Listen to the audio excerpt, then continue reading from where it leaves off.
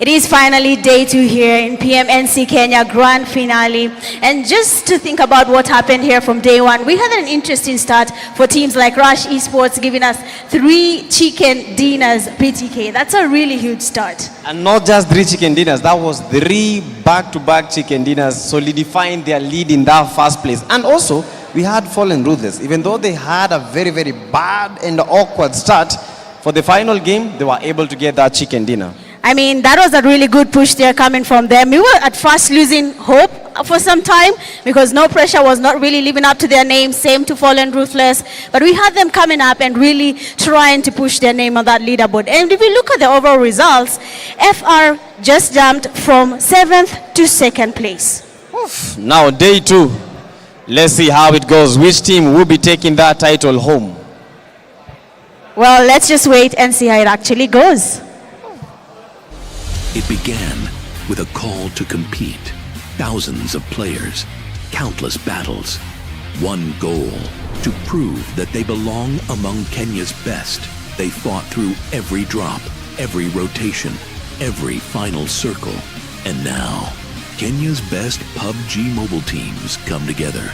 One venue, one stage, one fight. 16 teams who have earned their place. One championship on the line. The battleground is ready. Who will rise? Who will claim the crown? Welcome to the 2026 PUBG Mobile National Championship, Kenya Fall. Be the number 1 for Africa.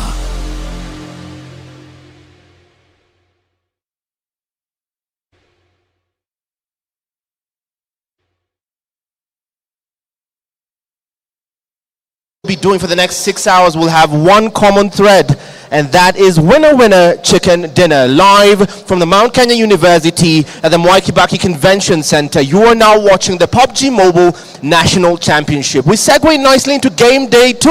It's Champ Sunday, baby. It's Champ Sunday. Championship Sunday has brought in a proper result. Let's run through that really quickly. We started off game day 1 with PMGO Esports getting the first on the scoreboard, at least registering the first on the scoreboard.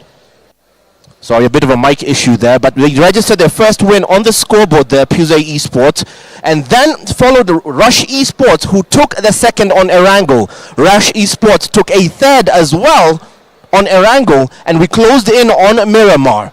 I'm not certain if my mic is still on, but hey, my in-game sound, my mic might not be on right now. I'm not certain if production can hear me or the stream can hear me. Maybe a bit of confirmation verbally. Still, as we move forward, Rush Esports opened up Miramar as Revan Blood took game 5 again on Miramar. Fallen Ruthless closed out game day 1 on the Miramar as well, that closed out the result. At the head of the table, it is still Rush Esports who sit at the very top of that scoreboard. We're going to move on nicely onto that one, but still, looking over to my right, we have the Infinix stand with a special offer from Infinix themselves. All of the devices being used by the players right now are up for grabs at a special offer. I'll come back to that much later. But first, let's see what that's all about.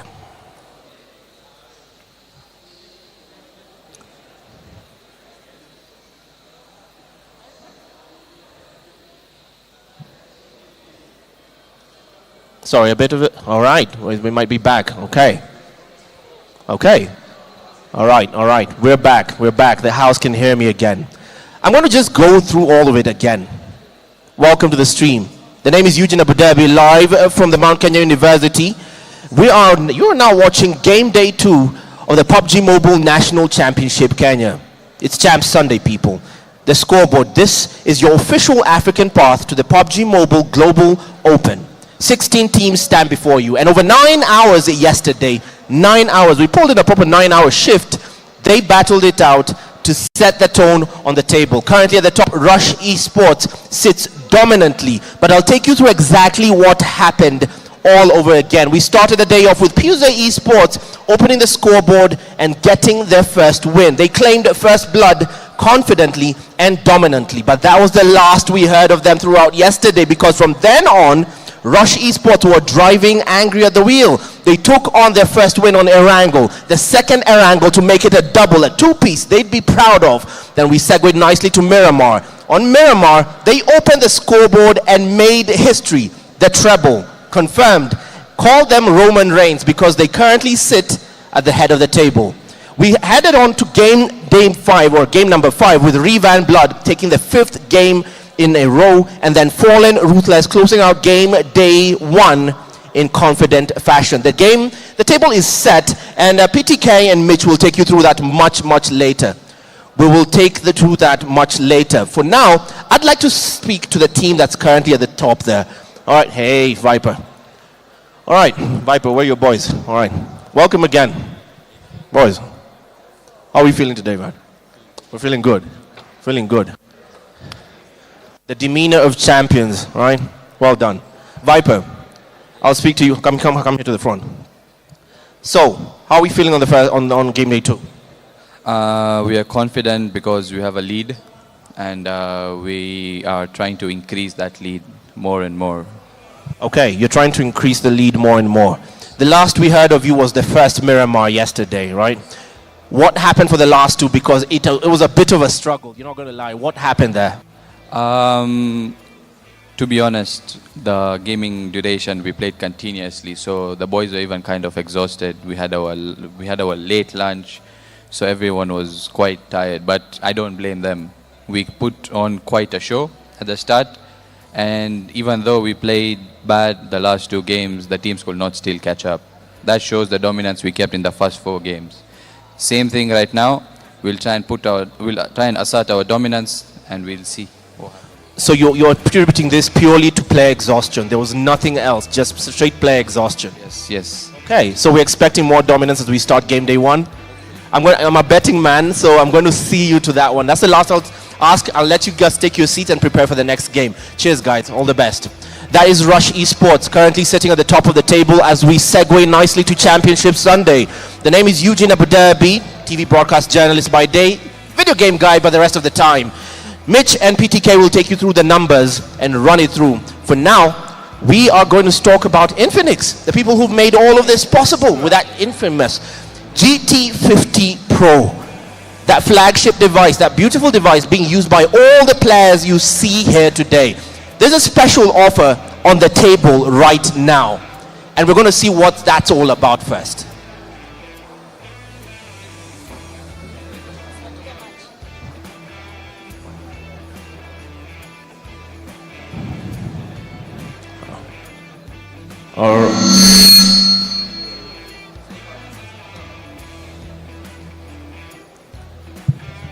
All right.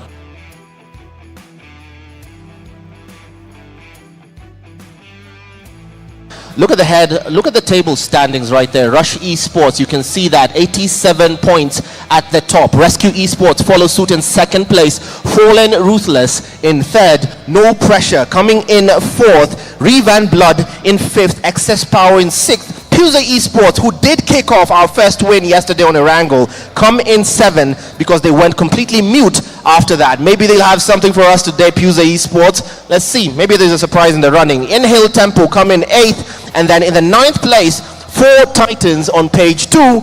10th place, Furious 9. MGX in 10. Clutch Gods in 12th. Aura Esports in 13th. Null Vunta in 14th. Relentless 7 in 15th. And Mbavu Esports closed out and rounded off in 16th place.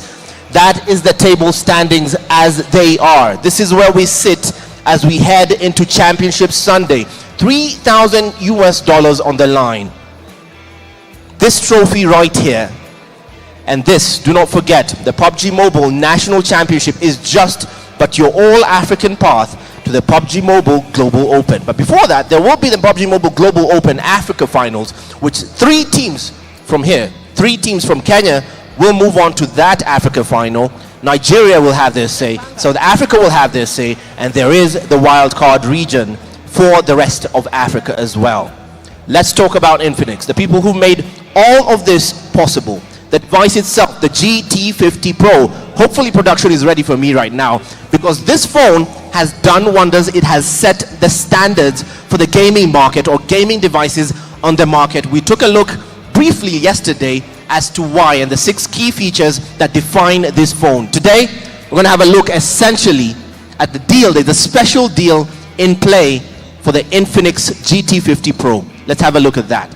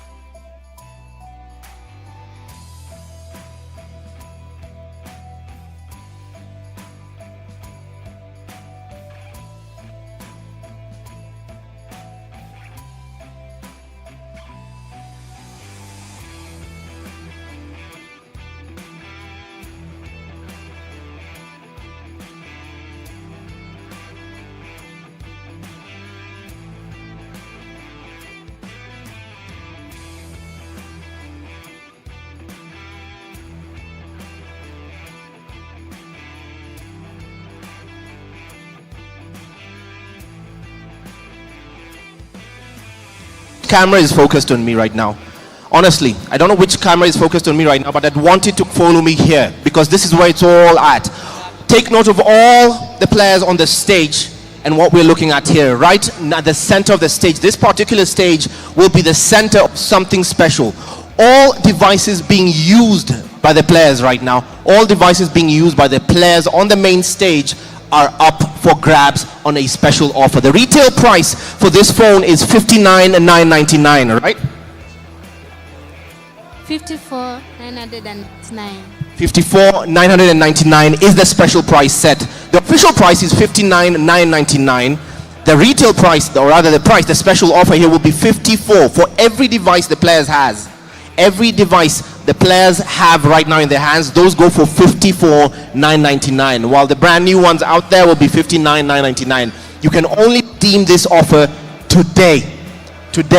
That 5,000 Kenya shillings struck from the board there, and it comes with gifts worth the GT buds, the earbuds, and the power bank worth 10,000 bob for free. You get those for free when you buy the phones the players are using right now. You get the earbuds and you get the power bank for free. Those are worth 10K, so you don't even pay for them. That is the offer on the table right now, made possible by the good folks at Infinix. As we head straight into this, enough of ads, because the YouTube chat will eat me up. TikTok will eat me up if I keep talking and yapping, because I see the first group of people. Who was this? I saw Sanchez, Holy Hero, Ngadi Sanchez. First ones to the YouTube chat. Well in on you. All right. I'm going to go segue nicely to the casters there, Mitch and PTK. Hey guys, good morning, good afternoon this morning. Good afternoon this morning, Mitch and PTK. How are you doing, guys? We are doing awesome, Eugene, and thank you for that. Awesome. Can I say vibe? Yeah, these guys are whole vibe. Yeah, well, that is Eugene for you, and an amazing introduction for us here at the casters desk. It is day 2 for us, PTK, and honestly, I'm looking for something interesting. We have heard from FR Rush Esports. They do have a plan. So let's see how that plan is going to be brewing when we start today's games. Yesterday was so tough for Fallen Ruthless, but I feel as if they did so good when it came to that final game. Maybe they had a lot of pressure, players like Zed were having to travel. But for day number 2, this is where everything boils down. This is where we get to see the best of the best. We were talking about luck yesterday and skills. This is where luck does not come into play. Well, luck again is out the door for the teams here. We've not seen a single team that has been playing on luck. Most of the time we have seen really good skills, really good rotations coming from the teams. Rush Esports, we already understood their strategy. They start off slow and come in a bit aggressive at the end of the day. For Fallen Ruthless, a bit different. But let's see how this actually works out. Now my question is, Rush yesterday, they were able to get 3 back-to-back chicken dinners. I actually didn't believe that actually happened, because that is unseen and unheard of. How does a team even get to do that in the first day of a tournament? But the thing is, Is Rush Esports going to maintain the consistency, or are we going to see? I'm not sure about that, but I know some teams might have taken the night to decide how they will play, and if Rush Esports maintains the same energy they had yesterday, then I think we'll be giving it easy for them. So I'm hoping the teams are able to go back, analyze the situation, see what was our mistake, and how can we remove Rush Esports from that stage. And for Rush Esports, they need to see how did FR and No Pressure finally catch up to us with just 2 games played. But it's going to be hard to get the title from Rush Esports at the moment, because you saw the point gap between the number 1 and the number 2. The only teams trying to compete for these, we have teams like No Pressure, Fallen, Ruthless, Rescue Esports. These are the 3 main teams that I believe are on for the title race. That is actually true. But of course, we have to give it to the viewers. They have to tell us in the comment section where you're watching the live from. And from what you saw happening yesterday, which teams do you think will secure the top 3 position? Because at the end of the day, only the top 3 teams will be able to advance to PMGO Africa Grand Finale and get to represent Africa in the final. So we need to see their predictions. And of course, it is time for PTK to just lay his predictions so that we can roast him every single game. I'm looking at the title and it looks amazing. Just imagine having that in your closet. All this team. But it's not just about the title, as Mitch said. It's not just about the money. It's about the road to PMGO. That is the main thing. RJCs, they were the team that were representing Africa. But are we going to have a team from Kenya representing Africa in the PMGO Season 2? Well, you just have to wait and see whether we'll have Kenya doing the deed. They have every single chance to do it. The good thing about the road to PMGO, it's equal. Everyone has been given a chance to try it.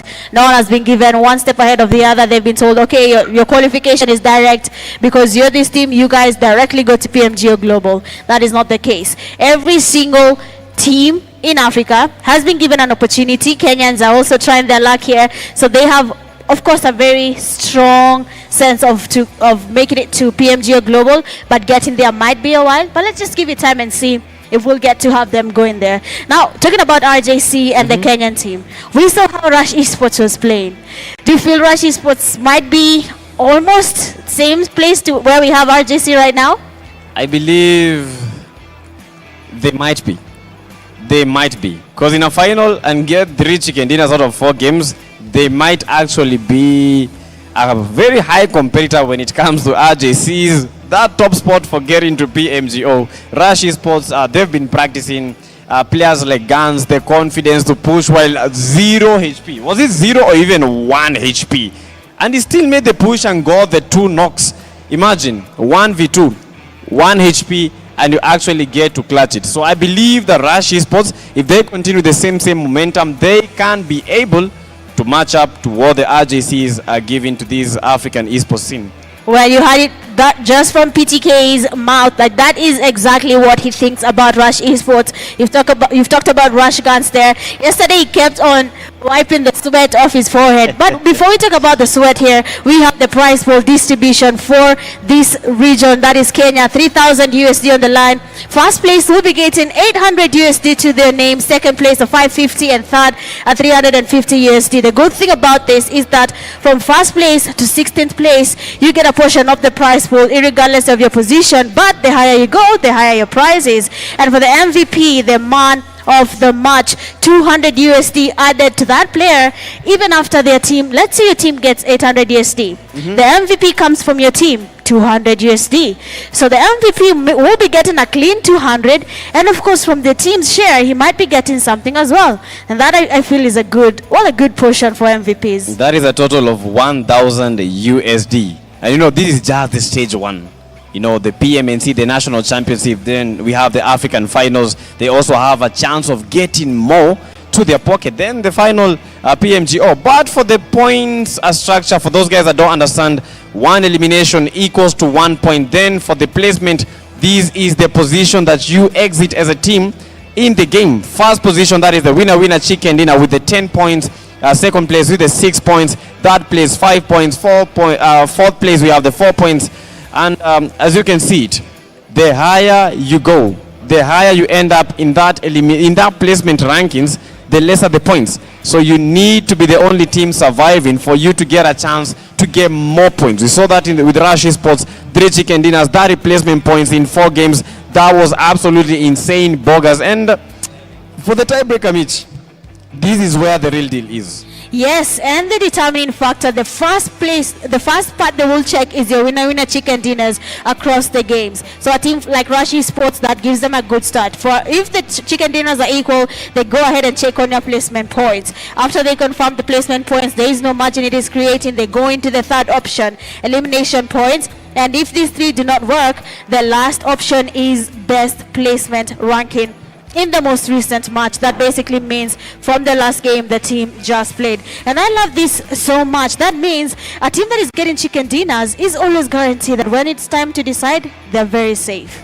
And that's how you know the most important thing is those chicken dinners. And for the game to be played today, yesterday we played 6 games. Today we have 6 final games, which will be a 3 Erangel games, then 3 Miramar games. Just like yesterday. Triple dose of Erangel, then triple dose of Miramar. For these teams, this is good. They're going to be fancy in this. Because we had teams like Excess Power. I believe Excess Power did not perform very, very well when it came to the Erangel games. But when it came to Miramar, this is where we got to saw Erangel giving us, not Erangel, Excess Power, sorry. Yeah, Excess Power giving us what they know. Because almost took a chicken dinner. Then the chicken dinner was Rush Esports stole that chicken dinner. They almost 2 times. 2 times. So for Excess Power, Miramar, they gotta be happy about that. So that basically means for Excess Power, when it comes to Miramar, we should be expecting more from them. It's like a map that they're very comfortable with, the least expected map. Remember, most teams don't even look into Miramar at all. They tend to focus on Rondo, Erangel, but if you're talking about Excess Power, this is their stronghold, same to Fallen Ruthless. In Miramar, they seem to have really good rotations, good synergy, compared to Erangel, where we have them getting eliminated a little bit too early. And that, of course, is not something, well, they loved at the beginning. But my question is, Mitch, yes, we're talking about Excess Power dominating and Fallen Ruthless for dominating in Miramar. What about Erangel? Because Erangel is one of the most familiar maps. Out of everyone that plays the game, I believe this is the only map that comes pre-downloaded. And I'm trying to imagine, and this is a question to you. Which team or which teams do you think will be fancying Erangel more than Miramar? Erangel more than Miramar. Yes. I definitely give that to No Pressure. I expect a lot of good plays from No Pressure when it comes to Erangel. And not only them, Rush Esports. They seem to be very comfortable around Erangel. They understand the rotations. They understand this is where we need to be. And you saw that from the second game where we had Rush Esports. They took their time. They landed a bit far, avoided the fights. They made every single rotation right. Yes. And you see that gave them 2 chicken dinners in Erangel. So Rush Esports is the team to go for. In the first game, I believe they just felt a little bit too shy. Because that is where we saw teams like Foreign Losers. Okay, they wanted the chicken dinner, they got eliminated. Rush Esports wanted the chicken dinner, they got eliminated. But they showed us that they can actually go for it in the game number 2, number 3, number 4. These guys were just incredible. But for today, yes, they are on the chopping board. And I'm expecting them to give us either what they did yesterday or something a little bit more. We're not expecting less from Rush Esports. And we have teams like Mbavu Destroyers. I feel as if Mitch, yesterday they didn't have the, can I say, a very good timing. They just had bad luck. Yeah, unfortunately for Mbavu Esports, they did not have a good time there. We saw them really looking to see how they can make this a better night for them. We had them closing in quite well in Miramar. Their last game was just the best game for Mbavu Esports, so they can do more as the games start today. Guys, right now the players are just going through a test lobby game. They just to test everything. So make sure that you are ready for this. This is just at the beginning, but this is not the main game. You gotta understand that. Yeah, they're just giving a test there, preparing, warming up their fingers. They're trying to make sure they're ready for the day. I was looking at them while they were doing this, and wow, the players are quite fast. You can see from how they're moving. I think I need to go for some training there. There's a team on that first row. Their movement is crazy. Their movement is crazy. I think today is even going to be crazy, yeah. And I'm expecting players like, the likes of Zedu. Like, who does not know Zedu?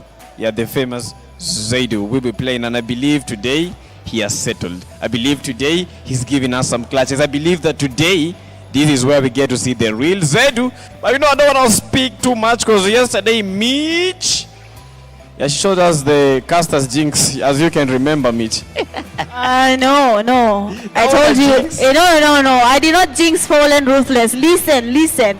Luck was out the door. It is not Mitch. It just scattered, and I was like, okay, maybe today it will find its way. It's not Mitch. Relax. But yesterday, I remember every single team that you were mentioning, they were getting eliminated. You started with No Pressure, eliminated. Fallen Ruthless, eliminated. What about today? No, listen, I said for day one, No Pressure has a very interesting plan. From time and the beginning, we saw No Pressure, day one, they always start slow. You'll probably see them not even performing at all. And you'll have them coming in, and later in day two, they'll probably give in a lot of work. But looking at what was happening yesterday, we had teams like RC, Relentless Esports. We totally forgot about Relentless Esports here. They were not having a good day yesterday. For Relentless today, they have to avoid just getting eliminated quite early in the game, because yesterday in some of the games that they were not eliminated fast, these guys were actually getting some points. Though not from the eliminations, but at least they were surviving, getting those placement points, which is very, very important, as we saw in the placement position in the tiebreaker. And as the teams, this was a fight between Fallen Ruthless, where Shakid, I think Fallen Ruthless, Shakid, Zaba is one player to be watching out for. Yesterday we saw him, expecting him to clutch with the nades, of which he did. 2 knocks with the nade, 1 game. Yeah, and talking about interesting games for Fallen Ruthless here, we did have a very interesting start for them. They almost had a chicken dinner, but the fight against Rush Esports and then Pmnc Esports, that took away the chicken dinner from FR, and that is when they started going downhill. It became a little bit tricky, same to No Pressure, right at this place. And yesterday we had a team playing as a trio. So sorry for them, but they were actually performing. Even though they were 3, these guys were performing. Nice Baby, 11, they were performing, but you just need that full lobby strength for you to be able to actually dominate. But Rush Esports, Erangel was their game, and that is why they were getting those eliminations. For Rush Esports, I feel as if Erangel, they know how to play it more. They know when to make a move. They know when to make a rotation. They actually do. You can see how they're taking on their games here. From the word go, they just had it sorted out. They understood how Erangel works, because how will you know that staying at that shack is the best place to be in? No Pressure player Swashi tried again to go against the players from Rush Esports. It didn't work because they understood the game. They said, okay, so we have 1 guy remaining. Let's just risk it and go for it. And that's how we saw them getting that second chicken dinner again in Erangel. And one thing I learned, Mitch, is that in these lobbies, you should never show your head. In these lobbies, you should never move in front of a team, even using a vehicle. Being in a vehicle, okay, it was safe because you could easily make rotations, but right now I feel as if being in a vehicle poses so much risk. You can get eliminated at any specific time, any given time, because players have that. I don't know, it's like zero recoil for them with this Infinix GT. I don't know what's happening. Yeah, I feel like they're playing really well. All the teams, they're just doing exceptionally well. As you can tell, I'm sure it's the Infinix GT 50 Pro giving them that edge, and they're definitely cooking. But talking about yesterday's games, this was the match of the highlights. The game where we first saw Guns asking the teammate, pass me something, because how I'm sweating is not normal. But it was a good game. The way he took that chicken dinner, honestly, I hope he does the same even today. Guns was sweating so much, but you know who was sweating even more? Rescue Esports. For Rescue Esports, with a very, very bad start in the first few games, but they got their footing when it came to these Miramar games, because they were able to get double-digit eliminations. They were able to survive more, almost getting a chicken dinner. But it was quite unfortunate for Rescue Esports. They didn't actually get a chicken dinner, not even surviving the top 2. Yeah, that was unfortunate. But talking about that game there in Eranga, we had them getting 19 points, with 14 being purely just from the eliminations. Oh, we didn't get to see that really on the live there, but you've seen what Zedu just did there. Yes, That was a Zedu moment. The way he just went in for that push, exited the vehicle and said, okay, let's risk it. And it actually works. So that is what we are supposed to be seeing today, coming from Fallen Ruthless again from every single match. Zedu moment. So whenever Zedu is shown, that is a Zedu highlight. Yeah, but that was the fight between No Pressure. You know, No Pressure also was another team to be watching out for, because I did not expect that No Pressure might actually try to close the gap between them and the Rush Esports. We know by the end of the game number 4, we knew that Rush Esports have already taken this home. They've already won it all, because it's close to 80 points. What are we competing? Then team number 1, 80 points. Team number 2, they have 30 or 40. What are we competing? But No Pressure, they came in with the clutch, and I believe Miramar for them is working more than Erangel. That is actually true. No Pressure in Miramar, they are very different. They somehow have this edge on Miramar. The rotations are perfect. They know when to third party. That has been paying off really, really good. And that is going to be something they need to carry on. We have to see more of No Pressure Miramar, not just waiting for Miramar. Then we can finally say No Pressure is finally in the scene. We need to see them from first game to the last game. And I just saw Tezinho with that Mini 14. Yesterday that guy was able to get more than 4 knocks with the Mini 14, but unfortunately he was not able to get that. Thus only 1 elimination counted of that Mini 14. But Tezinho is one player to be watching out for. A very, very young player, packing a lot of gunpowder, packing a lot of motivation. That guy, I believe he continues like this, we will be seeing him in the global stage. Yes, very soon you might be seeing Tezinho there going up into that global stage. He's very young and the talent is just getting nurtured every single time. And that was the last game that gave Fallen Ruthless such a big jump that they found themselves in second place. That is something, honestly, if we looked at how they had played every single game, we wouldn't have expected them to sit comfortable on the top 3 bracket when the overall rankings were done. Now, Mitch, I want us to talk about one team, one specific team.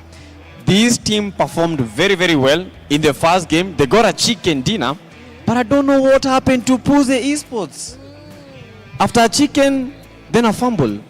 Yeah, I mean, they got the chicken dinner, and then immediately the second game, they went off the game as the first team to be eliminated. That was definitely not a good start. So I'm hoping that now when we come in today too, because that was a very big question, because what really happened there that made PMNC Esports not dominate like they did in their first game. So we'll see what they'll do today. I'm hoping they were able to analyze their mistakes, and now everything will be a little bit different when we start the games. You know, for the grand finale, mistakes should be a thing of the past.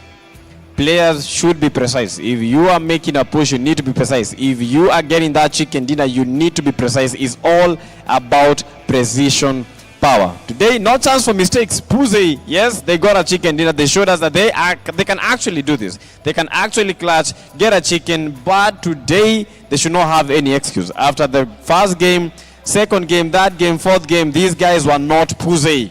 Where is PMNC? We need to see PMNC more today. Well, I'm hoping to see them. And talking about teams that have been surprising at PMNC Esports, they're not living up to their, the momentum they gave us from game 1. That literally moved the comment section, because they were the team that everyone was voting for from the beginning of the live stream. They were all saying PMNC Esports and Riv and Blood will be the ones to give us that good start and good stage, or rather end of day 1 on the overall leaderboard. But we have to talk about a team that is 4 Titans. 4 Titans, they did not have a good day. But when we came to the last 2 games, everything changed, that they made it all the way to 9th place. 9th place with 28 points. I still believe that they can actually try to get to that top 3 position. It is not gone for them. With 28 points, and at position number 2, we have Rescue Esports with 53. That is just a mere 20-something points for them, like 25 points. 25 points, that is with 1 game, 1 successful game. Get that chicken dinner, get some good eliminations. You can be able to counter that gap between them and the number 2. So anything can happen in this final day. Don't forget that this is the grand finale, and it's a grand finale for a reason. Whichever 3 teams will be making it to that top of the table will be getting a chance to make it to the PMGO Africa finals. And honestly speaking, I'm waiting for PMGO Africa. Yeah, I'm really excited for that one, I have to be honest, because you can imagine the teams that get together are the best of the best teams. We have Kenya, we have Nigeria, we have Mauritius, Madagascar, all these regions, they come together, South Africa, and they battle it out. That is when it becomes interesting. The amount of chills you get just from day 1 will tell you why you need to watch day 2. So that's why we're here again for PMNC Kenya Day 2.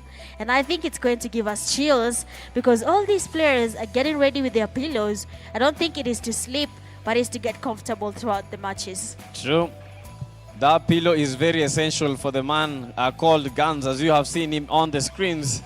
And that is the Rush Esports currently dominating as they are smiling with those glasses, able to see 4 times. I think that guy, when he gets a 4-time scope, he sees like 8 times. Yeah, well, that is Ethox for you. A man that we've seen his skills before. His synergy there with Guns is unmatched, and we'll wait to see more of that. Talking about a team like Rescue Esports, we have them getting ready. We have players just ensuring that they're ready, cooling their devices. I don't know how cooler they want it to be. The phone is already cool enough. They want it to be cold, ice cold. Trust me, it is. The liquid cooling in that phone does wonders. That is just enough. Yeah, but we'll see. Maybe that gives more icing on the cake. I think more ice makes everything better, but we'll see. We'll see if that affects Rescue Esports. Yeah, that is Shaki. One of the top fraggers when it comes to Rescue Esports. Right now trying to think about everything that is happening. It's going to be crazy, and I'm expecting them to either make a comeback, not a fumble, just a comeback. Because Rescue Esports, we know what these guys are packing. We also have other teams. We've seen the Excess Power. No Pressure, Riven Blood. But for Riven Blood, yesterday they got a chicken dinner, which was amazing. Amazing. That Miramar chicken dinner was amazing. But I'm expecting to see Riven Blood come out more. If you guys can be able to do that in the final stages of the day number 1, I believe you can do that also in the early stages, because why would you not do it? Yeah, well, locking in from the early stages is very important. You've mentioned Riven Blood there. We saw at first their odds were not there. I mean, they were relaxing, and then we had Rescue Esports where Riven Blood tried to go in for that push against Rescue Esports. They were able to take out Rescue Esports, and No Pressure realized that this is a loophole. So why not take advantage of this fight and go in and get some points? But of course, as they went in with a game, that they did a really good game there, and Riven Blood came in with a clutch, and we saw them locking in on their points. But so far, so good. In the comment section, we want your prediction coming into the first game today before it starts. Which team do you think is going to give us that chicken dinner, or rather the top 3 teams after the games are done? Yeah, yesterday locked in with Rush Esports, but I think some aura is being felt by Aura Esports because they are not out yet. They are not out yet. As you can see, very much ready for the action. Some beautiful scenes that we are seeing right now as the players are preparing for that game number 1, which will be insane. And if you're watching at home, don't forget to lock in the comment section. Today, we are going to be taking those predictions, so be ready. When you just say, send your predictions, you've got to be ready, locked in with one squad, one team only. You only have one chance. Mitch, one chance only. You can't say it twice. You can't say Rush Esports and I'm going for Fallen Ruthers. No, you have to go with one team for your prediction. Yeah, I already see someone saying Rush all the way, but another one says game 1. It is a given that FR will be giving us game 1.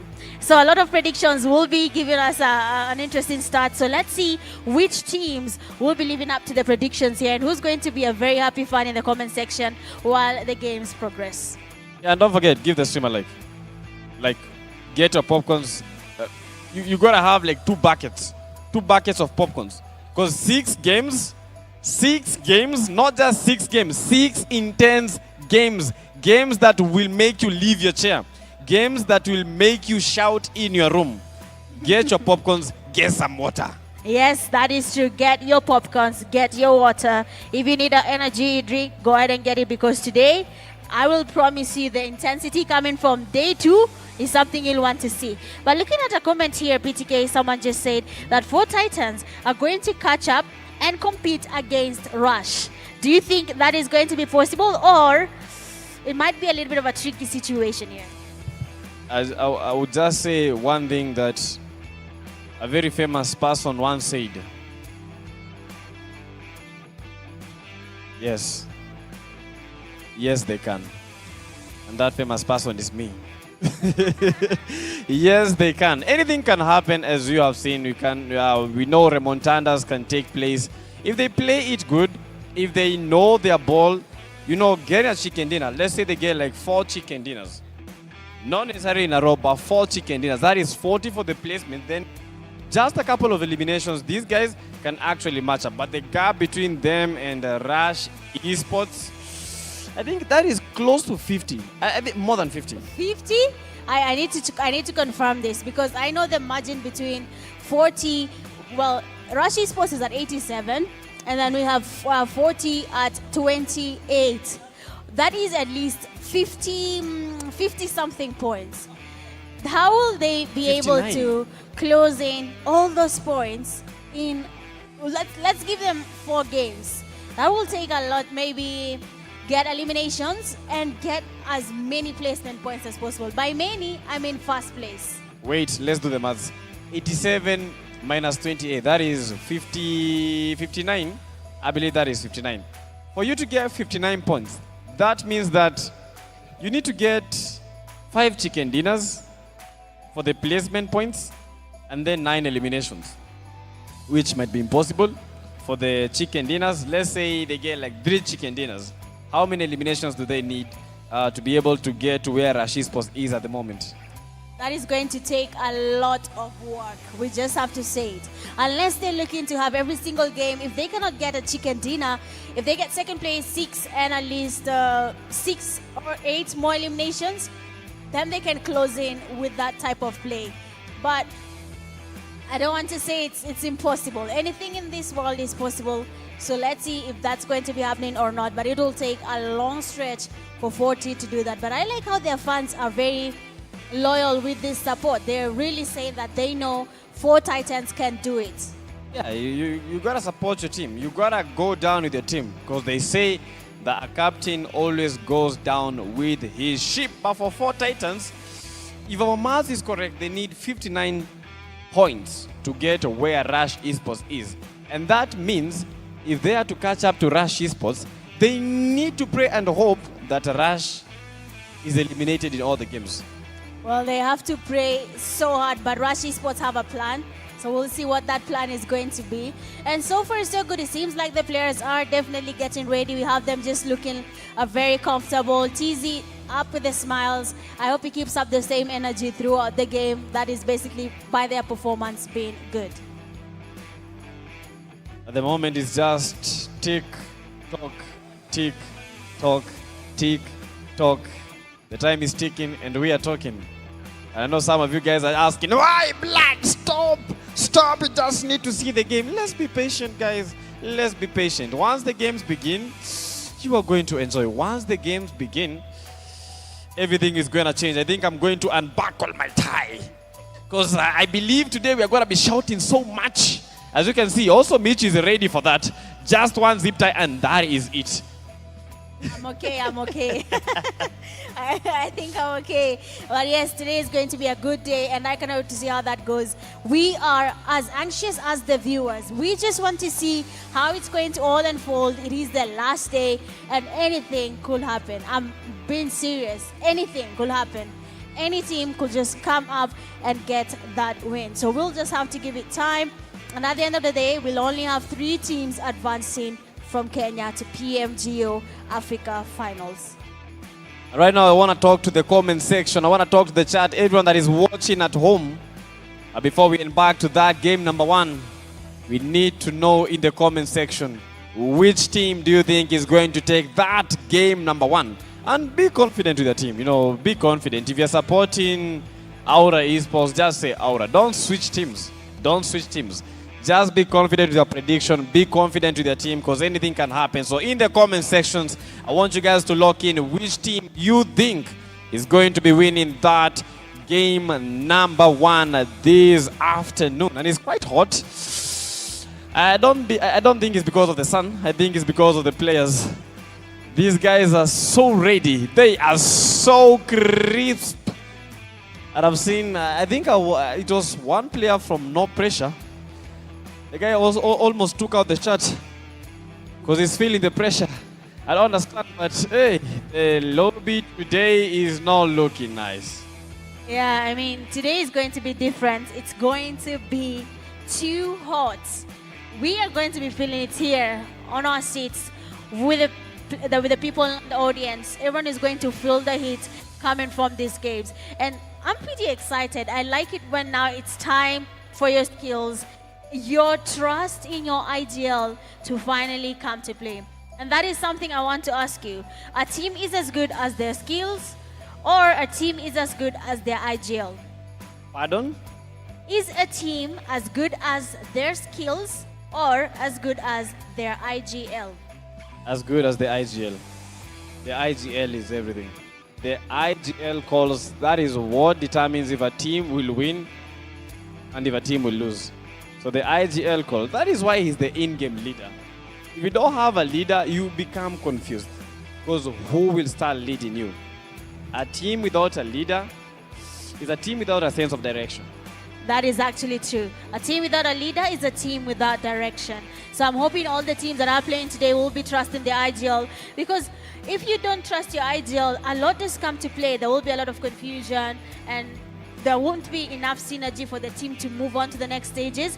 And trusting your IGL is not as easy as it sounds, because sometimes a fight might be happening and the IGL says, we need to take this one now. But you're thinking, no, there's no way we're losing this early. But the IGL says, it's time. So it does come with a lot of trust here. You gotta trust the IGL.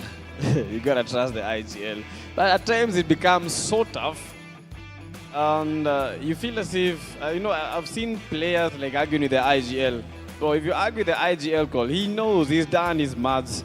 So the IGL is very, very important. And guys, I asked you which team you think is gonna be winning that game number 1. On TikTok, we have Asinte saying that Fallen Ruthless is gonna win that game. Not forgetting about Skill, also Fallen Ruthless. But on YouTube, we have Mox Patel saying that for my team, let's go. So a lot of support coming in the comment section from you guys. Moses K, No Pressure for the win. So that is quite amazing. Looking at everyone that is watching, supporting these teams, you better lock in. From the start of the stream to the end, you gotta lock in. For those guys that have not sent their predictions, kindly send your predictions, because you never know. Maybe they might be giving away that Infinix GT50 Pro. You never know. Or maybe some UCs, or maybe some merchandise. You just got to be ready. You just gotta be active in the comment section. And that is how we roll. I mean, we have someone in the comment section saying, you have to believe it, that Force Strength will definitely win. I don't know, not Force Sword. What did I say? Four Titans. I'm very sorry about that. 4 Titans will definitely win. And that is something I like about fans here. The confidence they're having on 40. But 40, I hope they had their fun. They have to live up to that. They have to make sure at the end of the day that it is 40 fans that will be going home the happiest after today. 40. I think you've mentioned 40 for like 30 minutes right now. So 40 will be one of the teams that we will be expecting to see something new coming from them. And guys, don't forget today, we have to have those jokes. Mitch calls them dad jokes, but I call them so funny jokes. Yeah, you gotta love it. You gotta love it. But this is just the start. We are just waiting for the game number 1. Better lock in. We're having a conversation.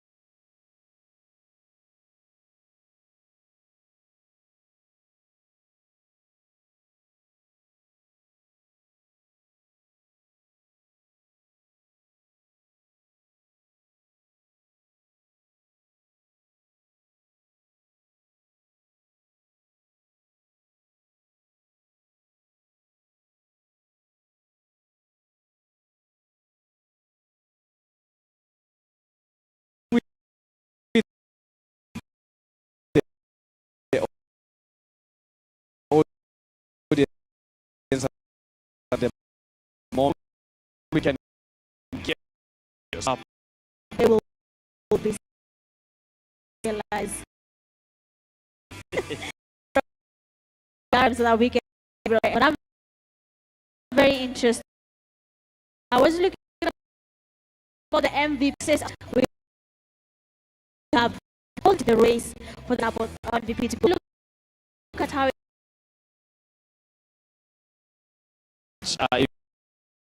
they have to clutch. We already lost. Clutch has to. They clutch. Not very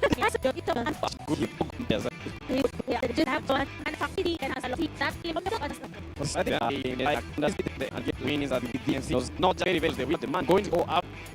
That is actually going to PMGO Africa. The money has increased. So let's see if it's there. Which team is actually going to be in that bracket? Not everyone is going top 3. We get overall gotten from Pmnc Kenya, EM Africa Finals, and if they'll still get more from Geo Global. PMGO Global, even without playing, you have money. Because PMGO Global, you get an exclusive invite to participate. Last PMGO, our players were able to get to, I think it was in Indonesia, right? Yeah, it was in Indonesia. We have 4 Titans, not even 4 Titans, 4 drives. Yeah, that was 4 drives. 4 T's, you're confusing us.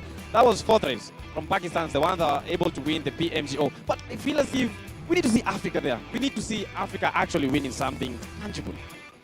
Well, winning something tangible. Okay, yes. So right now it is intangible.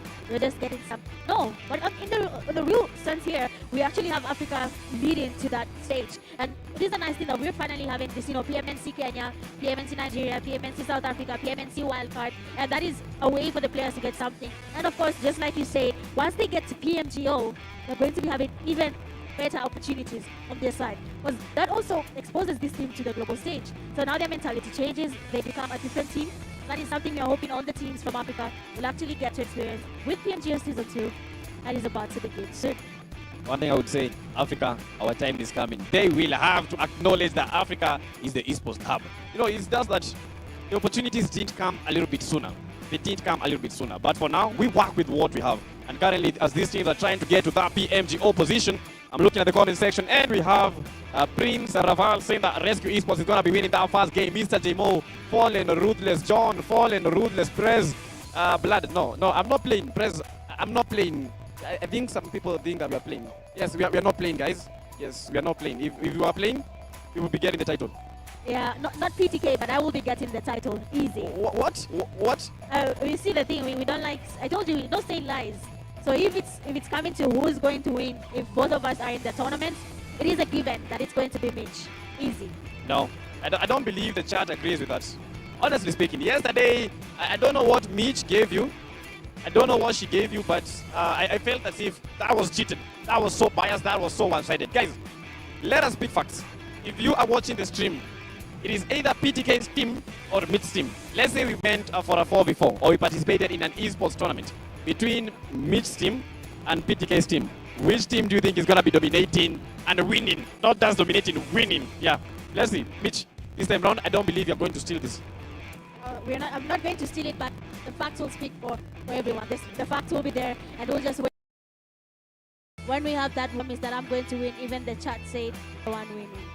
No. I'm just going to see the comment section how they will be coming about with that.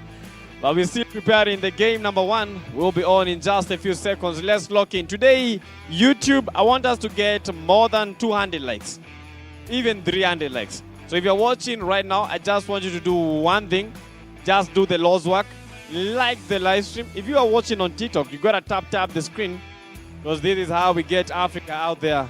This is how our voice is heard. This is how we get to set the pace for this African esports scene. And Mitch, some years back, esports was not a thing that could actually pay you. Like playing games, you used to play games for fun. But at the moment, I feel as if we should have games being incorporated in schools, in universities, because it's becoming a career to a lot of people. Yes, it is. It is definitely becoming a career for the people that took gaming and made it something that works. Of course, at the end of the day, make sure you do everything that is supposed to be done, and then come back and focus on your esports. So far, so good.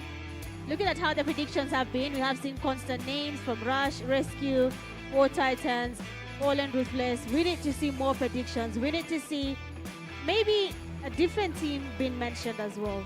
Yeah, and I'm looking for a different team. Yeah, comment section. You guys gotta be crazy. Where are Bavu Destroyers fans? Where is Puze Esports fans?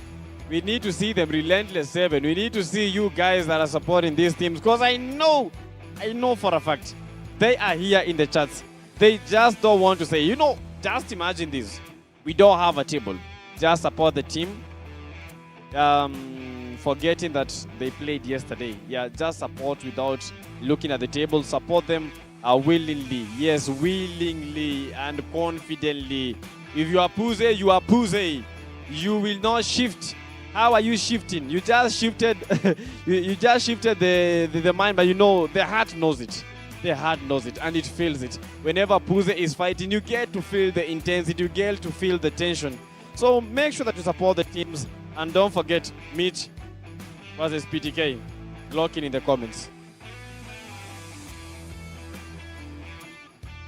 Well, I mean, talking about 1v1s and PTK and Mitch, this fight, we finished it yesterday. No, we did actually I even fight. have the stats on the Infinix GT50 Pro that I beat PTK. No, I need my lawyer. I have stats. I need my lawyer. PTK, I'm here and then PTK is here. She wishes. Yes, she wishes. She wishes that was the thing. But guys, we know for a fact. We've been dropping Ultimate Royale a lot of times. You guys have seen my team. Have you seen us? They can't. We have the OP of the OPs. Yes, she has a good account. But don't take that into account. Our team is better. So Team PDK in the comment section, you gotta lock in. It's fine. Well, I'm gonna let them lock in, but we all know the truth when you're forcing people to lie in the comment section. But it's fine. I'm not gonna say anything. He mentioned my she team. saw it. She saw PTK in the chats. That's why she does not want to mention it. No way. But of course, we're just waiting on to game 2 here. And so far, so good. It seems a bit interesting here. And I know some teams are definitely going to live up to the expectations of their fans and try give us something that we'll talk about and not judge, but question some and comment some with how they're going to be playing today. For day number 2, I feel as if the pressure is too much. And for all the players that are here, kindly relieve your pressure. Don't fumble it. Don't fumble it. Even for the fans that are watching, yes, the pressure is there, but you know, you have to maintain your goal.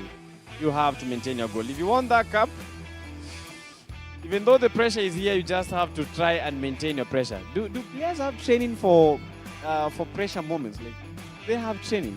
When they have intense times, like, do they shout at each other as training drill? Do they do that? Because I feel as if they need to do that.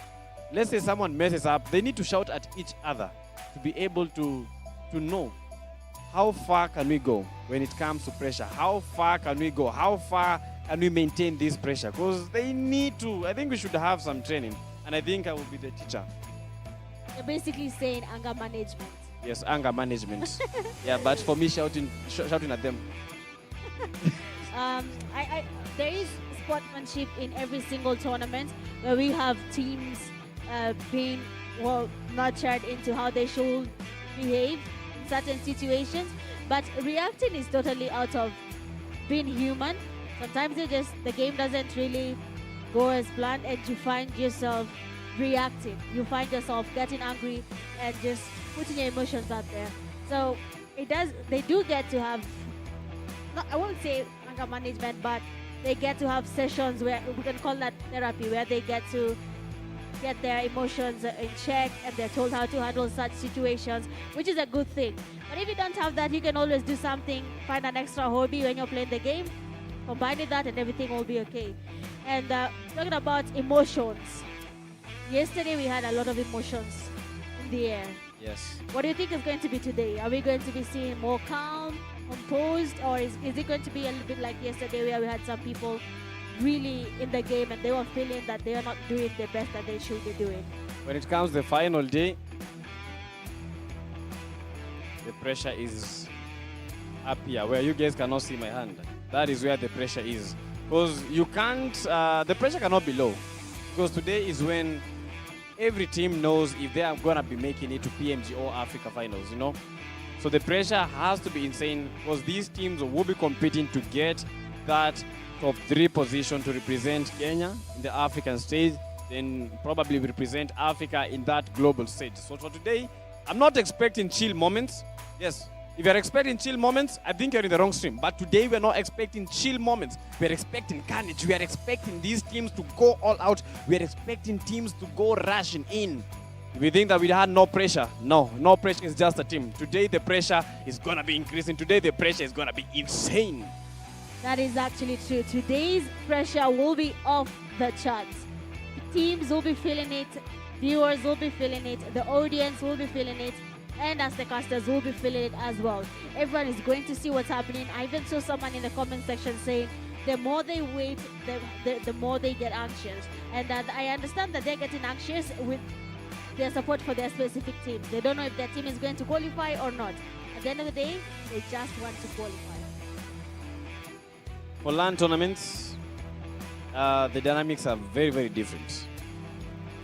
I feel as if we have a very, very big difference between how the players used to play in the group stages and how they're playing in the LAN tournament. Because I believe group stages, these guys were maybe utilizing tactics more, more use of the grenades, more use of the throwables. But when it comes to the LAN, the offline event, I've not seen players trying to utilize all this. I'm seeing players messing up so much, and I don't know why. I don't know why they're doing this. I don't know why players are not trying to just go all out. Just go all out. If you're a team that has been used to making a push, just go push. If you're known for using throwables, use the nades, as Mitch calls them. Use the Kobe's. Just use them. But I don't know what happens when they come to the offline events. Well, I mean, it's all an emotion. I'm not even an emotion, but when you look at the teams, the first, they had a game where they would have gotten eliminations just by using grenades. But that is something we didn't see. They were not willing to carry as many utilities as they would have. And then when we come back later and look into a game like Miramar, we had Fallen Ruthless finally. We had Fallen Ruthless coming in with at least a few good numbers of eliminations coming from their grenades in the last fight there to get their chicken dinner. But imagine if they had the same grenades in their Wrangle game where they had a fight between Rush Esports, Rescue Esports, Riven Blood. If they had grenades, Fallen Ruthless would have had an upper hand, but we're not seeing that. I think people are shying away from the grenades. I'm not sure why, but it's a cheat code and they should really invest in hiring as many grenades as possible. Fortune favors the bold. Should not be shy. Why are you shy? If you're shy, that means that you're shy for the cup. If you're shy, that means that you don't want to represent Africa. And as Africa, we want to be represented by people who are bold. So these teams today, they have to go all in. If it is Rush, if it is Excess Power, Relentless 7, they have to go all in. They have to move in and move in very, very well. And I know Mitch does not want to mention this, but the comment section is going crazy. Should I give you the honor to look at it? No. Listen, that is what? No, listen. that is two people arguing and saying PTK is better than Mitch. This is it. It's two people. It's not two people. Listen, it's two people. Prez, Brevin, who else? We have a lot of people say PDK. You know, yesterday Mitch used some cheat code. Today she cannot do that, and that is why the team is going wild. No, look on this side. We have Mitch Gaming. One. Mitch Gaming. What that means, I can beat you in a 1v1. You have to take it. Understand that when it comes to 1v1s, there's no way you're gonna take me down. Maybe if I'm having a bad day, but that's not possible. I'm going to tell you one thing. In Swahili, we say this. Asiye kubali kushindwa si mshindani. That means If you don't accept defeat, you are not a competitor. No way. No way. I'm a man of There's humans. nothing like that. There's nothing like that. But we'll have our show match soon, and then we'll show them that when it comes to this, I'm just better. Let's just leave it at that, okay? Leave it at that. I have a question. M416 or AUG? Don't give an explanation, just answer one. M416, AUG. I don't choose either, but M416. DBS or S12K? None. Now I have to ask why. Everyone who's seen me play the game, I don't know how to use shotguns. So you don't use it because you don't know how to use it. Correct. Okay. We have the Uzi or the UMP. UMP. What about the Uzi? I think the Uzi has a very fast fire. It does, but without an extend mag, the Uzi will not do it. It's just not good. Mirama or Rondo? Rondo. Because of the recalls? And the fact that you can dig a hole when you're playing my and hide. That's the best thing ever. She's talking. That is a true camper. Talking about the destructible terrain in Rondo. That is a true camper. So campers, your time is here. Well, there's one weapon you haven't mentioned that I just have to give it to you. Which one?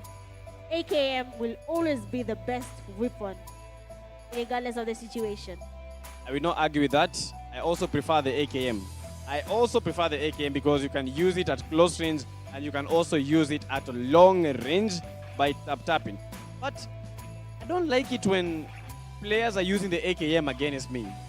Because find someone that is like 300 meters away, tapping you. He gets your helmet and the AKM has a lot of damage. I don't know why they should nerf that weapon.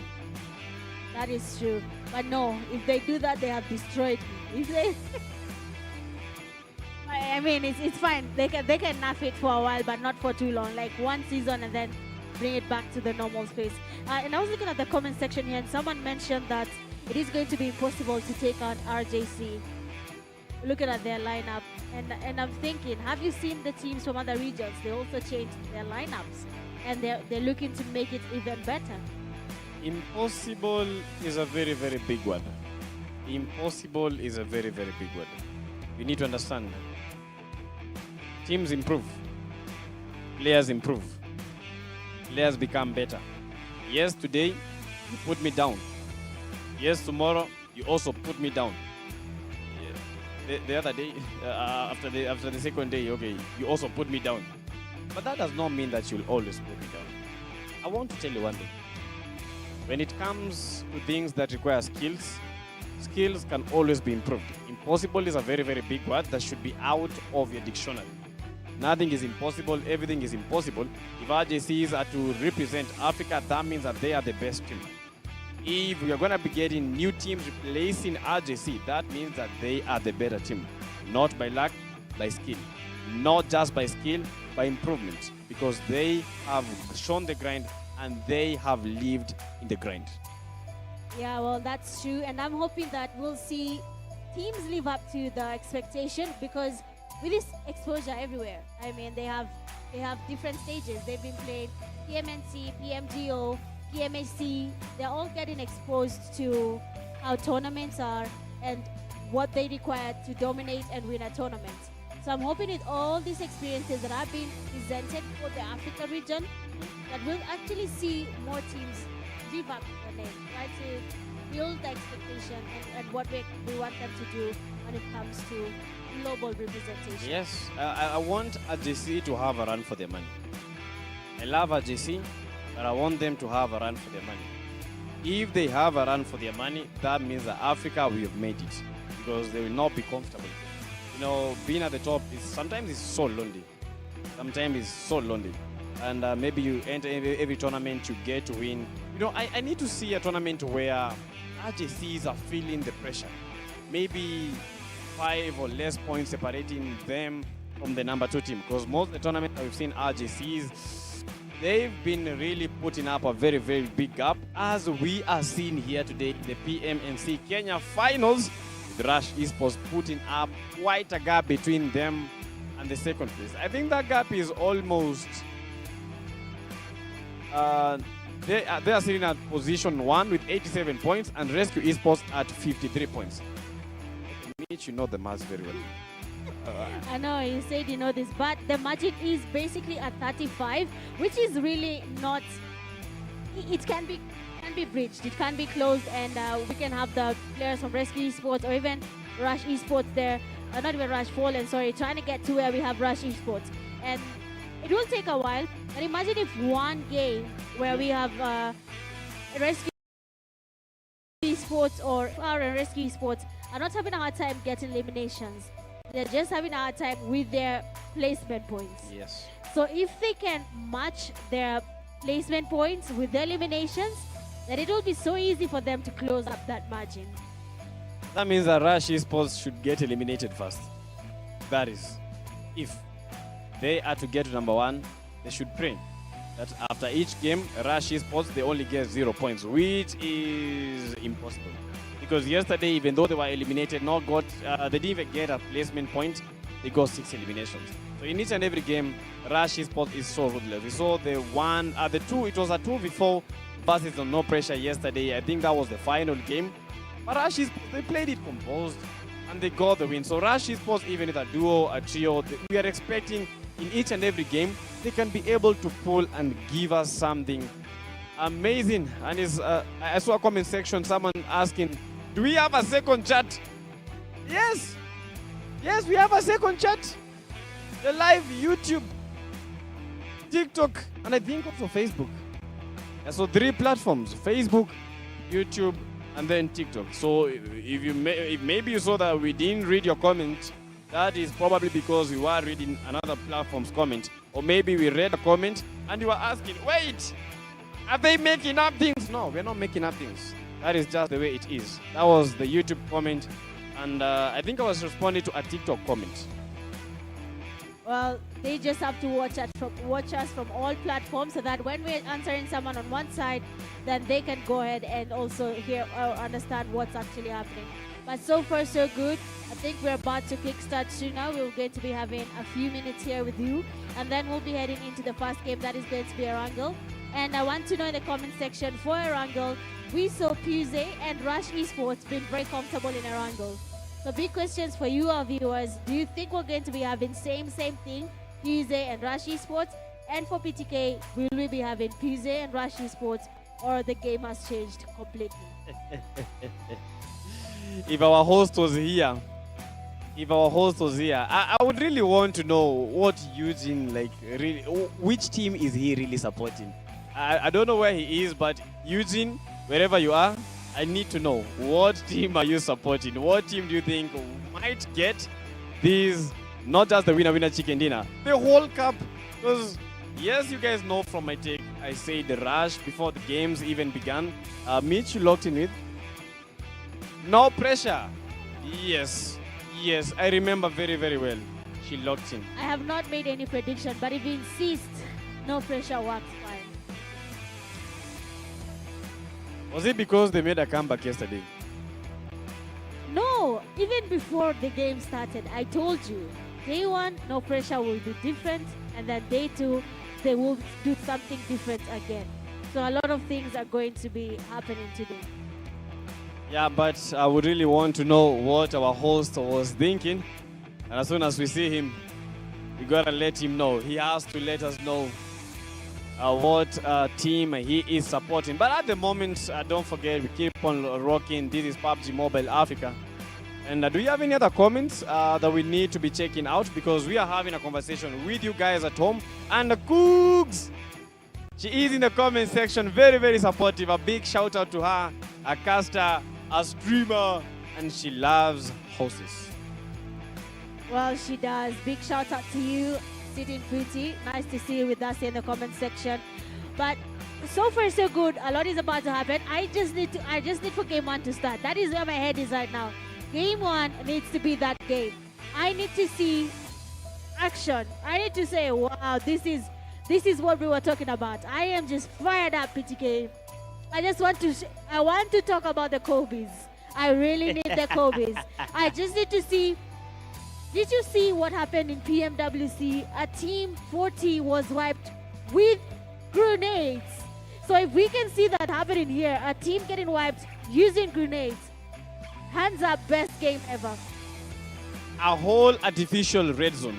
I was looking at that and it was so surreal. I didn't believe that that was possible. A whole team getting eliminated just at once. That shows you the power of those nades, and she calls them the Kobe's, but not Bryant. A team's gotta be so blunt there to get that cup. I'm almost rhyming. But then I remembered. I will stop him there before it's before it's too late. Before it's too late, let's stop him there. But yes, I mean, I need to see a lot of action happening in game one. I just want to feel it. There's that need to, I mean, come on. We want a good game that makes us also break a sweat fast in that game. I mean, imagine a game that has everything happening left, right, center. You don't even know what to do about it. You never know what to expect in these games, but today I see the crowd is rocking in hot. I think most of the players, they prefer the final day. They prefer the final day. Honestly speaking, when it comes to these games, yes, we have 2 days, but they prefer the final day. Because I think the final day, here is where you get to crown the champions. Yes, you come for the day number one. Yes, we have people yesterday, but I feel as if the final day, we have more people coming in to support their teams.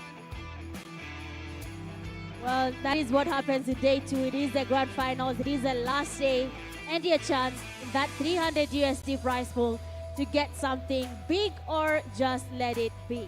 A lot is about to happen, but the money comes to play at the end of the day. Where do you land and how much do you get? At the moment, it's just a matter of waiting, honestly speaking. I think we've said too much. We've said a lot, and I don't want to dilute anymore. I don't want to dilute all the information that I've said. But at the moment, guys, you know, as we are waiting for this game, we're going to take a short breather, and we will be coming back in just a tiny little bit. So see you in just a few seconds.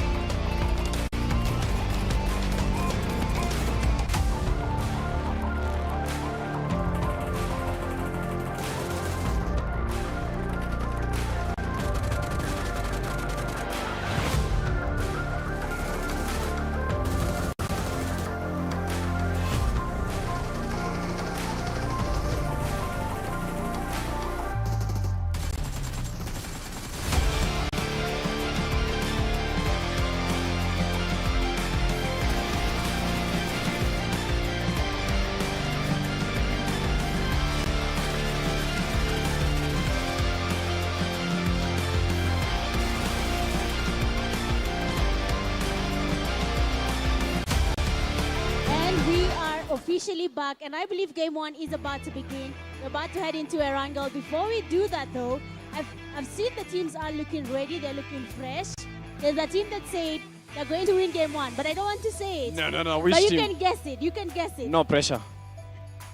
Well, you're this close. Then the same line on the other side, behind on the left, central. Wait, what do you mean? Just think about it, you'll see them. Left side? I got confused. Well, I've forgotten. Left side behind center, yes. Left side behind center.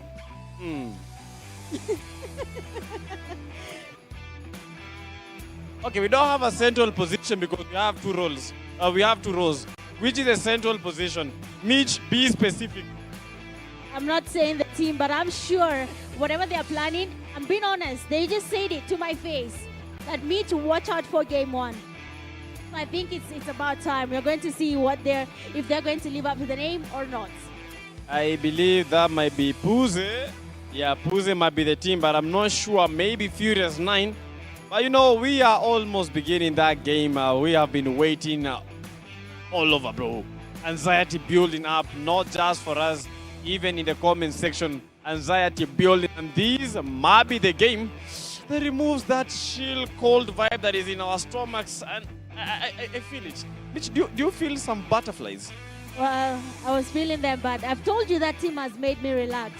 So I know for game 1, I will say the name after game 1 is done. If they get the chicken dinner, I'll say that is the team. Just wait if they do it. No.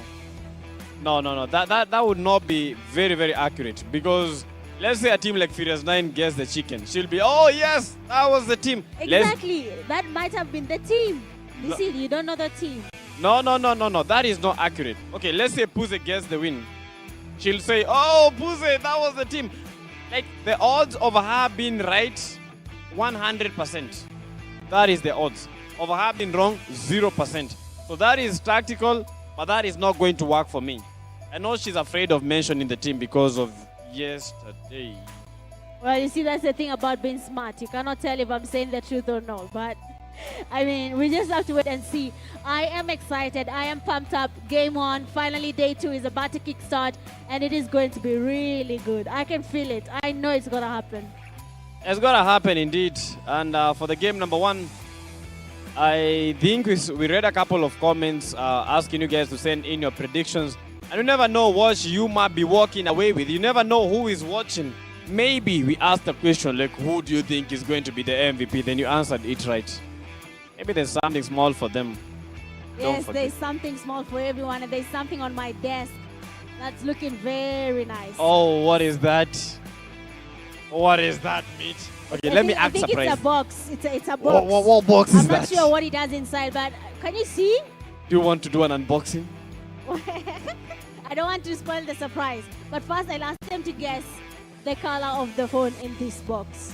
Oh, yes. That is tricky. That is tricky. Three amazing colors. So they just have to tell us which phone is here and which color is it. But so far, guys, I think it's finally time to start the first game of the day. It's time, baby. This is the first game when it comes to the final day of the PMNC grand finale. So make sure that you lock in, and not just lock in tight, because we are heading straight into the lushy pastures of Erangel. And already on our screens we have the Furious 9 and that crystal plane finish. I just expected to see where the plane path is going to be heading towards. But at the moment, it's anyone's game, and everyone here is game. As everyone is trying to get a foot in, everyone is trying to get a huge chunk of the money. Number 1 is what we are hoping to see. And that plane path is not the most ideal, but that plane path is going to be working for a couple of teams, because we've seen Rush Esports fancy in the areas towards the military base. We have Puze fancy in Milta, but Milta might be a little bit crowded. And so is military base, because Rush Esports might be getting some newcomers, clutch goods. And the game's still beginning. First game, lock it in the comment section. Write and show support to your teams, as we have Relentless 7 going in towards the areas of the shooting range. Sarvani with the no pressure.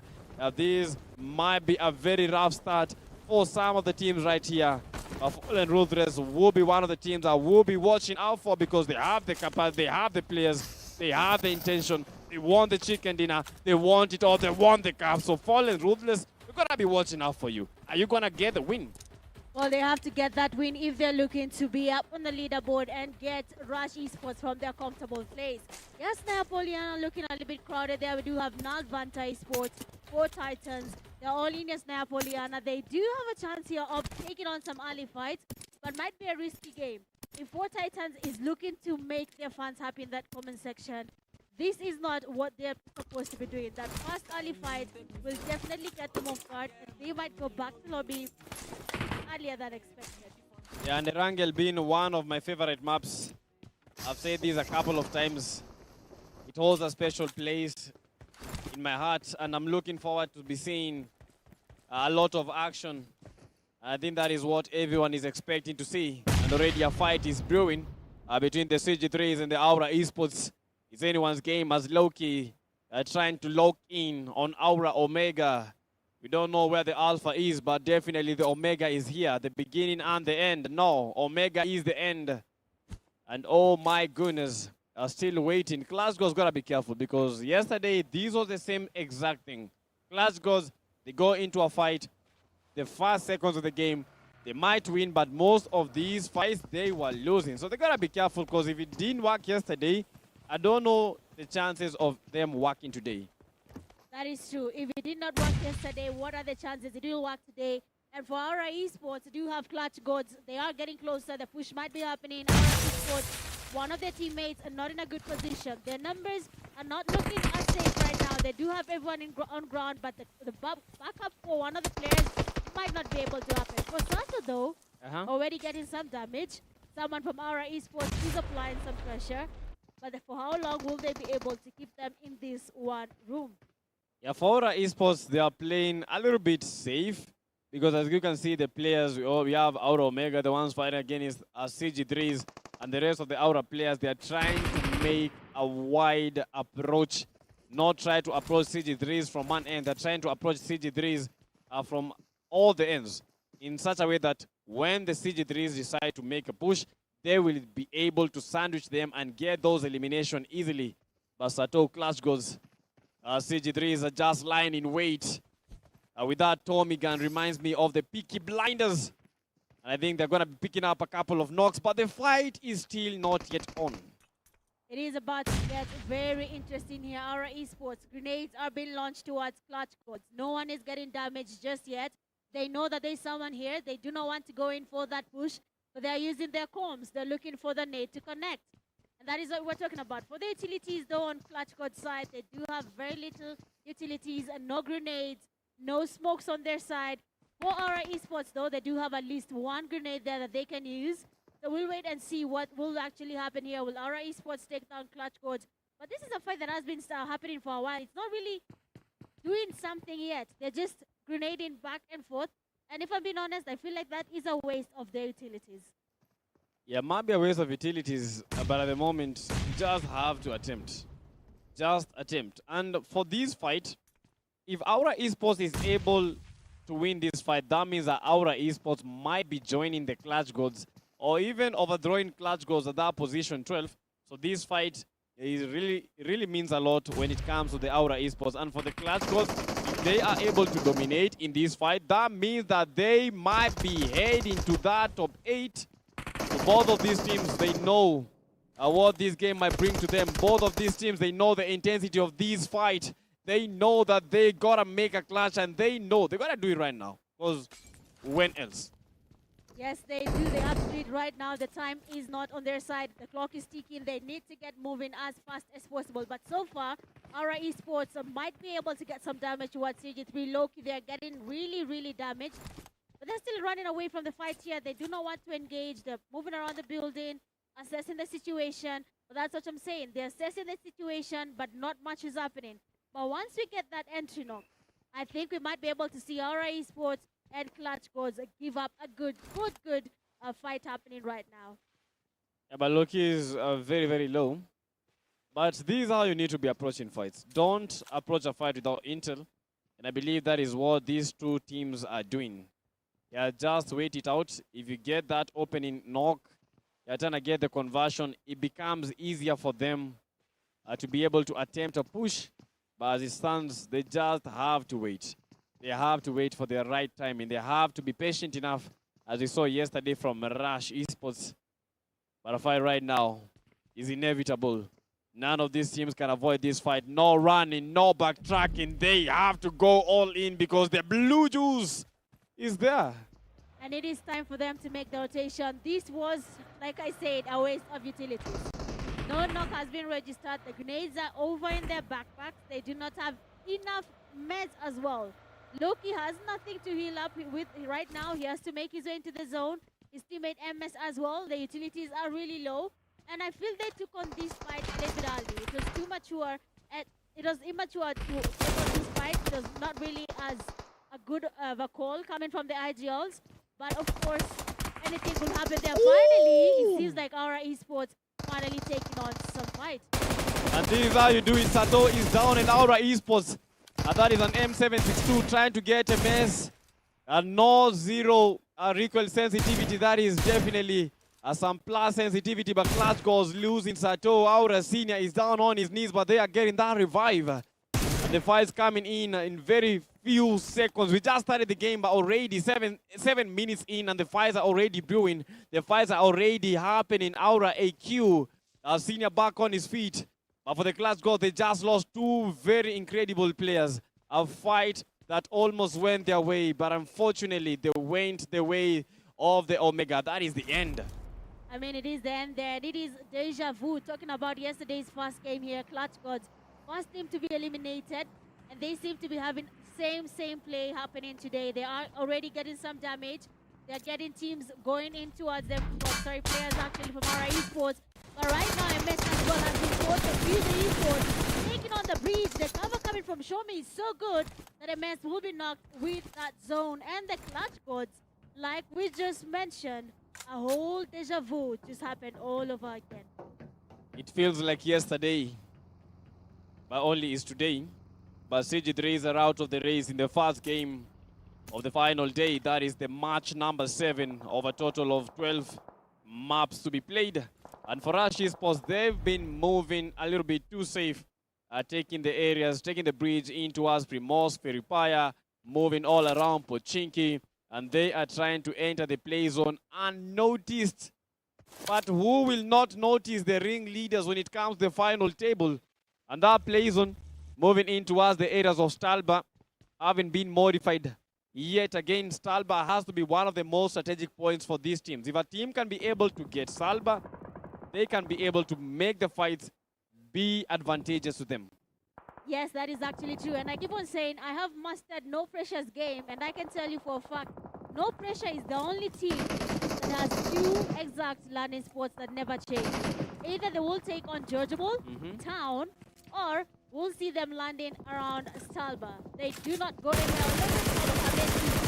About teams engaging, Beatful is sprayed there, Immortal will be getting on that first knock on the player, and that will be an easy task.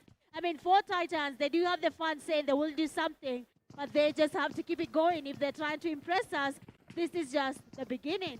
And the fans are saying that 4 Titans might be taking the first win. Excess Power receiving the excess foes and kicked out of the game. That is Arman. And Arman is a man. But at the moment, the lobby turning in to a boys match. Back to the lobby. Excess Power still trying to maintain. They want to get those eliminations, but the fights are still inevitable. 4 Titans, they have the upper hand. It is a 4v3 situation, and Tops have to be marked on top. Gonna cook up that nade. Tops just waiting with the S12K in hand. He gets the knock, he gets the finish. It all of that. Excess Power bringing the power. Excess Power at Jigo. And that is how he wiggles out of the game. I mean, that was a very interesting fight there. Excess Power was about to take on 4 Titans player Immortal. He missed a couple of shots there, but if he had done it well, then 4 Titans would have been back in lobby with their teammates being eliminated. Not a good feeling, but of course they have been able to survive that. And one thing is going through the Excess Power player. If only that S12K was auto, he would have taken the 40 players out here. But the 4 Titans, they are able to maintain Immortal Not a mortal. Baruch is down, and no pressure might be making the push because Aura just got the Aura farm in place, back pocket, but not able to secure that elimination. But at the moment, I feel as if the fights are just to soften the players up. Yeah, they're getting comfortable here. They're playing their game. They're looking for a chance just to make it work. They're playing it safe, and it is actually paying off. But so far, so good. We have at least 14 teams are still in the game. 2 have already been eliminated. For no pressure, we have Glixty, Spiky, very strong lineup here. Might also be a good start for the no pressure team. But let's see what their plan is going to be. They have taken over Yasnaya as well.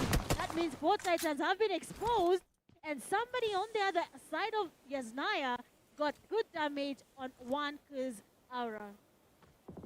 Oof. Right now, I'm just looking at that play zone. I'm just looking at the blue zone shift, and we can see Rush Esports holding most of the northern parts of that safe zone. But they might be clashing. You know, a fight right now is inevitable between Rescue Esports and the Rush Esports. If those two teams clash, we know what is happening. Either Rescue dominates or either Rush dominates. But also, you have to be watchful because a lot of teams surviving. We are 12 minutes inside the game, approaching stage number 4. If you go into a fight right now, that means that you are guaranteed a lot of third parties. That is true. A lot of third parties will be joining them, so they have to be very alert. No pressure. They do understand what is happening around them. We do have Nalvanta creeping in as well. I can see Ice Baby, Relaxation, Parties, as well as 11. They're also creeping in here. No pressure. Still maintaining their cool. They know what they want at the end of the day. It's basically to dominate and get that chicken dinner. And we have to remember, PTK put me on the limelight here and decided to say that Mitch Gaming say that first game will be going to no pressure. That is a very I was right. I was right. Yes, she went for no pressure. She went for no pressure. If you say so. But if you look on the side here for the top elimination so far, 4 Titans leading with 4 eliminations. What an interesting start. I mean, it seems like the 4 Titans fans, they had a very good prediction going. Yeah, 4 Titans, I think Mox Patel in the comment section knew what he was saying because they are currently leading. But guys, we have a fight between the ring leaders as Rush nowadays is down on his knees and taken down by the fallen ruthless Tezinho, a very, very young player trying to create a name for himself. I don't even think he's trying to create a name. He already has created a name for himself. He actually has created a name. TZ, back-to-back, giving us something to talk about. The player knows what he's up to, and he's doing a really, really good job so far. But right now, the game is silent. No one is engaging. No one is looking for trouble. And that is what we were waiting for. So that means when we get into the final circle, you know when we used to say when we get to the final circle and people with 45 FPS devices will suffer? That is not the case here. Everyone is playing on the same FPS. Yes, 144 FPS, but you know PUBG Mobile only gets to 120. But you know, I love these kind of zones. The zones that end up in Yasnaya, Poliana, or areas that have buildings, areas like Pochinki, maybe school apartments. These are the kind of fights that I'm expecting because that guarantees that teams are going to survive. We don't have any open ground. Teams will be holding houses, and that is the beauty of it. We need to see a lot of teams surviving. That was not the case yesterday because we had a lot of teams getting eliminated quite early. In that, by the time we're getting to the stage number 5, we only have like 20 players left. Yeah, I mean, it's changing now. I think they went home and they decided, let's analyze the game, and this is what happened. So what can we do about it? Talking about teams that might have analyzed the situation, Relentless Esports still in the game. We'll have to see it happen. They might be looking for a plan, but Rush Esports player guns. The damage is on his side. Inhale tempo as well. A player goes down. That means something is doing on their side. Relentless Esports, they need to stay relentless. They still have a chance of getting their points up, but do not engage right now.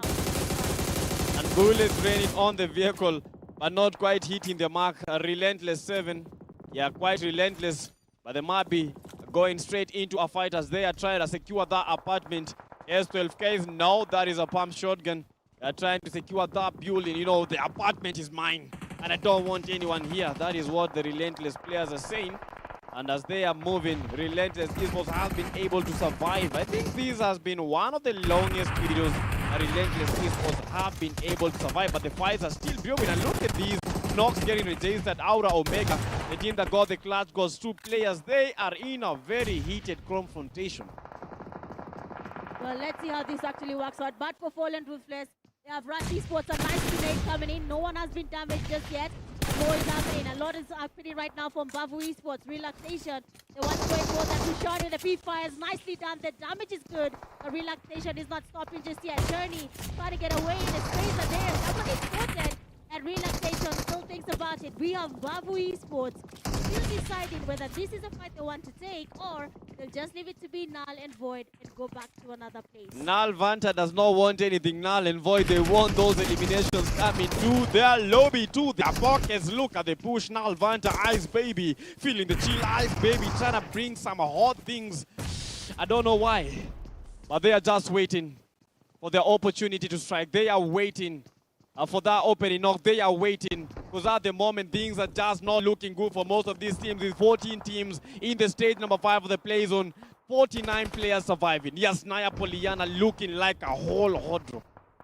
Yes, Napoliana right now is not a safe place to be in, but they do not have a choice. This is the only place right now in the safe zone that will save. We have Raven Blood going in as well. Relentless Esports, they still have 4 Titans right next to them. Every single team right now, they're taking on their fights.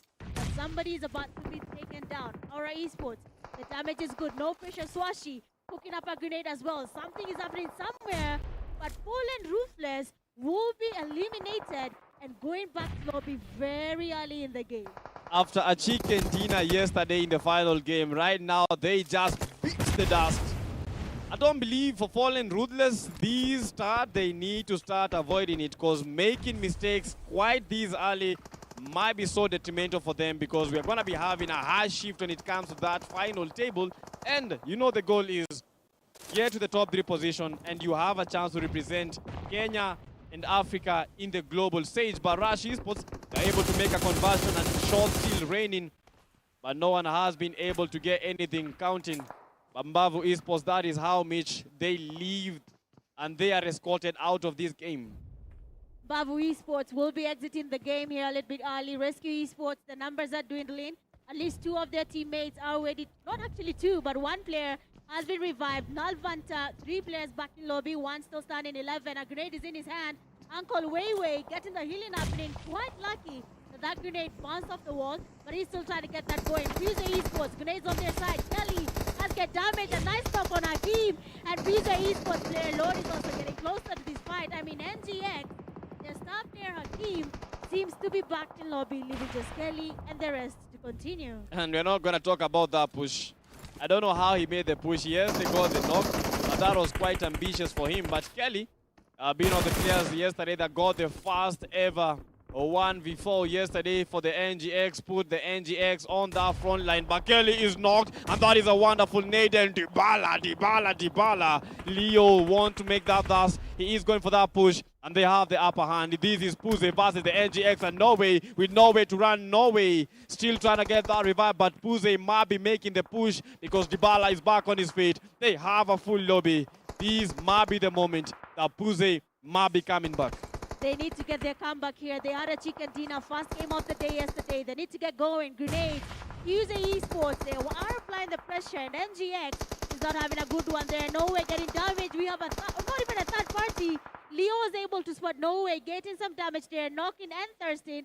And that will be a very, very painful play here for NGX. One player, that is Cairo, is the only determinant of whether NGX Esports will be continuing with this game or they'll be exiting and waiting for the next game. For NGX, this exit might be inevitable as Puze are looking to be in top form with 6 eliminations already registered for them, and the back pockets are looking very, very heavy. For NGX, Kiro has to be careful, and that might be a very good shot. I thought that Dynamo had gotten a very good perfect view, but as we talked about the NGX, they are out of the race, and Puze is able to clutch it out. And currently, they have just gotten to the 40-point mark, which this is where every single point matters. Every single point matters because of one thing, because of high shift when it comes to the USDs. Well, that is just something we have to keep going right now. Everything is in line for these teams. They have to keep on pushing. We have 10 minutes in the game, and a lot is about to happen. Players are starting to get exposed. Teams are starting to look for opportunities. They're trying to see how can we get elimination. What can we steal? What can we keep? What can we give out? But so far, so good. They are really putting in the effort here. They're looking for a chance. And it seems like for no pressure, they're taking it slower than usual. Yeah, day number 2 and no pressure. At least they are playing it a little bit too safe. Because yesterday was not a very, very good start for them. But the shots being registered, IHT's Dubs almost taken back the lobby. As we are spectating Raven Blood, yesterday they were amazing. And that's a perfect knock by Vaughn, a vehicle in play. And IHT's are still suffering defeat, and they are out of the race. And Raven Blood able to secure those 2 eliminations and currently sitting at 3 eliminations in this game. Top elimination dealers. And for the top 5 players, we have Malik from Raven Blood with 269 meters. I believe that was the knock that we just saw. Yes, it is. That is the knock we just saw. Raven Blood is definitely cooking up something, but we need to see more of that. Rescue Esports, though, 5 eliminations to their name. They might be looking for more. They're definitely playing it safe here, but they're getting it done. They're getting their point. Sixth stage of the zone. One of their teammates, Onkuz, has been taken down. They need to get the revive, but we can see Relentless Esports. The rotation is there. They have to think about it, but we can see the classic PUBG mobile play. A fancy vehicle is idle. Why not take it? Yes. If you guys are going to spin, I don't have the uses as you can see. You know, that vehicle was meant to be mine. That is why it is there. And I think that is why the Relentless 7, they say that I'm not going to leave this alone. Yes, this is mine, and I'm taking it by fire, by force. Aura was down, but Aura is back on his feet. And for the Raven Blood, they're having a very, very good game, but a tough one because Mahiri is down. Raven Blood Starboy making that revive, and it's all shots each and every place. And I think in the next zone, the coming zone, the circle might be making a shift out of Yasnaya Poliana. If it does that, then there's a team that is going to be most hurt right now, and that will be Rush Esports, Relentless Esports, Furious 9. They're not in that safe zone. They need to start moving towards the zone. Otherwise, it will affect them very, very much. And they might lose numbers to that zone. We don't want to see that happening. That will be a very bad move. But of course, the teams somehow have a plan. No pressure. Creeping in on the side. We have 4 Titan player power, baby. That's patient there. I've not seen him move because he knows where he is. But he's trying to cook up some pre-nades. Aura Esports trying to go in for that push. The nades are going in. He's trying to prepare some hot zone here, but no one is getting into the raid zone. Everyone is avoiding this. And for some reason, it is actually working out. And one thing, Rush Esports, they are still surviving. How they are, I don't know. Well, we saw nowadays getting eliminated fast from the Rush Esports. Edox also following suit, but they have to shake off Relentless 7. If they are to stay in the race, but Viper is down. Viper might not be slithering. And if this is a 1v3 situation in guns, gotta be confident guns, gotta have to go guns blazing. And Rush Esports losing players. Now with only 1 player remaining, sitting at position number 1 with 89 points. This is going to be so hard for them because Rescue Esports, they have a full squad. Okay, Rescue Esports is looking good there. The numbers are good. For Rush Esports, though, they will be going back to lobby, but that is not stopping there. Rescue Esports shocking. First player down, second one down. Confirming all the eliminations. Vaughn being spotted as well. They're waiting for him. They're looking for a chance, but nothing is happening. Looking at no pressure right now. We can see Onkuz going in for that push. Grenades are being cooked there. Relentless Esports. They know there's someone there. No pressure. They're looking for that loophole. The speed is beautiful. 2 for 2. They're looking for that chance. They know if they can see at least 2 players on the other side and they get any fight in happening, we might be seeing the other 2 covering them. And that is what no pressure does. They understand the science of covering others. Yes, we gotta go to the lab because a science lesson has just been issued.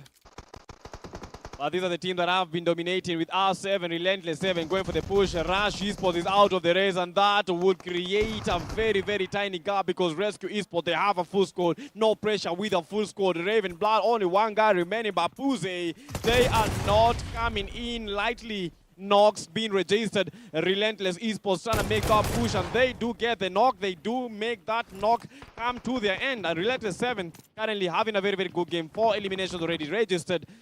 R7 looking on top form. They have been able to survive. They didn't get eliminated quite early today. Finally, we have a Kobe there coming from Mateo, and that will be the first player. One Kuzara goes down on that grenade. Mateo, another one is in his hand. Looking for Kobe will be a nice one, but of course he's taking time. He knows what is at stake right now. It is that finish. No pressure, very much around the situation. Molly's go in. Pop is looking for a chance again. That's going in. First player. Remax goes down as well. No pressure, Spiky. photo of 3 fingers is definitely onto something right now. He's getting the knocks, he's confirming the eliminations, but he has a player down. That is Glixie. So what is going to be No Pressure's plan right now? At the moment, No Pressure just maintaining, trying to get that revive, trying to get the boost inside at their bodies, trying to get that health on. But for No Pressure, a very, very good game. For Rescue Esports, a better game for them. But No Pressure indeed. Spiky able to maintain their team as Mateo, Nays coming blazing, Nays coming flying. But they are not yet flying out of this lobby. Swashi with the DBS and the jump, and that is a perfect knock. And Relentless 7 out of the race. 1v2. Swash swayed in. And that is how the Relentless 7 players have been ushered out of the game. GG's. I mean, what a good play they're coming from. No Pressure. Again, the name says it. No pressure. The game is just starting. It is about to end again. And No Pressure is about to cook us something nice and tasty. 5 teams still standing. The zone is about to close in. For No Pressure, that might be a very bad hurdle. They have to make it to the safe zone. They are very much exposed. We do have F9, RC, Ravenblood. All these teams, they need to find their footing. But there's a team that is still in the game. PMGO Esports. They might be looking for that chicken dinner for the first game, just like yesterday. Yesterday was nice for Puze. And I believe these first games for PMGO Esports, they look very, very fantastic. Always know how to, I think they come very well composed. What happens in the latter stages of the day, I just don't know. But that's a perfect nade from PMGO, and they do get a knock, and No Pressure at the moment. This is going to be so hard for them with only a few seconds remaining, and one of the players is down on his knees. Are glitching in, and he's down on his knees as Spiky is trying to make the push, he's trying to make the knocks happen. But that is a good knock from Hajaba. No Pressure, feeling the pressure, Swash, swaying in, and that is it. They are out of the race. No Pressure, first game out and dusted. I mean, PMGO Esports right now, that was the agenda. They will need that second chicken dinner. They have one from yesterday, but that is not the end. Grenades are still being launched here. The zone is getting on some teams. Furious 9 losing numbers along the way. They need to get moving. And Rescue Esports are still in the game. Rusciano has already been taken down. A lot is about to happen right now. Shocky is patient. A grenade is in his hand. Mahat, something hot is about to land on you. It is not going to be nice. But Leo, third party on this fight, they will be giving RC the push they need. Imagine helping your opponent get a chicken dinner.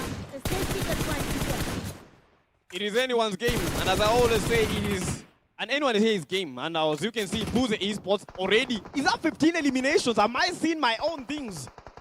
PMGO Esports right now packing and racking up a lot of eliminations. Rescue Esports has been splendid. Already a 60-point mark by PMGO with a very, very big comeback. Furious 9. They're going to be furious about that. They are out of the race now with 3 teams remaining. PMGO 16 eliminations. A chicken dinner, that will be the cream de la cream in this game for them.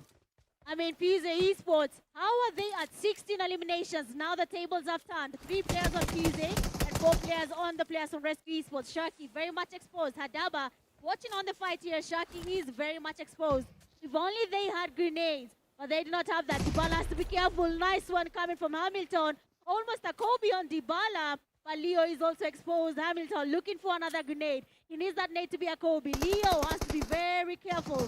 Rescue Esports is not letting this one go. They have an agenda, basically being the first team to take on first place right after Rush Esports. But right now with what's happening, I don't know if that's going to be possible.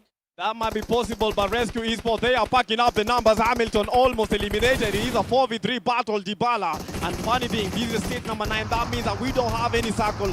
Every single player has to fight in the open. Leo almost got the knock. Leo getting pushed. S12K down and out. Dybala is also out. Now this is a 1v4 situation. Rescue Esports, they don't need a rescue. They are bringing the ambulances. They need the SOS. And that is how you do it. Rescue Esports, they make the first chicken dinner all the day work for them. Insane stuff from the players. Insane stuff from Shaki. And they had that full squad. Rescue Esports might be the most comfortable team right now, almost being able to get into first place where Rush Esports is. But let's see what will be happening right now. So far, so good. Seems like Rescue Esports might just be joining Rush Esports. But let's wait and see whether we'll be seeing them jumping on that overall world rank and go at least closer. The margin last time was at 39. So what have they gotten just from this game that will be ending and making it so easy to get first place? And it's not looking good at the top with the Rush Esports eliminated almost in the first stages of the game. Right now, the gap is closing with the Rescue Esports Chicken Dinner. That is more than 20 points for them. Not forgetting we have PUBG getting 16 eliminations and counting for them is insane. But guys, you know, the winner Chicken Dinner team, Rescue Esports, how are they feeling? So let's get a short interview from them. Eugene, let's go! All right. Thank you, Mitch and PTK. Thank you, Mitch and PTK. All right, guys. Rescue Esports finally registered their first on the board. Well done, guys. Good job. Statement win. You're finally on the board. RC Shaki will speak for the team. Come here to the front, my guy. So, yesterday was a bit of a struggle for you guys. You didn't quite get there. It was always almost, but not quite. What changed today? We had a big belief in ourselves, and we saw it's never late. So we tried our best. Yesterday, your biggest obstacle was seated right over there. What was the game changer today? You took yesterday to reflect, and I'm certain you guys came up with a plan today. What was the game changer for the day, tactically? We didn't take as much risk as we could yesterday. Today, we capitalized on taking risk and taking our ones. So that's all that matters. Interesting, you say taking risks. What was the decision? Okay, let's go for yesterday, because you seem clearly have realized what went wrong yesterday. Why was taking risks necessary, and why were you trying to play it safe yesterday? What was the... Because it's always hard a bit playing on new devices and the environment also. Some players don't have enough LAN experience, so we can't be just confident in ourselves. Like confident, we need to bring it up day by day. Which map works better for you, Erangel, Miramar? We prefer both, but I think we do better on Miramar, so this is a good result for our Erangels. Okay, so what do we expect now for the next game, since you're going to try and build off this momentum? The momentum is something important, so I hope my team and we keep working hard towards getting the trophy. Towards getting the trophy. Well said. I'm not going to take out too much of your time. Congratulations, guys. You finally have one win on the board. Well done. You can take your seats now. Thank you so much for that. We're going to go straight to Game 2 much later. A reminder, you are watching the PUBG Mobile National Championship 2026 Kenya Fall, your official African path to the PUBG Mobile Global Open. We're going to go straight into recognizing who has made this possible. The good folks at Pmnc with a GT50 Pro, of course, having made this possible. The device that all the players on stage are currently making use of. Now, this device has 6 key features that make up the entire shebang, right? The entire thing.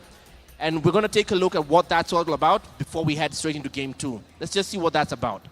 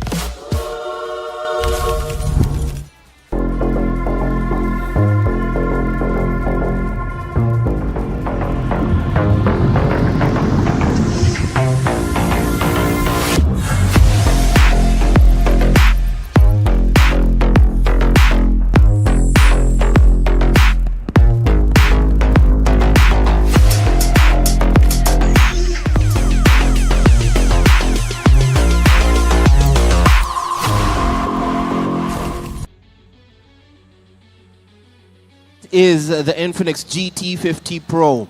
Those videos essentially tell you in most technical and graphics terms what that phone is about, but let's get into the crux of it. There are key features, 6 of them, that make up this absolute beast, arguably Kenya's finest gaming phone in the market right now. The HydroFlow liquid cooling architecture, a revolutionary feature that literally fixes the heating issue that eventually in every game leads to the frustration of lag. Biggest problem for gamers anywhere.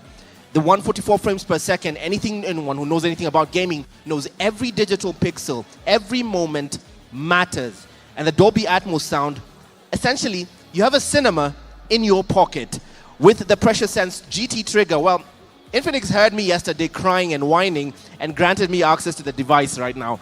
And the triggers here grant you the access for people like me who essentially can't even go beyond 2 fingers, the extra edge. And the MediaTek Dimensity 8400 Ultimate. You cannot say graphics without saying MediaTek in the same breath. The self-developed N1 network chip gives the edge over every other device in the market right now, especially that age-old problem of network in spotty places like basement parkings actually. With this device, the GT50 Pro, you still have every single bar, even in the most spotty places. The battery life on that 6500 megahertz battery, the fast charge, and the wireless charging is an industry-first wireless bypass charging. Essentially, you can still play the game while charging your phone and it won't overheat. Clearly a device that speaks for itself, even in their mantra, being born to win. All too easy for them. The good folks at Infinix making this possible. Friends to PUBG Mobile, not for years, not just in Kenya, not just in Africa, but globally as well. A reminder that right now you just watched Rescue Esports take game number 7, the first of Championship Sunday, as we head straight into game number 2 of the day. Mitch and PTK will take us through the stats. Hey guys, hey Mitch, what did you see for the last 30 minutes? Well, that was a very good game here, Eugene. We had really good plays coming from one specific team, PMGO Esports. Even though they did not get a chicken dinner, we had Rescue Esports. The numbers, the synergy, the push there made it possible. This is a brand new Rescue Esports. Yesterday they needed rescue. Today they are coming with the SOS numbers, 911. But you know who answers the call? Yes, Rescue Esports. Yeah, they are the ones. That was a good chicken. I didn't expect them to do that. Actually, I didn't expect them to clutch. We knew the stage. We don't have any stage 10. We only have stage number 9. Then all the zone closes. But for Rescue Esports, I believe that cover that they had, that was the best thing. And they already like smoked all that place. So as soon as they got that opening knock from Puze, that was just it. It was just a flash. Yes, that knock was just everything. That is what they needed to go in for, that push. Looking at the match summary there, we do have a player like Leo who was able to secure 6 eliminations from the game, but the highest damage goes to Dybala. And that one great elimination that we have been asking for finally came from Shaki. Longest elimination, 269 meters covered. That goes to RB Malik, and the top traveler, 13K kilometers covered. Big question, where was Rush Esports going to with 13 kilometers? I think it's because of the rotation. They landed at Sosnoka military base, took the bridge in towards the areas of Feripaya, moved all around Pochinki, tried to go to, is it the shooting range? Yeah, made their rotation in towards Yasna Poliana. So I believe that is why they had a lot of distance covered. But for Rush Esports, it's not looking good for the first game. But I believe they can actually do better. But that game with 58 eliminations, 70 total knocks, that is one of the highest knocks that we have seen in a single game. For the 269 meters longest elimination, I believe that was for the Raven Blood player, just outside the areas of Yasna Poliana, where he got the IHT player, and with total damage of more than 10,000, insane stuff. And looking at the match standings, I believe that Puze was the better team. Yes, imagine 17 eliminations from just a single game. PMGO Esports, 23 points just from one game. That is going to, of course, affect the overall standing. But I'm hoping that transcends all day, because we saw this happening yesterday. That is PMGO's game. Faster angle is always their start. We hope they carry that. But talking about Rescue Esports, 20 points. But after that, the third team gets only 9 points from this game. I mean, not everyone got a lot happening here, and there won't be a big change that I was seeing what's happening from 3rd to 8th place, but we wait and see how that actually goes. Quite a one-sided game, because we only have Puze and Rescue Esports getting to the 20th mark, and the gap between them and the number 3, no pressure. No team was able to get to double digits. But I'm going to talk about Puze. If Puze had gotten a chicken dinner, and that means that they would have gotten 4 eliminations from Rescue Esports. that would have been 21 elimination points plus the 10 for the placement. That would have been 31 total points. Can you imagine the kind of difference that would have made to the final table? Yeah, that would have caused a very big change for the team, and that would have given PMGO Esports a really good push in the overall ranking, but we'll wait and see. But for our MVP player, that goes to PMGO Esports player Leo. 6 eliminations, a well-played game here for PMGO Esports, and Leo has contributed a good amount of eliminations to their 17. It's a good game there from Leo. Big shout out to you. And of course, for his damage, 794, the player was patient with the eliminations. They came to him, he took them, and that is how we can see him getting the MVP title in just the first game. And the MVP position is not looking good for most of these teams. And you remember me telling you, if Rush Clutch is able to clutch, that means that Rush has to clutch.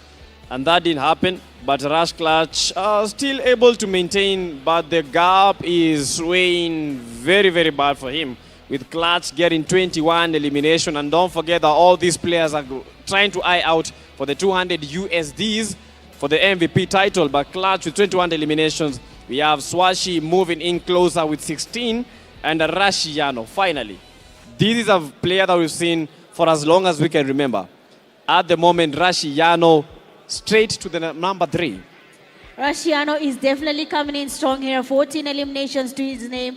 Clutch again. I've not seen Clutch in the kill feed, but then he moves from 16 to 21. Yesterday he had 16, right now he has 21. I don't know how this is happening, but Clutch is definitely on a streak here. Rashiano, big up to you for joining the race here on the elimination leaderboard. Wei as well, and Mike Tyne there. A lot is going to be changing with how the teams have finally changed their strategy. Rescue Esports being one of the teams that has decided to change their strategy. But talking about strategies, PMGO Esports finally makes their jump to 4th place. Talking about Rush Esports leading with 90 points in total. Rescue Esports 73. No pressure, they are at 57 points. Rescue Esports is slowly closing the gap. We are moving from 39 point margin, and now it's just becoming smaller. I think right now we are at 17. The gap is at only 17. Yes, that is 17 how much points separating the number 1 from the number 2. Just imagine that. By the start of this game, we had 30-something points. Right now with 17 total points, that is insane. A very, very big comeback from Rescue Esports. And for Rush Esports, they have to start waking up. They have to start, they need to know, we are at number 1.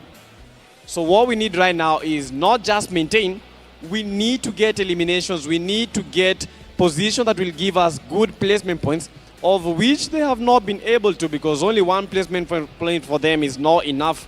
But teams like Mbavu Esports, we've seen them trying new things, but unfortunately not working. Nalvanta Esports, for a moment, the fight that they were having at Yasna Poliana, I thought that these guys are going to dominate, but it is never that definite.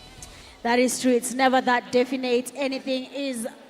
basically, we cannot predict that much, but we can give an assumption of what to expect. But right now, talking about tying, right? We have Fallen Ruthless tying with Riven Blood. 51 points for both teams, and that is a risky place to be in. Right now, both of the teams, they are holding on 4th and 5th place.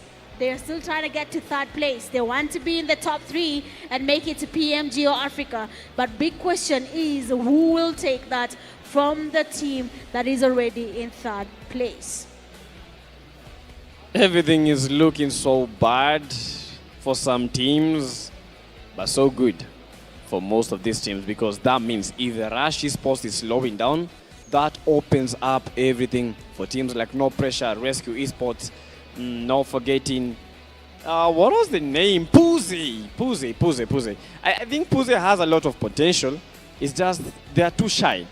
And Pmnc, you should not be shy. Yesterday, first game chicken dinner, right now almost got a chicken dinner. They should not be shy. They should show that they can actually go for the title race, of which they are with 17 eliminations. I believe that is the most that we have seen coming into these finals. Actually, they tied with Rescue Esports.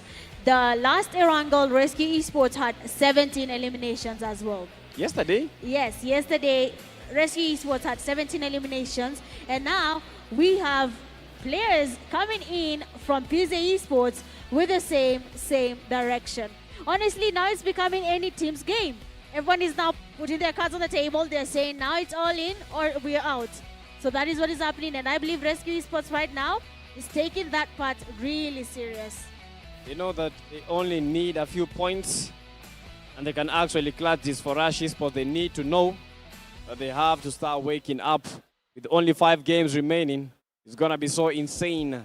5 games of intensity. 5 games of, if you mess it up, you are out. If you clutch it out, you are good.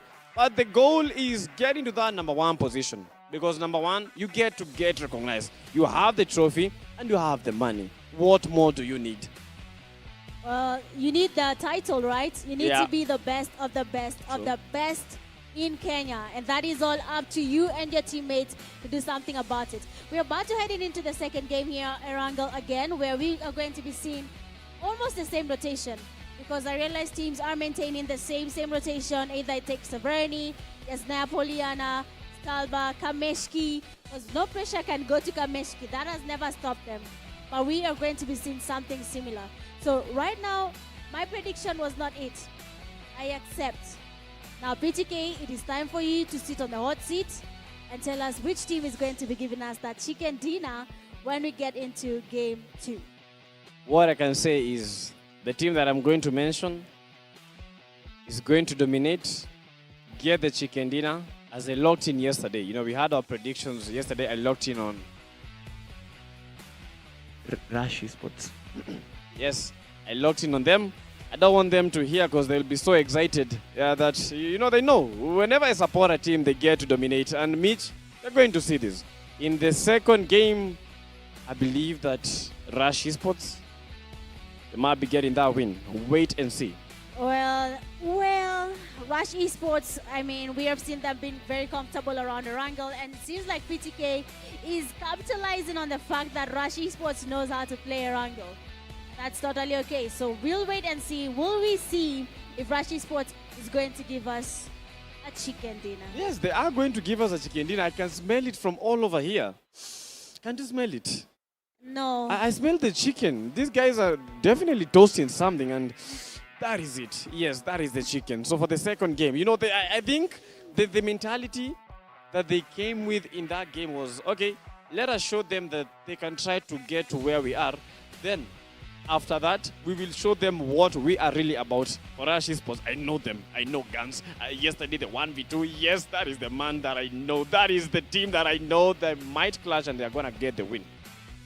Okay, so he's still placing his cards on one team. He's not changing, he's not bashing, he's just changing the fact that his explanation is different every time. But the team is the same. It's the same. What do you mean different? What did I change? I mean, nothing was changed. I asked the comment section what they think about what they think is in this box. Someone said it's the GT50 Pro. I told them to guess the color. Well, we finally saw the color. I asked them to say, and even PTK doesn't know the color. But talking about it, this is what we found in the box. But for now, of course, we do not want to keep you waiting. We want you to go get your popcorns and your water and come back. So we'll be taking a very short break, and then we'll be getting into the second game of the match. So see you guys then.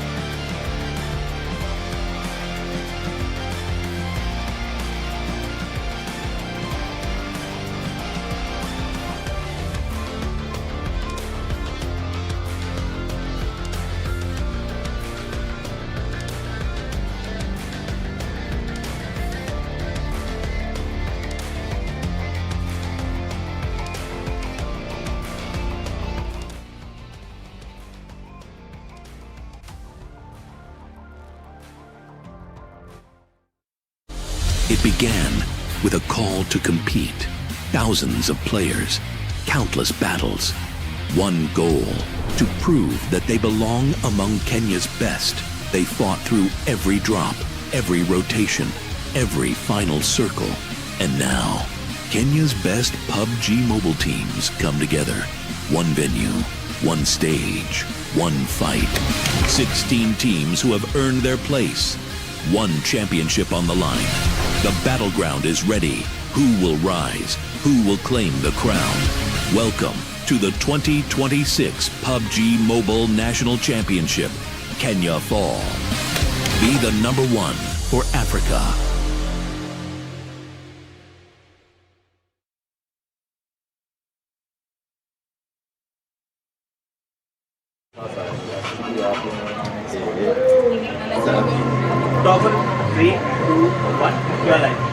All right, I've been thrown into the deep end. Welcome back. We just watched Rescue Esports take a dub on Game 1 on Erango. But let's slow it down for a second. Welcome to the Hero Wall. This is where the teams, the fans, essentially anyone who came to watch the games today, comes here, show your support for the teams. Essentially, you'll take a marker. I did. You came. I signed my signature somewhere here, somewhere over here. You just sign for your team. Then you come here and you pick one piece of paper, write the team or the player you support, and then you drop it in the support box. This is the Hero Wall. Essentially, everyone who's coming into the grounds to just watch and enjoy the games is just coming through, breathing through, showing their silent support. Not too silent, but silent enough that you just sign on the wall, show your support for the team quietly before you head into the wall and show all the banter on the live stream. There's a lot of action going on outside in the grounds. People coming by, visiting the booths. I'll take you through all that much later. You are watching the PUBG Mobile National Championships Kenya Fall, your official African path to the PUBG Mobile Global Open. Remember, before the Global Open itself, there is the Global Open Africa Finals. That is your first stepping stone. 3 teams from one of these 16 will make it to that Grand African Final. Nigeria will get their chance, South Africa will get their chance, and there is the wild card for the rest of Africa as well. The name is Eugene Abu Dhabi, live from the Mount Kenya University Convention Center, and plenty of PUBG action going on over the next 6 hours or so. So you'll leave me here at the Hero Wall, and as we take a break and go back to game number 2, I'll catch you much later, guys. Let me just sign my way out. All right?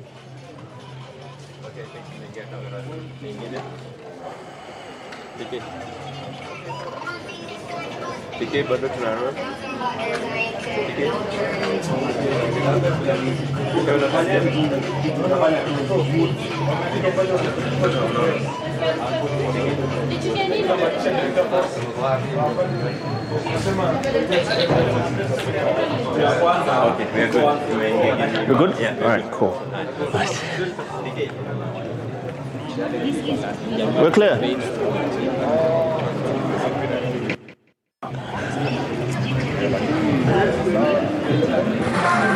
Sorry? Oh, okay, fine. So we're going to come back here after game 3? Yes, game 2. Game 2. Yes. How was the audio? Good? Yeah. Audio After how?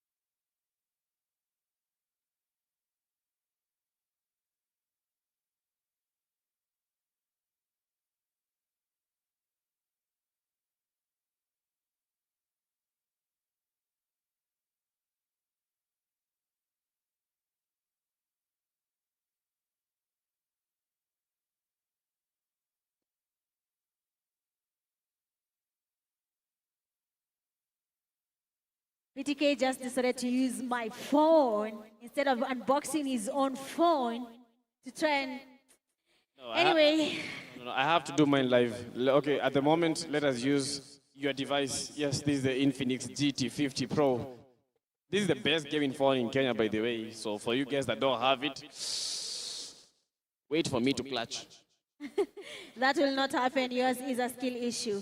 But otherwise, guys, we are back again. We might be very ready for the next game. That is going to be still in Erangel. And it will be me, Mitch Gaming, alongside PTK, giving you a very interesting Erangel. Before we get back to that we really need to talk about the teams that are finally stepping up to the challenge. One of them is Four Titans, who got a lot of eliminations, even though they were not able to get a chicken dinner. Their play in this game was really, really good. Yeah, Four Titans are really waking up. You know, these were like, they were so asleep. They were so asleep because they have the potential of winning games, winning fights. And I think we've seen that right now. And if they can be able to maintain that form, I believe we might be having a very, very harsh shift.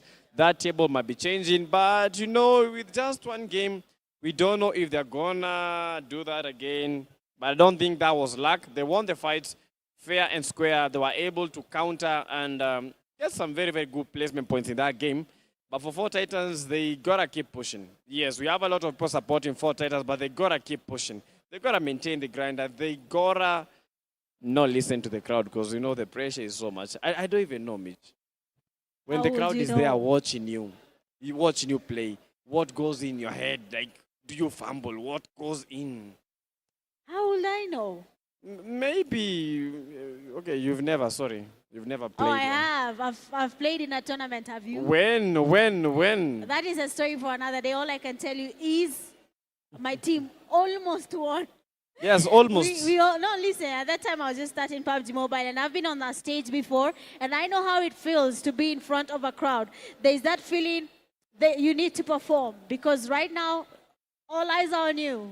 No one is looking at how the game is going. They're looking at how will you play and how will you perform. But the team so far, I feel like they're handling it quite well. We can see a lot of composure. We can hear a couple of screams here and there. But we know why. When that knock lands in your team, there's a need to work fast. True that.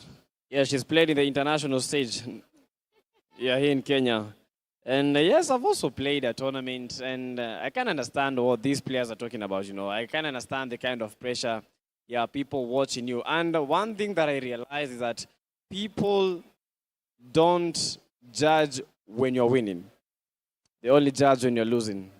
That is true. That is true. So one silly move, and people will be talking all over, saying that you are making mistakes, you are doing this and that, you should not be doing this and that. But whenever you're winning, they never talk. But you know, the crowd right here, the crowd here today is locking in because I think they want the Four Titans to win. They don't want them to like fumble anything. I don't think they're haters. Yes, they're not haters. These are lovers of the game and lovers for the teams. And the game number 2 will be coming in just a short while. This is the game number 2 for the day number 2. But that is not the game number 2 for the whole tournament. This is the game number 8 that will be coming in a short while. And I have a lot of expectations. As you guys know, I have my prediction locked in. Have you? Well, we'll be waiting to see what they say in the comment section. We'll be looking at their predictions and then seeing if they're making the right ones. For PTK stays at Rush Esports, so we'll wait to see if Rush Esports will impress PTK and the crowd. But so far, so good. That is what they have been doing. They have been impressing us. They have been giving us good chicken dinners. They have been giving us impressive plays. But for that first game, I didn't really feel the Rush Esports presence. The way we're used to it, I didn't feel it. I also didn't feel it. I feel as if Rush Esports is under a lot of pressure. And they need to calm down. Just as they played yesterday, they also need to play like that today. You know, Rush Esports has a lot of potential, but how they played, I just have a lot of questions. Is Guns going to continue with the top form, or was just that yesterday?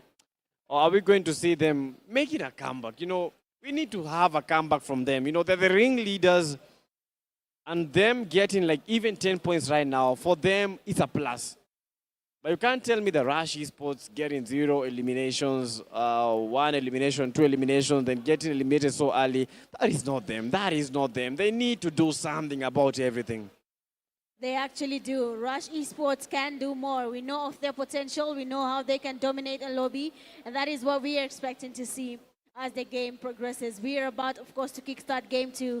Players are getting ready. Everyone is trying to lock in. They're looking for that opportunity to be crowned the best of the best teams when it comes to Kenya. Everything is on the table. So let's see if that is going to be an easy one or it's going to be a little bit tricky along the way. But so far, so good. PMGO Esports is coming quite dangerous right now. They're looking quite good. PUBG have to maintain, because I don't know, every single time. Yesterday, PUBG first game, chicken dinner. Okay, today they didn't get the chicken dinner, but they were almost getting that chicken dinner. So for PUBG, they have a very, very good start, but they got to maintain. PUBG, 17 eliminations for your whole squad. Just imagine if you got a chicken dinner and you get, that would have guaranteed you like 21 points for the eliminations, and 10 for the chicken, that would have been 31. And 31 points right now in the final table, the overall table, that would make you guys go to the tippy top, even though not at the top, near the top leaders, the Rush Esports, because 31 plus where they are, bro, it's crazy. But that was a good game for them. It definitely was a good game. PMGO can do a lot. PMGO can definitely live up to the challenge. No pressure is here too. And I need to see more of them as well. They need to give us something. We need to see a no-pressure game. The comeback is looking personal. The comeback is looking good. But they just have to push a little bit more. They just have to look for that opportunity. They just have to make sure by the time we are ending today's games, no pressure is sitting at a good position. They have to. Yes, they have to, and they got to. Yeah, no pressure. I think after yesterday's game number 3, 4, they called themselves to a meeting. And they asked themselves, are we the same no pressure that has been dominating in this Kenyan scene? Are we the ring leaders? Are we the champions? No pressure, because the champions, no pressure has been dominating. Most of the times, most of the tournaments, dating back up to 3 years behind, 4 years behind, no pressure has been the team to be watching out for. Every single tournament, bagging medals, every single tournament, going home with a huge loads of cash. And now, they know that we as the champions of Kenya, we need to come back to the game. We need to show them that we are not just players, we are OGs, and we want all the trophies. We want it all. We want to represent Kenya because we have been in the game for way too long. Yes, we have. The experience is finally kicking in, and I know it will impact the teams in a good way. They just have to take the chance. They just have to put it out there. They have to really invest in what comes next after this. And I'm pretty excited right now. I like the energy we've gotten from game 1.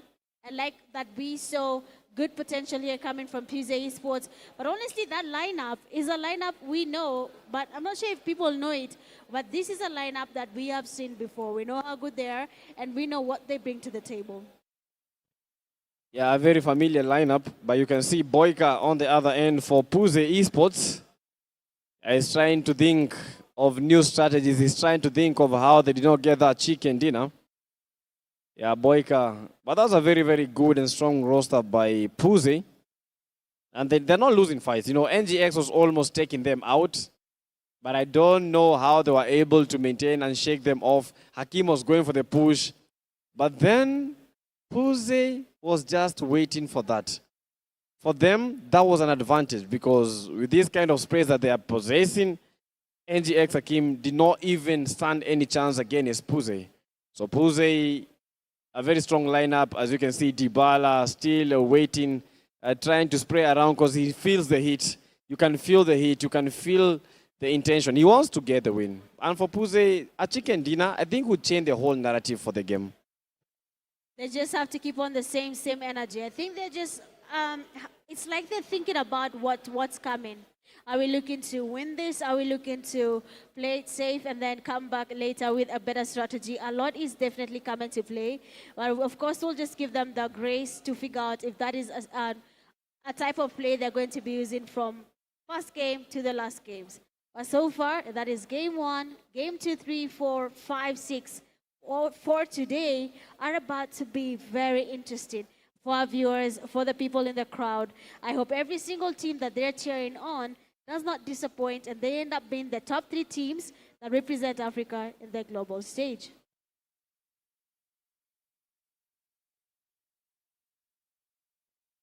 Your time is ticking.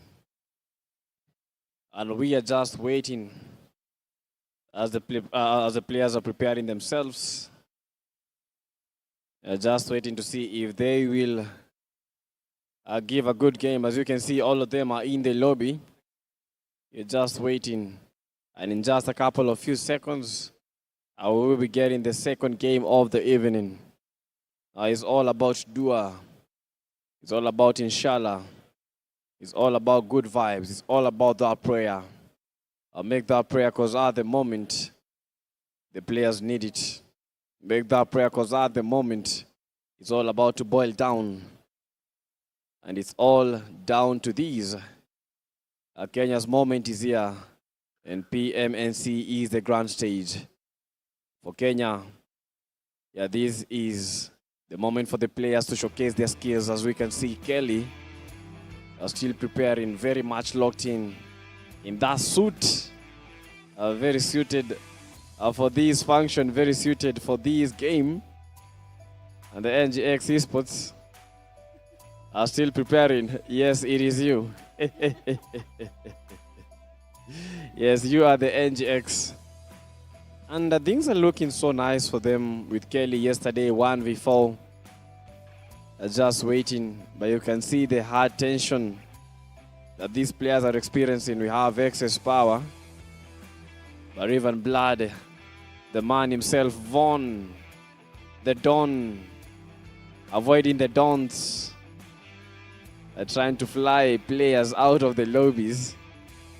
But Von from Raven Blood has been insane. He has been quite possessive with the plays on, able to hold it very, very well. And at the moment, he needs to do more. He needs to ensure that he can be able to give his team that winning gratitude. Raven Blood have been insane, but right now we need them to be crazy. Not in that fashion that you know of, but we need them to be crazy in the game. And we need them to get those chicken dinners. Vaughn! Saying hi to everyone that is watching him, because why not? He has the opportunity to be seen on the big screen. And if you're watching at home, don't forget to give the team the support that they need, because they definitely need it. And just behind them, we have excess power. Lewaria being their GOAT. I saw Lewaria yesterday as he was managing the team. Tense moments for all the team managers that are here today.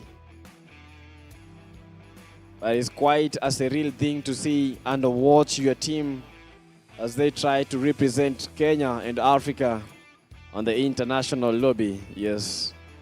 Now they are wondering what is happening. Yes, you've seen me for 10 minutes. But you're making me shy. But quite a glimpse of the RC. There is no pressure. And that is that Glixie or who is that? I believe that might be Glixie. And we have the man, the goat of the three fingers, Spiky Buzz. You're buzzing around like a bee. You're trying to create some honey. And a honey baby. That guy locked in, not even smiling. You can feel the intensity. Because he knows if he smiles, the aura might be gone. He knows that if he smiles, the enemy teams might think that he is laughing around, of which he is not. And Mitch, you have some good players, and it's quite a good thing looking at all these players here. We have Dynamo, the guy much locked in. I think he's looking at some strategies. They're trying to strategize in that game for Furious 9, of which they need, honestly. But Dynamo, one of the top players in Kenya. I've seen him play from the scrims to tournaments. He still keeps on pushing. And Dynamo is just waiting. They're trying to create new strategies. They know they're trying to look at the mistakes that they made in the previous game. And also yesterday, trying to get a recap. As they are trying to get a good spot. They are trying to think about all the teams that were playing against them, how they got eliminated, and what to do in that game. That is just the game itself, Furious 9, as we watch Dynamo trying to make a couple of plays.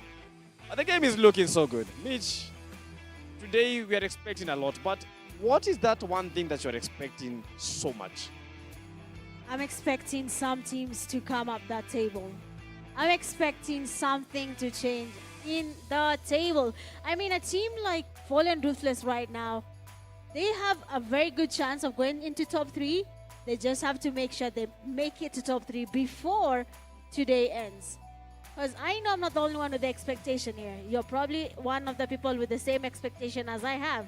Viewers, they have the same expectation. So I am expecting for them to come up the leaderboard and lead as they should. Don't lead first place, but be amongst the teams that are looking to represent Kenya in PMGO Africa. And another question, do you think that Rescue Esports have already made it to the top 3? Yes, I believe so. Rescue Esports right now is doing a good job, and they're quite consistent with it, by the way.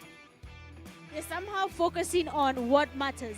They're focusing on we need to have eliminations and the placement points. Yesterday it was eliminations and no placement points. Now they're balancing out the odds. And guys, if you are watching, be ready. Because guess what?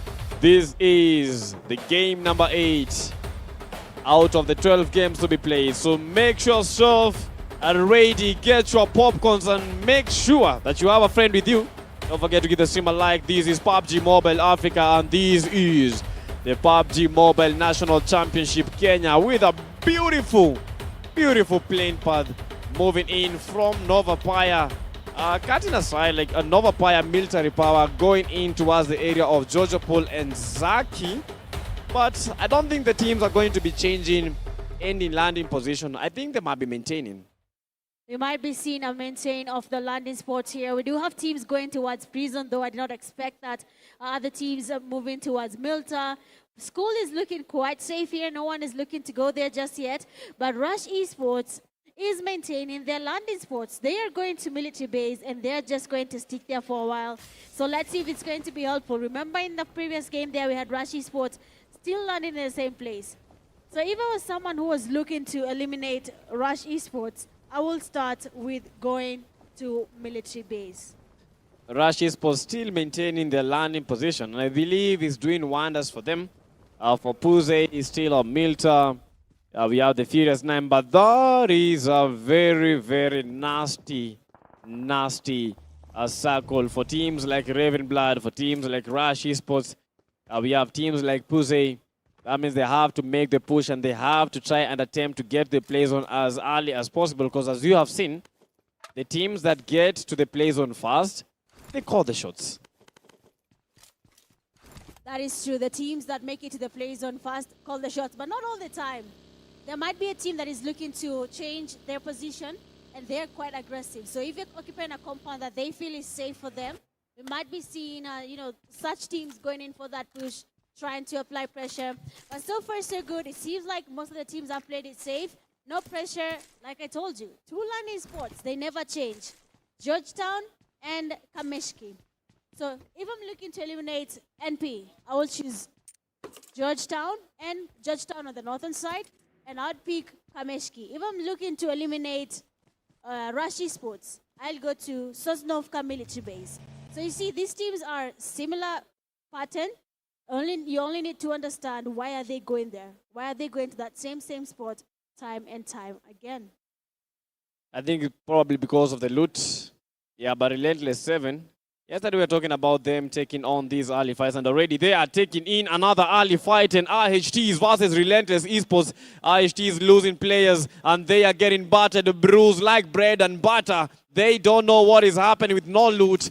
But this is how you do it. Relentless 7 is quite a very, very good start, securing 3 eliminations already. But they've got to be careful, because IHTs are not going to let them go sitting down a hang. It's got to be careful as the spray might be coming in towards the end. But I believe the best option for FK right now is go try to make survival happen for your team. Try to get the placement points as early as you can, because you don't have the numbers. Yeah, if you do not have the numbers, do not engage. Inhale Tempo player VK is quite unfortunate right now. Relentless Esports, they do have VMAX there. What a nice switch here, but it doesn't really connect. The damage is there. VK doesn't see the tree, gets the knock here. Getting the knock here, sorry, might be a little bit tricky, but he still wants to get going. Relentless Esports, not aware of his position. Nicely done, Fike. Fast player is already down, but he's still on the floor here. He doesn't want to engage. He wants to change his position. He's looking a little bit anxious here. He got the first knock. But will he be able to finish this off there? The push is there. Fike, oh my days. Fike will not be surviving this fight this time round. In Kenya, we say it as Fike Hafiki. That means that Fike is not getting to his destination.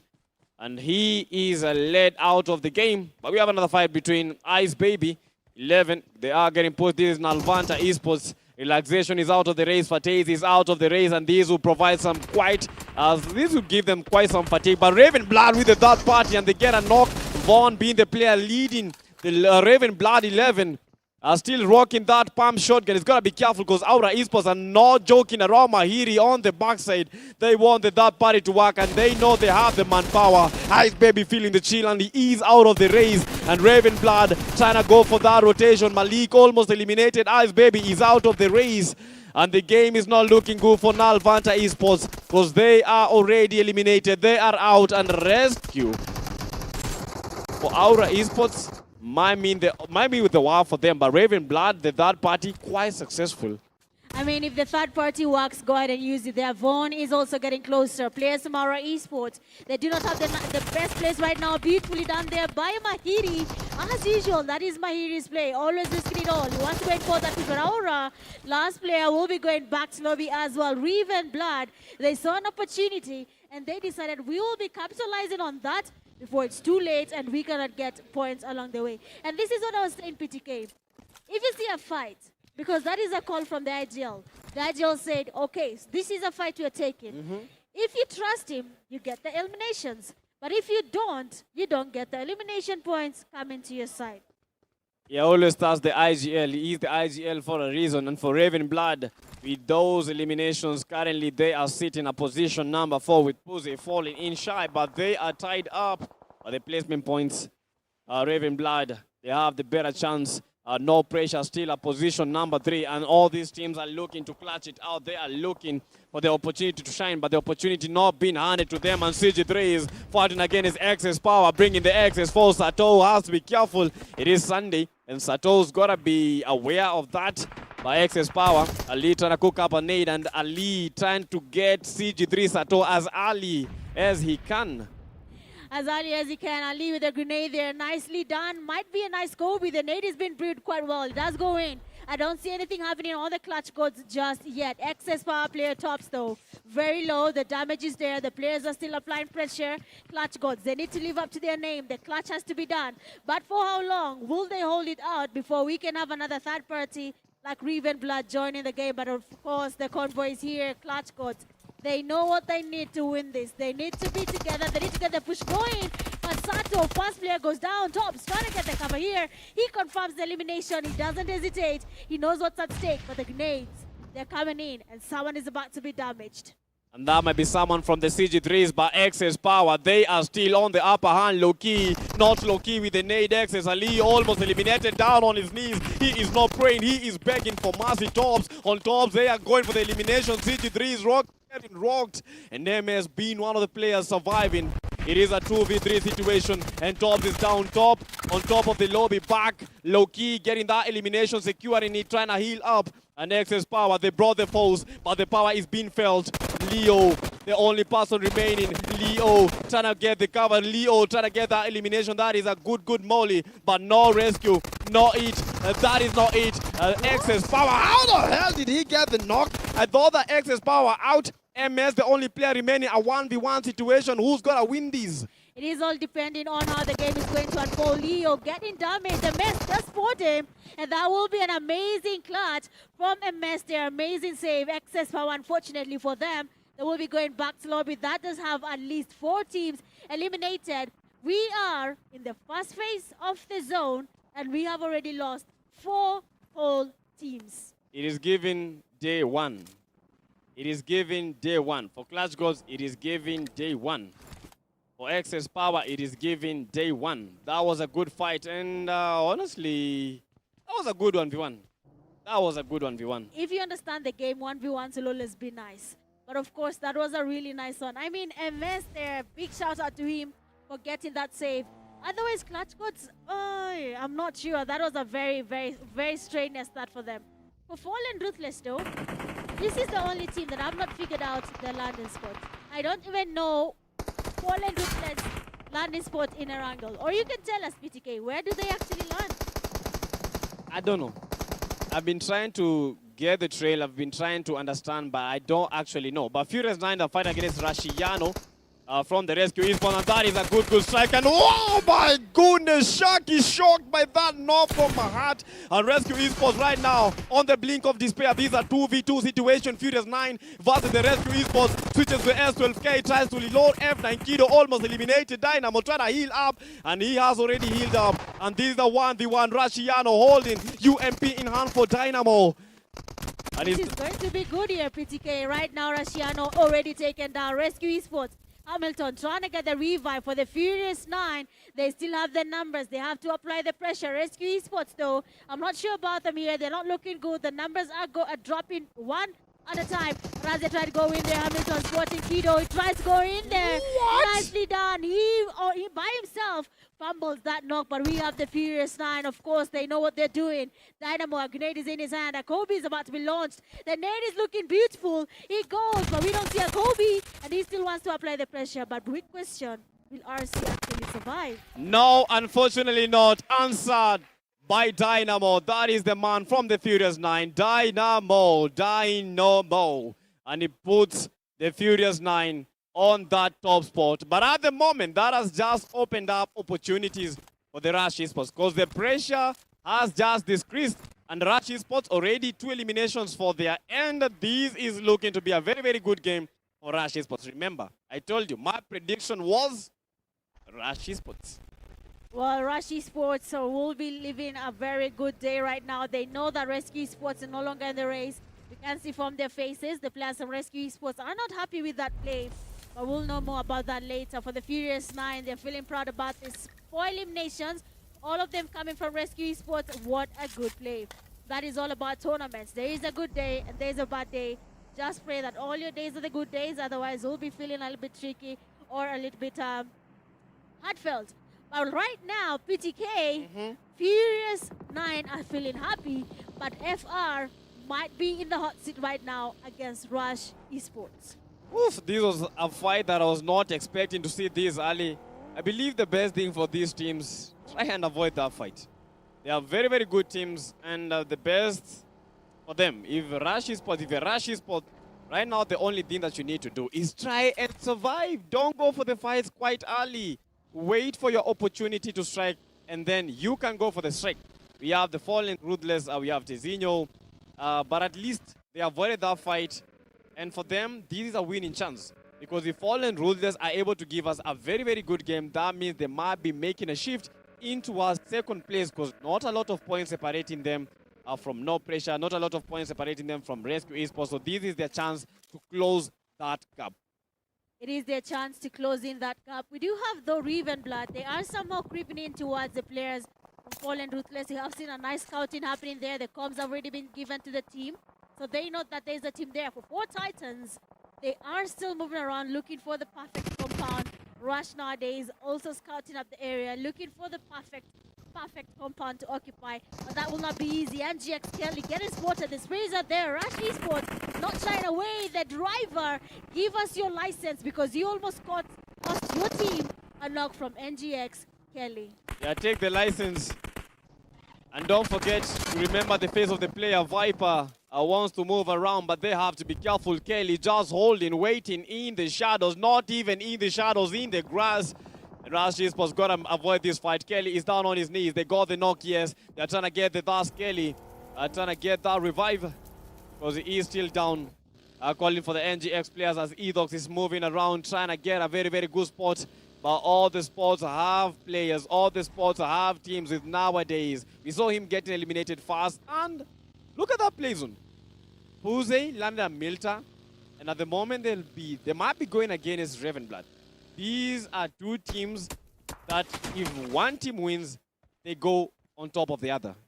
That is true. If one team takes on victory or even a little bit more eliminations than the other, something will definitely change. Fallen Ruthless I now understand what is happening. FR sticks to the center of the zone. They will always find themselves in the middle of a fight. For Rush Esports there, we saw one of their teammates getting knocked, and they were able to get the revive happening, but they still want to get going. Relentless Esports are really, really close to them. We might be seeing a push here. Vehicle quite damaged. They have nothing to use to make the rotation, but they are still willing to risk. I think Rush Esports is feeling good about their whole team synergy, and with how they're taking on fights, you can tell that's a team that's comfortable with where they are. Yeah, they're comfortable right now because, we don't have any team applying pressure to that number 1 spot. Because if Rescue are out, that means that Rescue cannot make a remontada. For them, it's just ensure that they are able to get to 100 points in these games. If you can be able to get to 100 points, that is just the whole ideal. That is just it. Because that means that Rescue Esports will have a lot more points to try and close the gap between them and Rush. And for Rush, that is all the things that they need. That is all that they need. That is actually true. That is all they need so far to continue with this game. For no pressure, it seems like they're going to be getting something happening on their side. We have seen someone passing by, but they're not engaging just yet. Reeve and Blood sporting PMGO Esports. That is Show Me. And it seems like Babu Esports will be exiting the game. We'll be letting them be. Rush Esports sporting Reeve and Blood. The damage is there. Guns very much aware of his location. He's waiting. The damage is looking good. We can see someone getting some damage dealt on them, but no one is getting eliminated. So what is the plan here? Rush Esports, what are they looking to do? I believe Rush Esports is trying to survive, just survive. But Gans is down and eliminated by Raven Blood. I think he had a very, very off angle. He didn't expect that push to happen.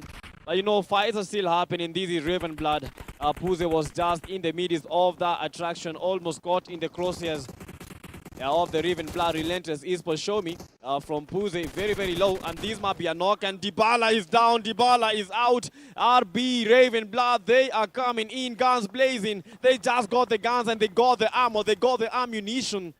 They got the motivation to make the push. They got the motivation, and Puze is out, just like that. I mean, PMGO Esports, this, at least compared to yesterday, they did not go out early, so that is a good start for them. But they still have time. They need to make this work. PMGO, they do have 4 games to go. They just have to make sure the next 4 games, they make it count. But right now, looking at the teams, we do have 8 of them still standing. Rush Esports confined in a very dangerous compound that if anyone tries to push Rush Esports, if they are trying to fight inside this compound, that will not work. They will be forced to go outside and now take on a fight. For the Fallen Ruthless, though, they've taken their time. They're making their rotations. The northern side there, nice move there coming from Relentless Esports. Trying to go towards the western side of the safe zone. They will be encountering 3 teams. NGX, 4 Titans, and we also have Relentless Esports on the same side. And judging by that play zone, I think 2 teams will be very, very happy about that, and that is the Fallen Ruthless and the F9s. But Rush Esports in quite a tussle because Raven Blood is trying to go. Oh, what happened? Rush Esports have just been eliminated? Yes, they have been eliminated. That is what I said. The compound is not ideal. That compound, getting to survive in that compound, takes a lot of power. You need to have your smoke scene. You need to be able to go outside and take on some damage.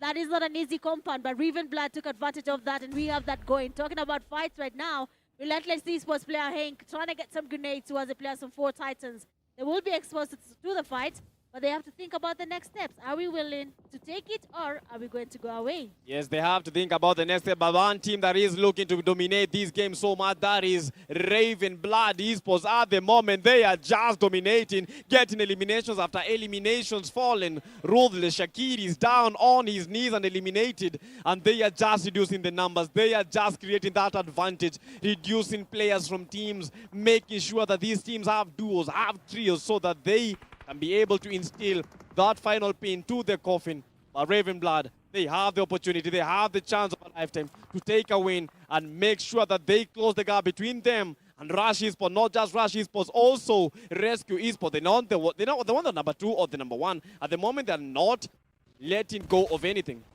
Well, they cannot let go of anything just yet. They have to keep on pushing. They need their points up. Relentless Esports, 4 Titans are right in front of them here. Spark and the teammates scouting up the area. They are thinking about this nice grenade, almost landing towards Hank. But that grenade doesn't really connect. You have Mateo passing by. He gets spotted as well. Our baby. had the upper hand, but he somehow lost that one. The players are still getting closer. The switch is there. Nicely done by Mateo, but he will not be surviving. Spark. He sees another one. Hank very much exposed. The damage. Spark is not stopping. And 4 Titans will be surviving that one. Relentless Esports will be making an exit. Relentless, at least they got into a very, very good fight. They've been getting elimination. That was a good one from Relentless Esports, but that was amazing from the 4 Titans, but they lose another player. And a third party might be on. NGX is trying to get, they want to get in the fight. They want, you know, we have a feast and we want to be part of the feast. You guys cannot be just eating. And we are here, but the RB team, Raven Blood, 12 eliminations already. 4 Titans. Raven Blood is looking quite confident, not overconfident, just the right amount of confidence. I mean, this is a good play here from Raven Blood. 12 eliminations to their name. They're still going. They're still cooking. They still need more. But we have NGX coming in from the high ground here. They do know Raven Blood is here. They're looking for the loophole for Furious 9. That will be goodbye. See you guys next time. But so far, so good, PTK. It seems like NGX has finally changed their strategy. At least they've been able to survive. That is making them at least survive a lot. But look at the 5-star boy, Raven Blood, still dominating. But you know what? Yes, sir. Raven Blood, only 2 players remaining, but they have a total of 13 eliminations, and this is going to put up a very, very big punch. And guys, if you are watching at home, don't forget, give the stream a like. And these are the 4 teams that are remaining. NGX, they have a full lobby, full squad. Fallen Ruthless, they have a 3-man army, no pressure with a full-man army. And finally, we have Raven Blood with 2 players to their slot.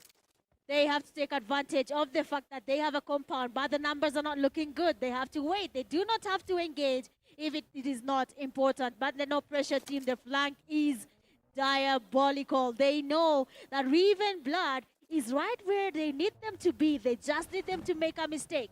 One small mistake and we'll see no pressure going in for that push. Raven Blood, Starboy very much exposed. Fallen Ruthless having the high ground here. They do know there's a fight happening beneath them, but they're taking their time. Fortizinho, though, is making a very wide rotation and very far from the team. So in case anything happens, TZ cannot be revived. Yeah, that is what you got to do. Get an off angle. Let's see who gets blessed with the play zone right this very second. In just 2 seconds, we will be seeing who will have the advantage. And guess what? I believe it's most of the teams. Most of the teams. Raven Blood, they are almost at the epicenter, but Swashi is the only player that is at the mid-center of this play zone. For no pressure, this game, with no pressure, they have a full lobby, they have a full squad. For them, is just ensure that they make the right decisions from now on. Because one little mistake, they are out of the race. Yep, one small mistake and Fallen Ruthless will be going back to lobby, and no pressure will be feeling good about it so far. 1,000 Aura, still looking for a chance here. Fallen Ruthless player TZ, very much aware someone is close. Doesn't know how to go about this. He knows there's a chance to get some points, but they're not really going in for that. Starboy, on the other hand, somebody has been able to spot in. The damage on him is good, and no pressure player Spikey will be taking on the last player from Raven Blood back to lobby. And now it's all about the position. It's all about the number of players that you have in your lobby. Now these are the players. We have no pressure. 4 players. Fallen Ruthless with a 3-man army. Then finally NGX with a full squad. NGX with the first team to engage in a fight. They won the fight, but at the moment they are part of the final 3 teams, and it's all about sprays, it's all about prey, it's all about who will be able to make it work. Final stages, final threshold, and these might be it. For Fallen Ruthless, they know what is at risk. They're still taking it. They just want to make sure that Chicken Tina is there. So the NGX, Swashi still getting them sprays there, looking for at least a knock. The damage is looking good, but no one is getting knocked just yet. Swashi, very much comfortable with this position. Fallen Ruthless player TZ, looking at the sides here, looking for anything that they can do to get something from no pressure, but they are patient. The only problem that Fallen Ruthless has right now, the zone is not their friend. They have to move, and no pressure might just be their biggest challenge right now. For them to move, they'll be encountering either the NGX or no pressure. You can't go into us where Spikey is. That goat is crazy. But Fallen Ruthless still able to maintain a couple of few slots because they are in the play zone. Only Tezinho, who is trying to get some info of where the NP players are. Ika's Aura already spotted Tezinho, and Tezinho almost led out of the game, and it's becoming very, very intense with 11 players remaining, 3 teams in total. They have the numbers, they have the will, they want that chicken dinner, and I can smell it. I can really smell that chicken. Well, PTK can smell something for sure. I'm not sure which team is going to be joining him on that side, but NGX, no pressure. Fallen Ruthless Zedu getting spotted by Aura. The sprays are there, but they're not really getting that knock just yet. NGX coming in from the eastern side. They do want to apply pressure here on Fallen Ruthless. They know there is a team here. They know the fight is happening. And NGX can capitalize on the distractions here. They can easily get as many points as possible. They see Tezinho. They see 1,000 Aura from no pressure. They just have to make sure at the end of the day that NGX is on the winning side and not on the losing side. Yeah, NGX has been controlling that western side, and 2 knocks already registered. Glixi with the perfect knock, and NGX are bleeding. NGX are whipping. NGX with only 2 players. Kiro trying to provide the cover fire, but who is he going to cover? No way. He's the man to be watching out for. No way. No way he can get that revive. Glixi, 2 eliminations, and NGX, the numbers reduced. And this is a 4v2, v3 situation. I mean, you saw the smiles there coming from Glixi. He knew what he was doing. He knew that game was easy. Just had to apply pressure. Swashi gets spotted as well. Tezinho, they have Aura on the left here, and that's up to TZ to figure out what's up for play here. They do have NGX, Cairo. They do have No Way. 2 players are still standing. Fallen Ruthless, they have to wait it out. Otherwise, this will not be an easy fight for them. They have to wait and find out, are we going to be taking on NGX, or are we going to be destroying No Pressure and look for something else to do? And Aura almost lost Aura. That was a perfect spray, but Tezinho's got to be careful. You know, he has that off angle. They are trying to provide the cover fire, prevent the No Pressure players from making an ascension into other areas where Zaidu is, but we know that Zaidu can do, and this is Zaidu moment. Zaidu highlights, but the moment's not yet gotten. Spiky making a push. He is the man with the big balls. He is the man that is making that fast strike. This is him. Spiky bars. Now 2 teams remaining. NGX out of the race. No pressure. Feeling the pressure. Fallen Ruthless. They are going for the push. And it's all a numbers game. It's all about time. Tezinho down on his knees now. Zaidu. This is the man remaining. Zaidu can do. I know this is Zaidu moment. Let's see. He can do the 1v4. This is not a man that is new to this. But oh my word. Those are dreams abolished. Those are dreams crushed. Zaidu can do, but Zaidu couldn't do. That is how you make it. Winner, winner, chicken dinner. For the no. Amazing. Pressure. We have No Pressure giving us a winner, winner, chicken dinner. After a long wait, finally they have been able to give us that chicken dinner, and that means they will be going up that leaderboard. I don't know about Rush Esports, but No Pressure, they do have an idea of what they're looking to do. But we have to know what was going on through No Pressure's mind while they were trying to get the chicken dinner. Well, we'll be going over to Eugene, Abu Dhabi to give us a nice interview with the No Pressure team. For a name that describes No Pressure, this team have been anything but under pressure. They've been under pressure since yesterday for 6 straight games. And now for the second game, they have finally broken through. The second game of Erangel on Championship Sunday, we have No Pressure who take the win for game number 2 on day 2. This is insane. They're going to come to the stage right now. Of course, the signature player, the one that everyone knows, Spiky. All right. How are you doing? Well done. Congratulations. Well done. Well done, guys. Good job. Congrats. So who's speaking for the team? Of course. Of course. Well done, man. I have to say hi to everyone. Cheers, bro. Mzee, kuja hapa. Unaogopa nini? Unaenda wapi? Where are you going? All right, Spiky. You guys have had a rough start. A very rough start. Game 1 yesterday, you guys were virtually not on the board. Yesterday, still, it was close towards the end of the day, but still not quite close. What went wrong? Let's start there. I guess I can say we just had a bit of pressure in the beginning, and we went and discussed our mistakes yesterday in the hotel. That's actually what I'm interested in, because everyone has been wondering why you guys haven't shown up. So what were the key mistakes before I get to what has come right now? Because everything seems to have gone right for this game. What were the key mistakes you identified that you needed to lock down? Basically, we were just like overconfident. We were pushing too much. Yeah. So you're used to everyone lying down whenever they see your squad coming, and then this time it cost you the win. What changed for this game this time? We just played it easy and had a lot of communication before we pushed anyone. All right, the mentality now for the players, mentality change for you players. Spiky, you're one of the key players. Everybody knows you here. What are we expecting now? You have understood, you finally have a template with one win that seemed to have worked. What needs to change now as we head into game 3 of Erangel? And then now Miramar, because Miramar is a different breed as well. So what might need to change? We let the game speak. Yeah, we let the game speak. Like we'll show our actions through the game.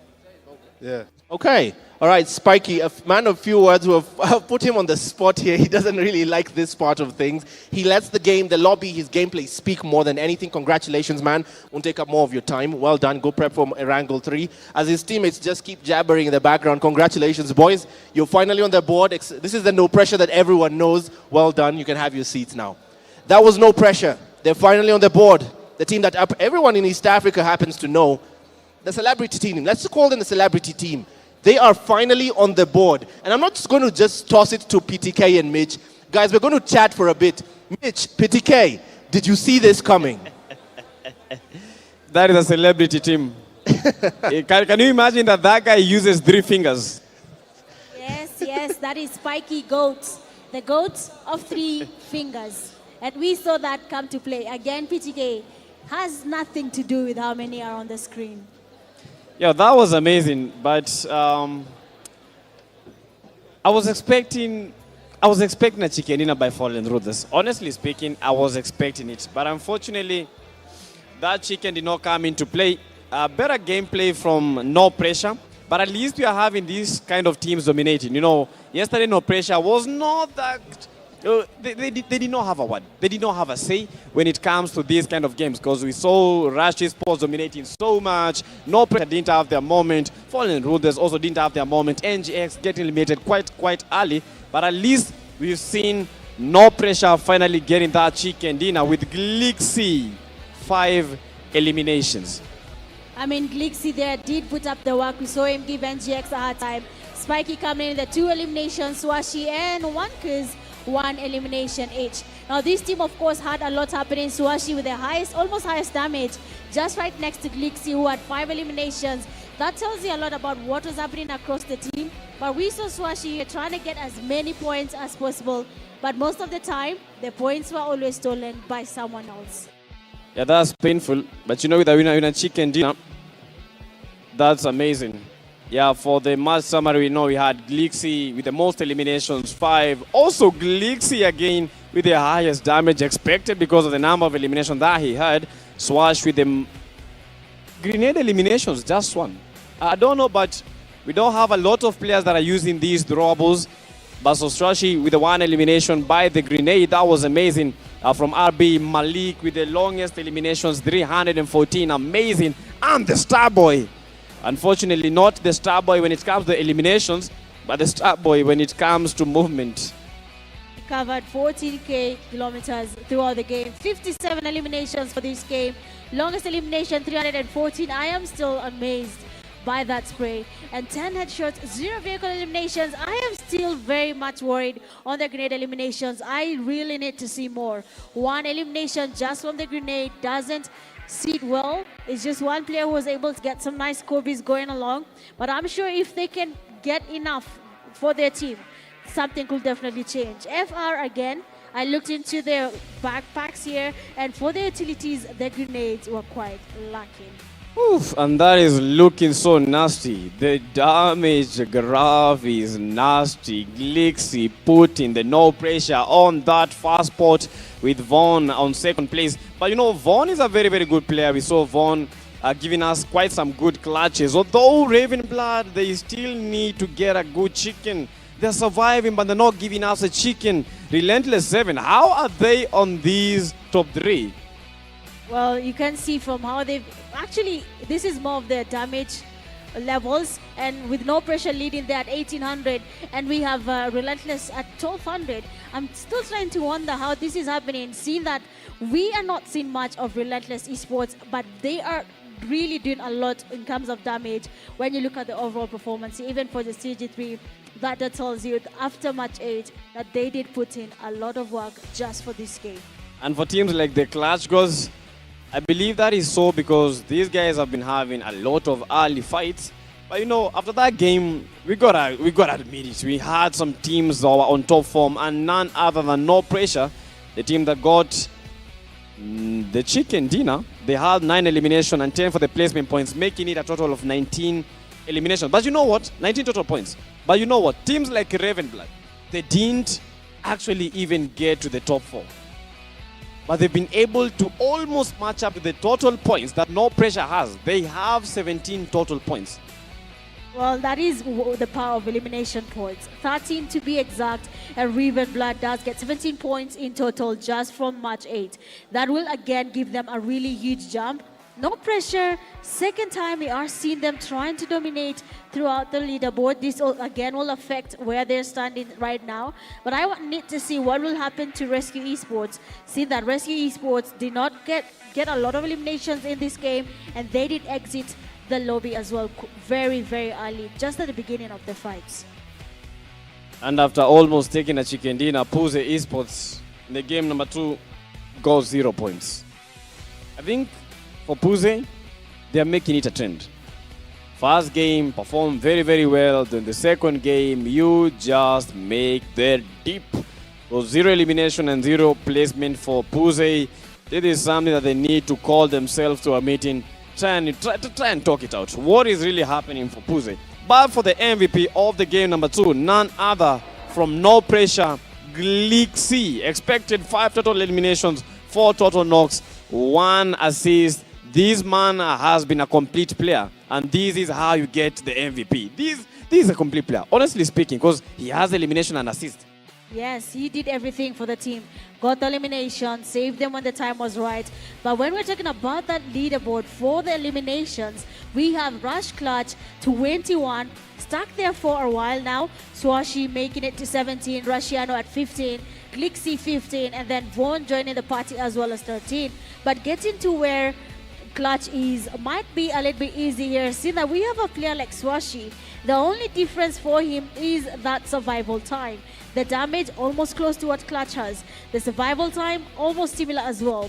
No Pressure getting that survival has been a little bit tricky here and there, but finally they're living up to their name, and they do have that chicken dinner to get added up in the overall rankings for the eliminations and of course MVP bracket. I'm finally happy because Vaughn has made it in terms of the top elimination leaders, and for the overall standings, none other than Rush Esports closing in on that 100 point.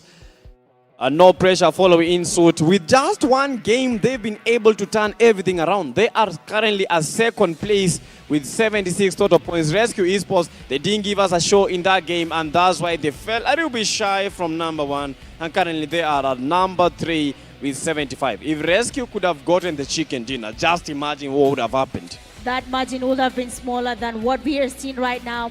Ravenblood, Fallen Ruthless, PMGO Esports.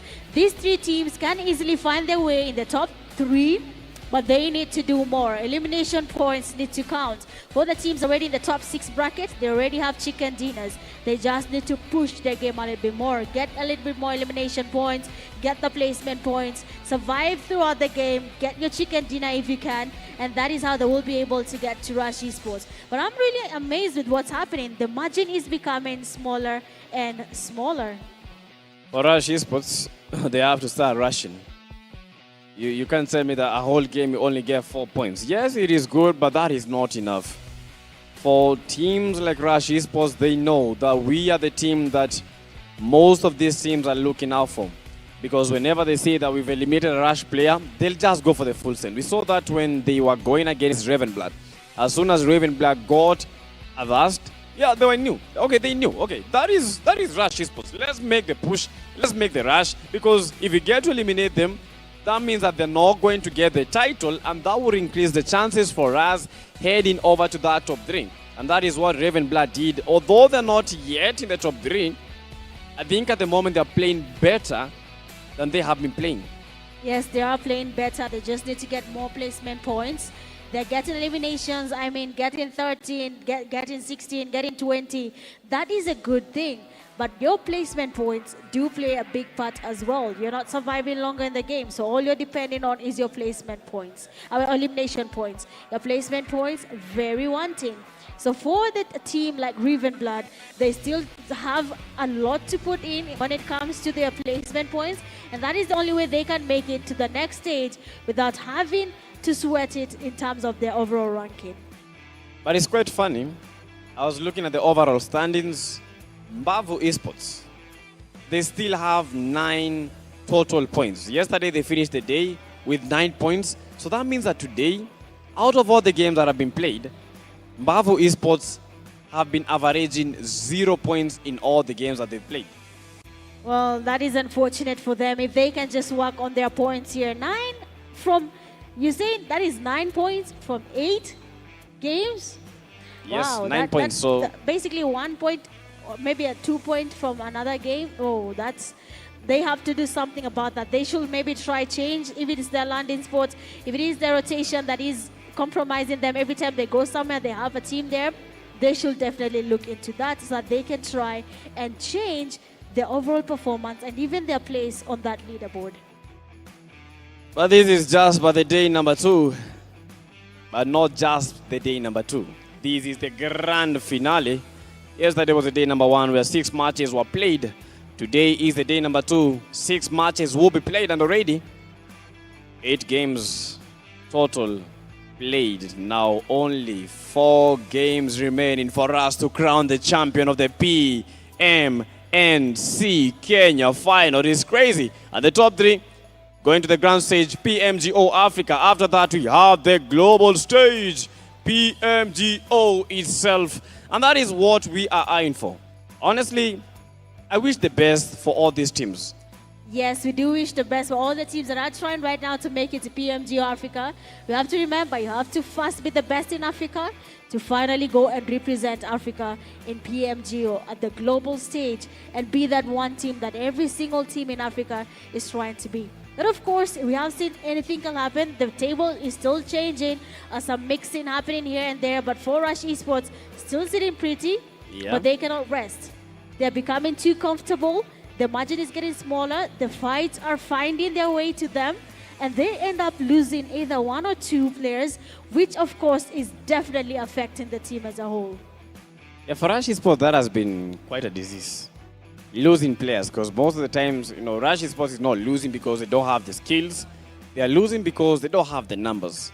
Coming to a fight, getting pushed by Raven Blood, they didn't have the numbers. Already Gans was eliminated. Now Raven Blood was just making a full send because they knew that this is only one compound and you guys cannot all hold it. Raven Blood, they had the cover, providing the cover fire. Vaughn was there. And that guy is so instrumental. When it comes to sprays, that is a man that knows his way. That is a man that knows his task. Whenever I want a kill, whenever I want an elimination, that is what he does. And for Vaughn, you've seen him in the top eliminators of the day, not even the day of all this tournament. And that was it. For Rush Esports, they just have to maintain their numbers. Yesterday, they were maintaining their numbers. But for today, I feel as if the dynamics are changing so much. But guys, we only have 4 games remaining. And I hope you guys have restocked your popcorns, restocked your juice, because we will be coming back in just a few. So make sure that you don't change the dial, like the stream, lock in. This is PMNC Kenya Finals. 4 games to go. So see you in just a few seconds.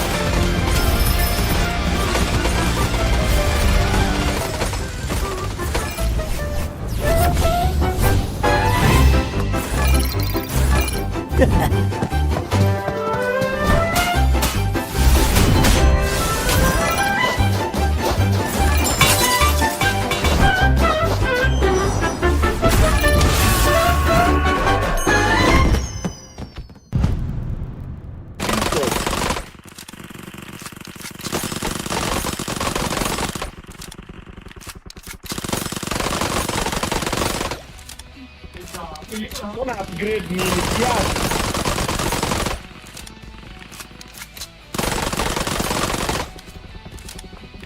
Na upgrade nyumba yangu. So nanunua viatu.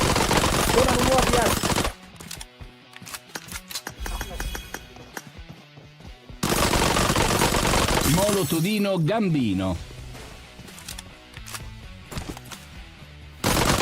Calza di ferro. Nini.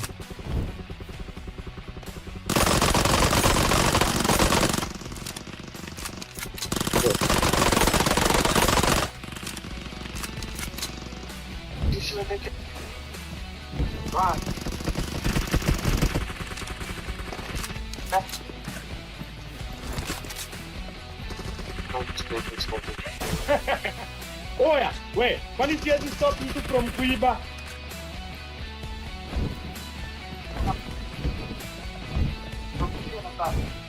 Wewe.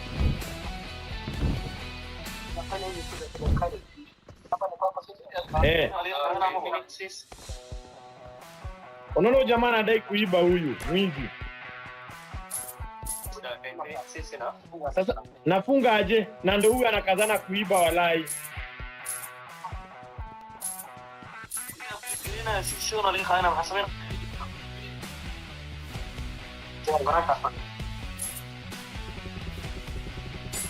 Hebu niwaulize, hii kitu na make sense kwenu?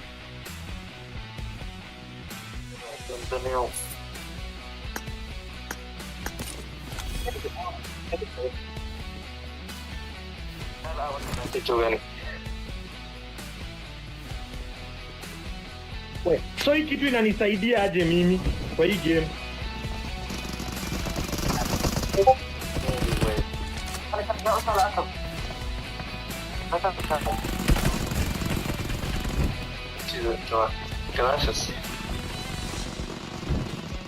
Bro, hii ni nini kuongea ukweli?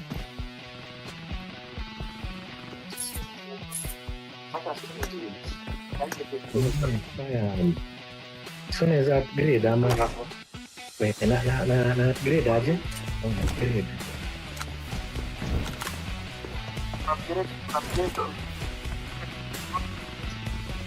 Nimeona.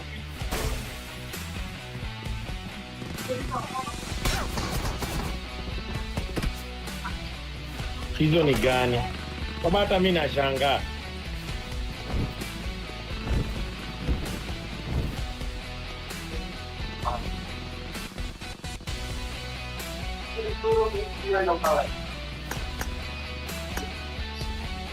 Kimani, ni nini?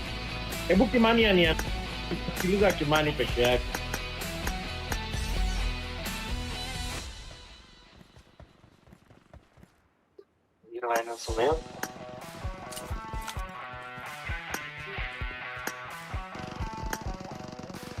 Hii ni nini walai?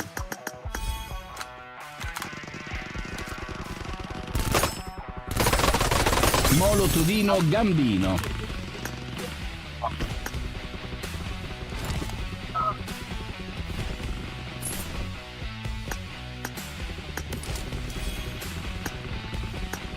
The people are saying when the other side.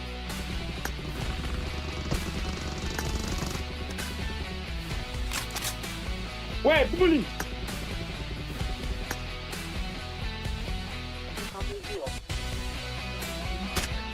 Mazee bully yako huko akomboka man. Bully ushaiba zote. Naomba niende the other side. Kwa hizo 10 minutes zimefika ama bado? Enda hapo kwa fire kisha amo. Siezi nika. Umicita princessa. Yani ada.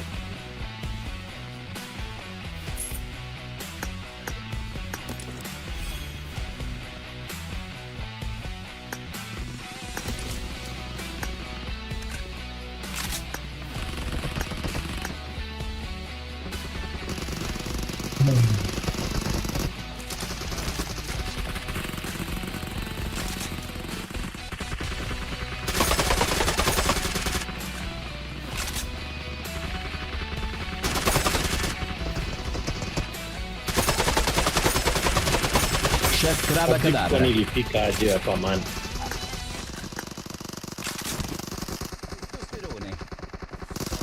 Blu Berrini Octopusini. Octopusini.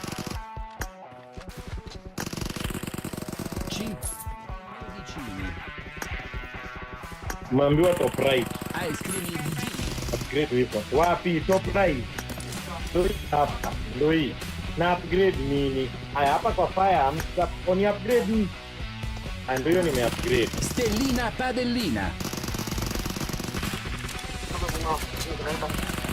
Stellina Padellina. Bro, unaingia game ukifanya nini yani?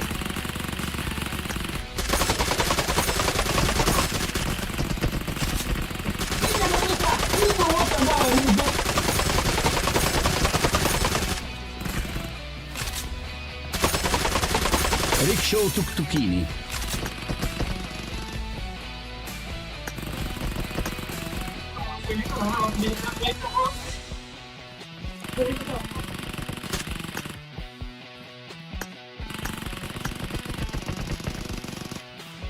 This is not brain rot, man. I think Rudy Base to collect coins to win the next level. Molo Todino Gambino.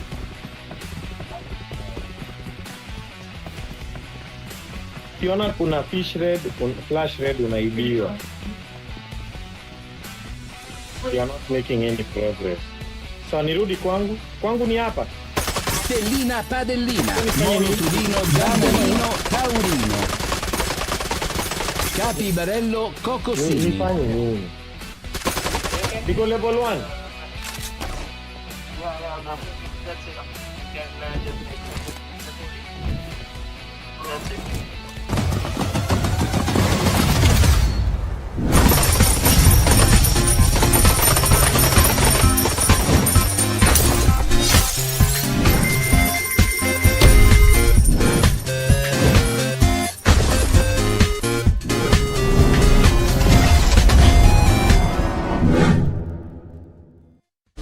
It began with a call to compete. Thousands of players, countless battles, one goal: to prove that they belong among Kenya's best. They fought through every drop, every rotation, every final circle. And now, Kenya's best PUBG mobile teams come together. One venue, one stage, one fight. 16 teams who have earned their place. One championship on the line. The battleground is ready. Who will rise? Who will claim the crown?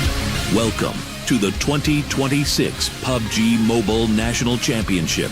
Kenya Fall. Be the number one for Africa.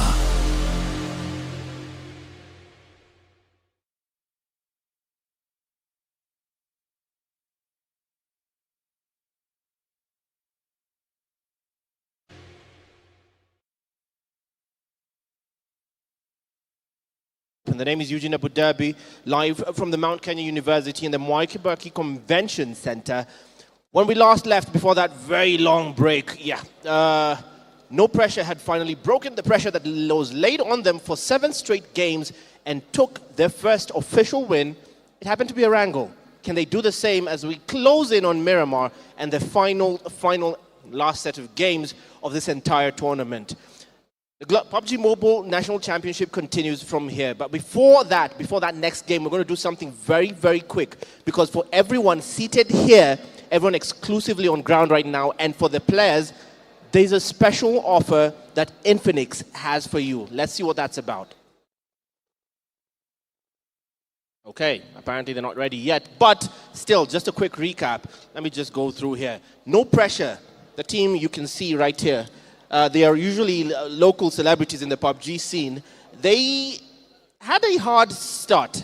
They had a very hard start, and they did not manage to find their footing, not until this last game of Erangel. We have one more game on that map before we go to another set of 3 Miramar maps to be played out. $3,000 at the end of this rainbow, and $200 for the MVP of this entire tournament stands in wait. And the end of it all, the signature trophy here right next to me. This is a beautiful build. And of course, 3 teams from here will punch their ticket to the PUBG Mobile Global Open Africa Finals, because at the end of this day, this is also still a qualifier for an all-African major. Yes, Nigeria will get their chance, South Africa will get their chance as well, and there is the wildcard playoffs as well. The wildcard ones are for the rest of Africa, not specifically listed in those names. That's what it is. Still, they will all get their chance. All this to lead towards the PUBG Mobile Global Open Africa Finals, at which point one team will make their way to represent the continent on their backs on the PUBG Mobile Global Open. Still, the name is Eugene Abu Dhabi, live from the town of Thika, which plays host to one of the most consequential tournaments this year on PUBG Mobile. Again, like I said earlier, all this has been made possible by the good folks at Infinix. Still, Infinix now have come forward with that very, very steady device, the GT50 Pro, that all the players on this stage are using. And there's a special offer on ground. Now, this is not for the people on the live stream. This is for everyone else in the audience and every one of the players, because this only applies to everyone in this room now. This offer only specifically applies to everyone in this room. But before I talk about it, let's just get a bit of a sense of where we're going with this.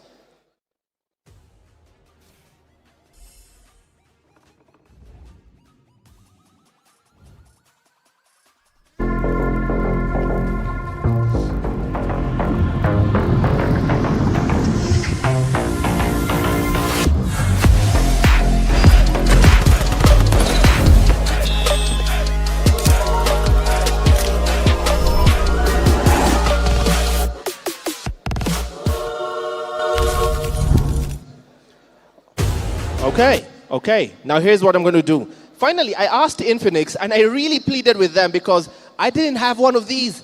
And finally, I do. Here's what I'm going to do. Which one is my camera? Which one is my camera? My camera is going to have to come with me. My camera, there we are. There he is. There he is. That's the one. This is the booth, guys. For everyone in the room, this is the booth. So the retail price for this phone right now is $59,999. The actual price for a brand new version of this phone is $59,999. But for everyone in this room, the only devices that have this discount are the ones the players are using right now. Each and every one of the devices the players are holding in their hands will go at a discount of minus 5,000 bob, which means remove 5,000 bob and you have 54,999. And not just that, right? On top of the 5K discount, 54K999, you get a set of earbuds and a power bank for free. Those earbuds and the power bank combined worth 10,000 shillings for free. The discount for those phones, for the phones on the stage right now that the players are using, amounts to 54,999 Kenya shillings. And for free, they throw in a set of earbuds and power banks, all from the GT family. That is a proper steal, and that offer only applies today. Just today. For everyone in this room, just for today. After this, that's off the table, guys. So take advantage of it. Take advantage of it. Right now, you can walk over to the desk, and the assistant here from Infinix will explain to you exactly what you need to do. At some point, honestly, I might do a giveaway for someone who walks to this desk. Just walking to this desk and asking questions about the giveaway. I'm going to just give away something. Yeah, you're laughing. Bruh, at this point, you guys are just being shy. What are you being shy about that kind of an offer for, man? Yeah? Again, you just walk over the desk. The nice lady here will help you from Infinix and let you know exactly what you need to do to claim that offer. This is sadly not for anyone on the live stream. This is for the people in this room right now and the players on stage. You can also own the phone you're holding in your hands by just coming to this desk and they'll explain to you what you need to do. All right, we'll segue nicely into the next game on Erangel. Mitch, PTK, it's all you. We are back, finally, after a very short break. I can't say that was a long break. That was a very, very short break just to ease the pressure. But guys, don't forget, my name is PDK Youngblood, and alongside me is Mitch Gaming. Not familiar. I think you're watching the wrong game. Yeah, but that is Mitch Gaming. And we're already done with 2 games. Right now, we are about to head into our third game of the evening, which will be Eranga. So guys, lock in a lot of expectations for us. And Mitch, I think today has been really interesting and different from yesterday. Yes, it has. It has been very different. It has been entertaining as well. I've seen all the teams are taking up the challenge. We have teams finally deciding to show off what they can do. Yesterday was just not no pressures day. But today, they're feeling quite good about their game and they're actually showing it. So my biggest question is, are they going to be keeping it consistent or are we going to be seeing them, just like yesterday, relax a bit? Maybe we might see that, but no pressure have been really adamant with the comebacks. You know, we talk about remontadas, teams failing to secure the points earlier in the stages, but coming to their final day, that is when we are seeing no pressure finally giving us what we are expecting. Players like Spiky Bars, Icers with the aura, that has been amazing. But you know, another team like Rescue Esports, very, very good. Talking about Rescue Esports, right now Rescue Esports is this close to closing that margin in front of Rush Esports. Other than Rescue Esports, they do have at least no pressure there. We can say no pressure is the closest, but Rescue Esports is also this close, and they're about to close the margin between them, Rush Esports, and no pressure. We just have to wait and see how it actually works out. Are we going to be having them dominating and closing it even more, or it's going to be, well, 50-50? Okay, it's going to be hard. Honestly, I feel as if teams are competing for the second position more than the first position. But for Rush Esports, they have to start working. They have to start working. This is not the same Rush Esports that we've been seeing. Because today, they've only gotten a couple of few points. I think starting the game, they were at 87 points, right? 87 points. Currently, they are at 94, if I can recall really well. We just check on the stats so that we may get a real definition of where they are at the moment. But that means in 2 games, this team has not been able to secure good eliminations, good placement, and that is really worrying. Yeah, Rush Esports so far is not having an easy day, just like yesterday. But that should tell you something. It is day 2, and of course, everyone is looking at the end of today. Are we going to be that team? The one everyone will be talking about, because you know how it goes. Yeah. If your team dominates, if your team wins PMNC Kenya, for the next few months, your team's name will be everywhere. So I'm guessing that is what people are trying to steal from Rush Esports right now. But I feel as if, you know, Rush can still get this. They can still get this. Already they have the gap between them and number 2. They still are in these. They can get that title and actually bring it home. Because Rush Esports, they have a lot of potential. Yesterday we saw, we've seen players like Clutch, Guns, very, very good players from Rush Esports, and they keep on pushing, even fighting for that MVP position. You know, they won the $200, not just the number 1, but I feel as if when it comes to this final Erangel game, they have to bring something different, not the same thing that we saw in the game number 1 and the game number 2. Well, we hope Rush Esports had you on that, because if they don't do that, then it might be a downfall there for Rush Esports. But let's not try and jinx the team. Let's just let them play the game, and then we'll see how they're going to be performing. But so far, so good. The MVP title is looking still shaky here for Clutch. He cannot relax anymore. He needs to get at least some elimination points before we close the day here. And you also mentioned something really important. It's going to be our last Erangel for PMNC Kenya Grand Finale. Now, here's where it gets tricky. Erangel is everyone's first map, but it's not always everyone's best map. And that is where Miramar comes in clutch. Because we've seen teams like Excess Power. Okay, they're very, very good when it comes to this map. The only thing that Excess Power needs to be afraid of is the third parties. Because yesterday, all the fights that they were taking, they were going for third parties. But then it's becoming a whole festival of eliminations, because once they go for the third party, let's say 2 of their players are down, they get pushed easily, they are eliminated as fast as the other teams can. And that is one thing that Excess Power, they need to be watching out for. If they are to make a third party, they have to ensure that they will not get that partied also. Yeah, and for the Clash Gods have to avoid one thing. That is a good team. We've seen Rocky.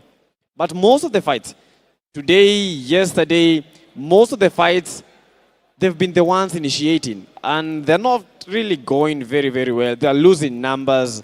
And they're among the first teams to get eliminated during these games.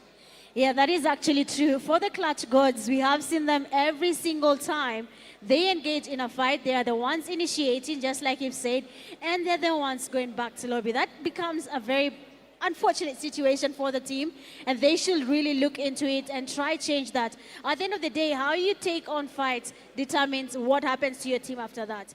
If you start losing numbers, it gets tough. But if you win a fight, then you're guaranteed at least 4 points have been added for your team. Yeah, for the Clash Gods, stop losing numbers and avoid those early fights. We also saw that the same thing happened for Relentless 7. Yesterday, in 5 games in a row, Relentless 7 getting eliminated amongst the first either 2 teams or 3 teams in that lobby. And for today, I feel as if Relentless have been playing very, very well, surviving, getting eliminations, and I think I saw them today in the top 5. I mean, Relentless Esports right now, like honor for the team. I'm sure it definitely affected their playing in general. But today they have changed that and they are finally coming up in that leaderboard. I still need to see more of them though. I'm not feeling Relentless Esports. Other than that one game, we haven't sensed their presence. We haven't felt what we're supposed to feel. Talking about teams that we need to feel and what they're doing right now, we have to commend 4 Titans for how they're really pushing their ranks in that overall leaderboard. Yeah, just remember that comment before we even began the games. Remember, I think that was from a player called Moksh Patel telling us that 4 Titans today are going to win this. They've been really playing very nicely, getting eliminations, surviving, and today they've been winning fights. Yesterday they were losing so much, but today they are winning fights. Started the day with 28 points, and I believe right now either they are in the 40 mark or past 40. Just have to confirm that, you don't want to say something and then find that it is other ways. That's true. You don't want to say something and it's off. But we also have to remind them, everything you do, every single game you play, increases your chance of getting a better part of the prize pool. 3,000 USD will be on the line, and the higher you go on that leaderboard, the more you get. And once you lock in on that MVP title, you get even more. Imagine your team doesn't get a lot from the prize pool, but you're the MVP. Your team is getting maybe 150, you're getting 200. That's going to be something new, but let's see if we're going to have such an MVP in today's games. I'm just hoping that the MVP will come from the winning team. That would be clutch. That would be insane. Just imagine 800 for the position 1, then $200 for the MVP. That means that they have bagged a third of the prize pool. Yes. Just to remind you, the prize pool is $3,000 US. In Kenyan shillings, that is as close to 350,000 to be. That is just a rough estimate. They are close to 350,000 Kenyan shillings. So that is insane when it comes to Kenya right now. But, they still have another chance, Get to win, get to the top 3. You'll have a chance to make it to the PMGO Africa, where that means more money. Because, as you know, in the PMGO Africa, get to the top 16 and already you have some money, even without playing. That is actually true, and all the teams that are advancing from different regions are getting a part of the 10,000 USD that is going to be in the grand finale. Now, this is just a part of what is about to happen here. I'm just hoping that the teams are finally getting ready. We want to see what was going to happen in the last Erangel. I just need to know which team is going to give us a chicken dinner. PUBG, Rush Esports, they have been able to secure Erangel. We now need to see another one. We've seen No Pressure join the line. So which other team is going to join in that last Erangel of the night? But it's quite disappointing because you remember yesterday, teams like PUBG, they got the first Erangel win. Then coming to the second Erangel, they got eliminated first. I remember that as if it was yesterday. Oh, wait, it's yesterday. Then we had Rescue Esports. They followed suit of the PUBG Esports because today they got a chicken dinner, first game Erangel. Then the second game, they got eliminated first. What is this trend that is happening? Is this like a curse? Like getting a first win, is it like a curse? Because PUBG have not been the same since then. Rescue Esports, we are yet to know that. There's one thing I like to say, that every time a team secures a chicken dinner, the next game, they will exit as the first team. If not the first team, the second team. But sometimes it's not the case because Rush Esports proved that theory to be null. But they were able to at least get chicken dinners back-to-back without losing it through the game. For PMGO Esports, I'm not sure what happens there. But today's game was really, really good for them. You saw the jump they got in the overall ranking. They went really high. And I'm sure as the games continue, they might be looking to go even higher. But they need to check what is happening every time we win a game. Yeah, and Mitch, I just remembered. I believe today we have one of the most improving teams, not in terms of chicken dinners, just in terms of how they're playing the game. Raven Blood Esports. You've seen how they played the first game. Yes. Second game. True. They have a game where they got 17 eliminations. 17, 1 to 17 eliminations. Although they didn't get the chicken dinner, 17 is quite impressive. Well, 17 is a lot. You saw what that did to the overall ranking. And even when the results for that specific match were shown, we saw that they did not win, but they were second place. And they had already tied with the team that was in first place. So that tells you whatever happens with the eliminations, just from the 17, Raven Blood is ready to go in for that blood. They have a plan. Probably to be the top 3, or they might be looking to be the champions. I'm not sure. I'm making a speculation. Do not take it and say I said Raven You Blood. say so. I'm not saying. I'm saying they might. I'm not saying Raven Blood. I don't want to make a prediction this time around. I just want to watch the game and enjoy with the viewers. And among the teams that are eyeing out for that number 1, I think Raven Blood, out of the teams, okay, Rescue has been good, but you know, Rescue second game, they didn't even get a single point. But we have teams like Fallen Ruthless still trying to find their footing, but it's, so hard for them. I think I was instead just during the break. And they really want to get the top 3. You know, they told me, Blood, 4 games remaining. 1 chicken dinner and a couple of eliminations, we are in the top 3. So we are hoping that that will be the case. But we have these teams that are going for that number 1. We have Fallen Ruthless, we have Raven Blood, we have the likes of Rescue Esports. And what other team have I forgotten? I'm trying to think. I'm trying to say the pressure is high, that's why No you can't. pressure, yes. Yes. That is the team, no pressure. Yes. So among this team, with the 4 games that are remaining, they should not fumble. That's the case. With the 4 games that are remaining, they need to get as much points as possible.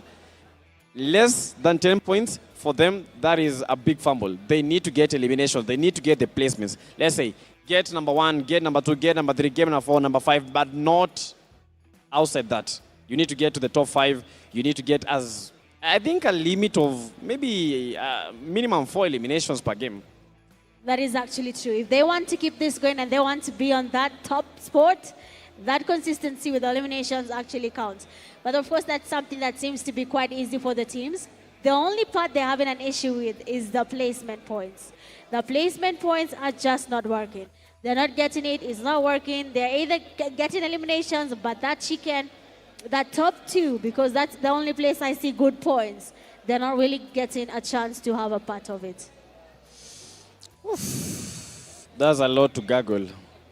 I'm trying to think about everything, but that's a lot to gaggle. But guys, be ready because the game is about to begin. And if you're watching the stream, don't forget, like, subscribe. This is PUBG Mobile Africa, and this is the PUBG Mobile National Championship Kenya Finals. We have just begun. Although it's the grand finale, we have just begun. But I feel so good because right now we have teams that can match up to that international lobby.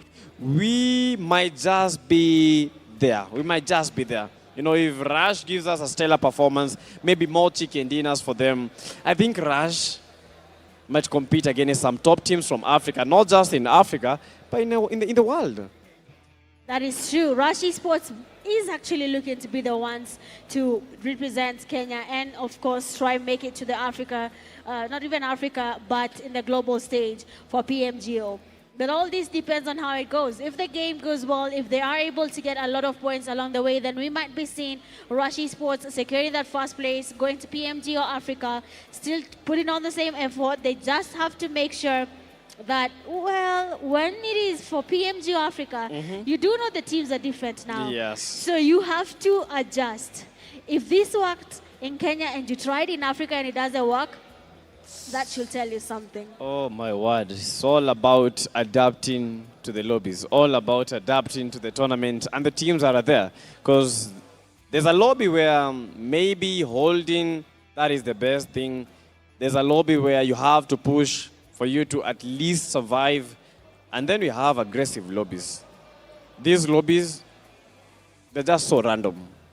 They're aggressive because maybe one time we don't have a fight, then all of a sudden we have a fight erupting. You try to make a push, then you find a whole team waiting for you, aggressive for no reason, and you don't know why they're so aggressive, but it's because they are locking in. And for Rush Esports, I see better things. You know, if they can be able to get, let's say, a minimum of 30 points in these 4 games, I believe they're taking the cup. 30 points. 30 points. Basically, not even every single game, they have 4 games. So you're giving them an average of 7 points. Okay, that can work, and I'm hoping they do that so that they can make it hard for everyone else. But you have to remember, No Pressure is somehow looking to make this a really hard game for Rush Esports.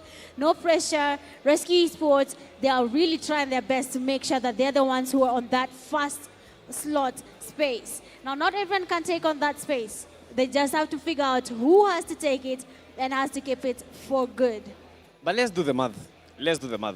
If Rush Esports is able to get 30 points, already they have a gap of close to 17 points, right? So 17 plus 30, that is 47. 47 points, I think they will be safe. Because, yes, 47. Which team can get like 47 points in 3 games? That would be so hard. Well, anything is possible. Anything can happen. You might be seeing a team going for it. Sometimes there are teams that change their perspective of the game. They realize the more we stay safe, the more we're not getting any elimination points. And now you see them going in a little bit aggressive. You might see 3 or 2 players scouting around, looking for a team. They try get at least a knock or 2, confirm that, okay, this is a team we can take out, and you see them going in for that push. And then some other days, you might see other teams, they realize, okay, so this is not working for us, let's look for a chicken dinner. Beauty about a chicken dinner is you're actually guaranteed some kills. Problem is, imagine your chicken dinner is against one solo player, so it's 11 points only. 11 points only. Okay, we'll have to see that. But we have a lot of teams eyeing out for that title, and it's becoming insane. It's becoming so hard for them to even survive in these lobbies. I met with Swego, and he's telling me that this is the hottest lobby that he's ever been. Yeah, that guy is so tall. That guy is so tall.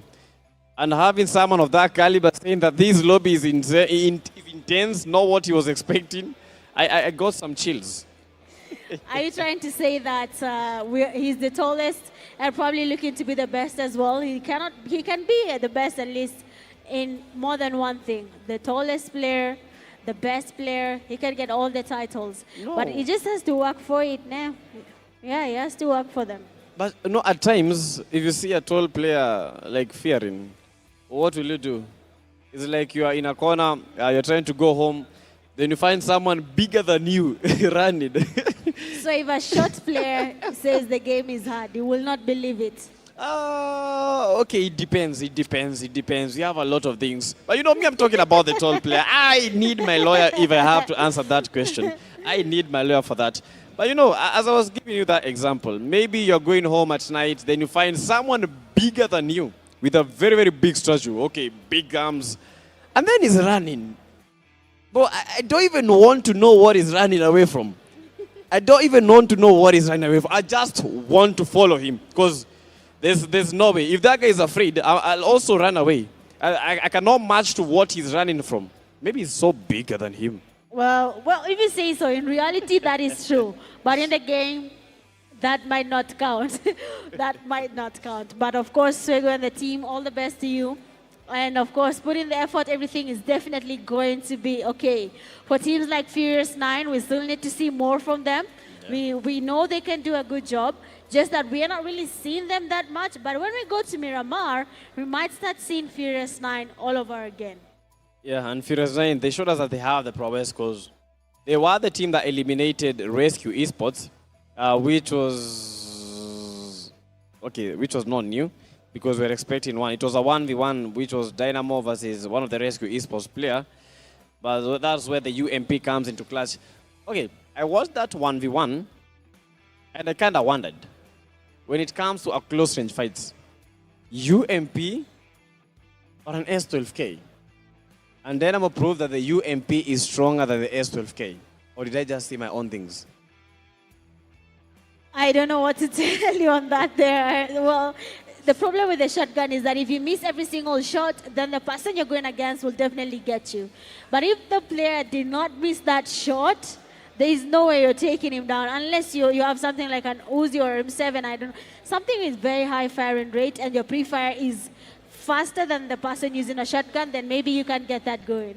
But without that, then the logic is just a bit shaky here. I talked about a pre-fire and I remembered yesterday, we had some players preferring needs. How do you prefer a need? How do you even expect someone to appear from a specific position? Well, bro, I think some people have some IQ that I don't have. I saw someone preferring a need, expecting that a player will push from that position. He saw the player, yes, but he threw the nade like at a position where, okay, at first I thought that it's not going to get a knock, but then it surprised me and he got the knock. I'm talking about players like Zaba. You know, foreign ruthless, man. I feel as if they have a lot of potential because, you know, the nades, they've been using them yesterday, but today, I don't know what is really happening. What is wrong? Shakid, Zedu, Tezinho. I think they have one of the most perfect rosters in the game, but they are not utilizing it. Yeah, I'm not really seeing that much from FR. You talked about Zaber. That's something you should note about him. He's really good with the grenades. That is something we're used to. That is something we know. So for Zaber using that grenade, that was expected. You're talking about a pre-nade. Pre-nade is more of an anticipation. You're anticipating that a team will come up from that side. You're anticipating a player will definitely make a rotation on that side. And when you do that, it does somehow connect. So that grenade you made, let's say you see a team pushing you. If you've noticed, teams usually hold a grenade and wait for the team to get closer. So that's a beautiful pre-nade, because if that team lands where the grenade has been tossed, that's it. That's like a whole science in pre-nading. Game over. That is game over. Yeah, but we have good players in the game, but I feel as if we've not seen much of some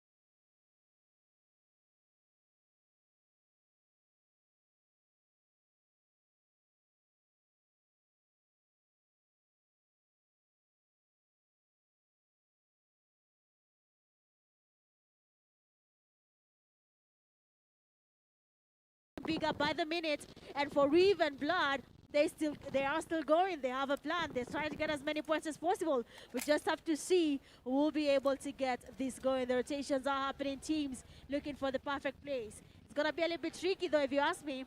A lot is going to be happening here, and some might actually lose numbers as they try to make it into the zone. Now we're just waiting to see who will be blessed, but our play zone as it shrinks in 1 second. Which team will have that advantage? And none other than Fallen Ruthless. Papoose will have the most, and the entirety of the play zone in towards that northern area. We have Raven Blood. They have been quite incredible, terrific, but Avon is down on his knees. Mahiri is going for that raise. He wants to bring back Von because, you know, they don't have the numbers. They only have that duo. And look at the rotation by Rescue Esports, taking the whole western part of that play zone, trying to control it because they know if we can take all these zones, we can try to get these teams that don't have the numbers. That is actually true. The teams without the numbers will be the first victims when the fights begin. Right now, we at least have some fights happening here in the NGX. They do see Puzer Esports. We do have them trying to get closer. Somebody's about to get knocked there. The sprays on Hakim are really good. Puzer Esports, they know this is the chance. One player keeps getting closer to Baller, confirming that first knock. Second one, no way, joins the party as well. That means NGX are losing numbers. One by one they go, and that is not even ending just yet. NGX Kelly, NGX Cairo, the other side of the road. They need to get on the other side to be able to be in that safe zone. So a lot of things are about to happen here, and some teams will be at a very big disadvantage. Yeah, this is going to be so hard for Kelly because whenever they try to make that push, you know, we have Zaba watching from that tower. Alfido still trying to tower because he got the 4 eliminations. Clutch goals clashed indeed. But Puze, they have the numbers. Puze, they have the motivation. Puze, they are not leaving things by chance. They want those eliminations, not just the elimination. They want that chicken dinner, and it's smelling nice. You can feel the sensation. You can feel these players as their hearts are pumping. It's insane. It is insane there. We had to get an actual bit here from PTK, and that is exactly what they're feeling. NGX Esports, Bavu Esports, solo player Fido, man of the match, 4 eliminations, got a whole clutch on a team. He's still moving, but right now we do have Rescue Esports trying to make the rotations. The zone is getting smaller by the minute. For Aura Esports, AQ decided that this is my home. The vehicle will be my safe haven, and no one knows it's there, but we have way there passing by, trying to assess the vehicle. There might be someone here. He senses someone is there, tries to go and fall that possibility. Reset, IQ, oh no, almost getting that. And he fumbles that, and Way will be getting that elimination. Imagine Aura being fed out of Aura. Yes, that was Aura Esports, and they are definitely Aura here. But NGX, Akiro, Kelly, Fido, they all have to try and get the play zone. The Rescue Esports controlling the entirety of the play zone. Fido very low, and this play zone will be sending Fido back home. Fido trying to feed these, but he will be feeding that elimination to Dybala. An excellent nade, and he made sure that man is never seen hell again. That was a hell of a lobby. That was a hell of a nade. That was amazing coming from the players here. NGX Esports still standing. They do know what's at stake here. The zone is closing in. The Esports squad. The reflex is good. But Kiro almost getting that. He almost got the knock. The reflex was perfect. The timing was good. He was distracted. He could not make it. But right now, PMGO Esports is there. We do have them going in more than push. We have RC. They're watching it. They know there's a team here. They cannot relax though. There is a team right on the western side here. Actually, eastern side. That is Nalvanta. And if they want to ruin it, they can do it just by third part in this fight. But you have to be watching out for the Fallen Ruthless players. Zaba still in the game. You know, we thought that it is over for Fallen Ruthless, but they are still in these. They are still in it. Puze, they have the numbers. Rescue Esports, they have the numbers. Fallen Ruthless is only one player. Not forgetting Nal Vanta. It's not yet null and void. They have 3 players to their roster, but the rotation from Puze, that is what may set the pin to the coffin of the Fallen Ruthless. Zaba is getting pushed. Zaba still waiting. Zaba still trying to get that survival for Fallen Ruthless. I mean, he should have stayed there a little bit longer. He should not have moved.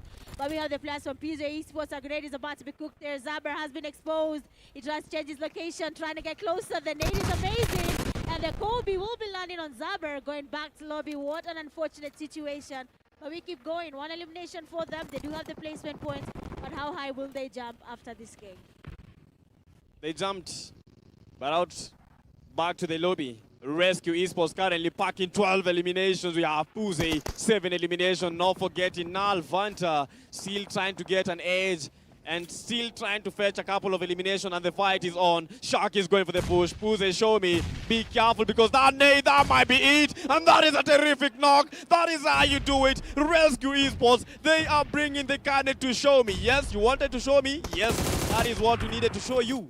I mean, he's definitely seen what he needs to see here, but Rescue Esports, they want to go in for that push. Hadaba is definitely there. Rescue Esports, they know this is their chance. They have to go for it. Oh, Puse Esports, Leo goes down again. Hadaba, last man standing, trying to get the rotations happening here. The vehicle looks good, but is your skill similar to that? For the players from Nalvanta, what are they doing? Trying to get the revive. They're trying to third party this fight, but I mean, Rescue Esports needs easy for them. And Hadaba turned into a cadaver.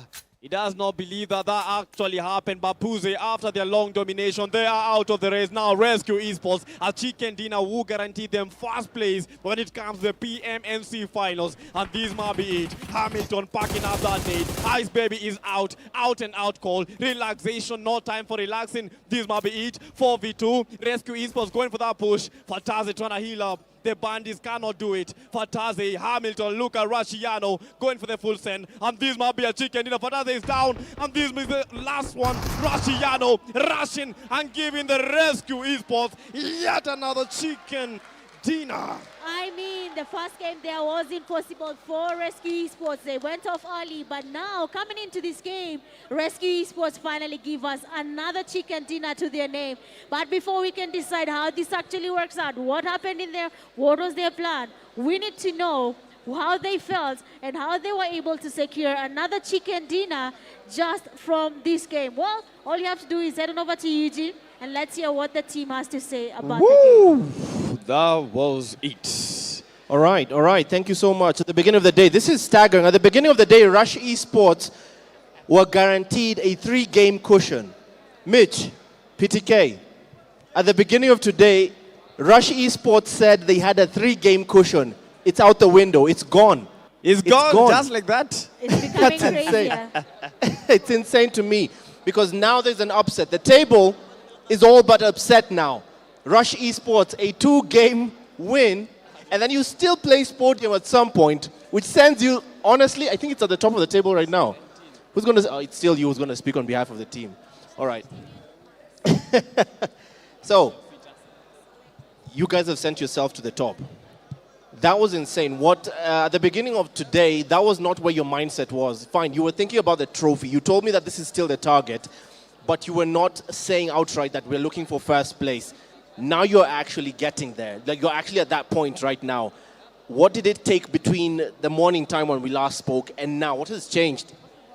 I guess experience really matters a lot. We had a few LAN experiences, so we can use that to our advantage and really keep up the pressure on the other teams. Okay. At some point, who's been your biggest obstacle out here today? Who's been the biggest problem that you were looking to take off the board early and then make the lobby feel a bit easier for you guys? The hardest challenge we had is not actually the big competitor teams because the table keeps on fluctuating. It's just like teams that really don't have a unique rotation pattern. When we have them and we have a rotation clash, that's what we do bad. But other than that, we're good. What's the biggest lesson today? What's the biggest lesson today from today's games? Because yesterday, you had different challenges. You seem to have stabilized that. You guys are at the top. It's very clear. That math is doing itself. What's now the biggest lesson to take away for the remaining Miramar games? Because now it's nothing but Miramar from here. Take advantage of the chaos, you know? Third party's a lot, huh? So, okay. Predator instincts there from Rescue Esports, and it has proven effective because now they currently sit at the top, which is an insane statistic because theirs was very quiet. The team that was at the top of the table when we started the game day today, Championship Sunday, they had a 3-game cushion. It's gone because they've not featured on the podium today at all. That is insane. Congratulations, guys. I won't keep you here. I'll let you prepare for Miramar right now. You have a good one. Cheers, man. You're giving a proper show. All the best, man. Cheers. That is insane. Rescue Esports stealing away the top of the table out of nowhere, all too quietly. It's an insane statistic, which brings us nicely to the device they're using to do that. See the way I plugged that. See the way I jumped straight into the ad. Right, the device that they're using, all the players are using, made possible by the good folks at Pmnc. Now, we're going to talk about it for a second, and this specific feature that's on the phone. Just take a look. This is my most exciting unboxing this year, and there are a couple of reasons for that. First of all, this phone has actual liquid inside. So if you're gaming for hours and all that, you'll understand that. This is really smooth to prevent your phone from overheating while playing in maximum performance. The Infinix GT50 Pro has a new active liquid cooling system. This is important for gaming because it helps keep the phone cooler during long gaming sessions.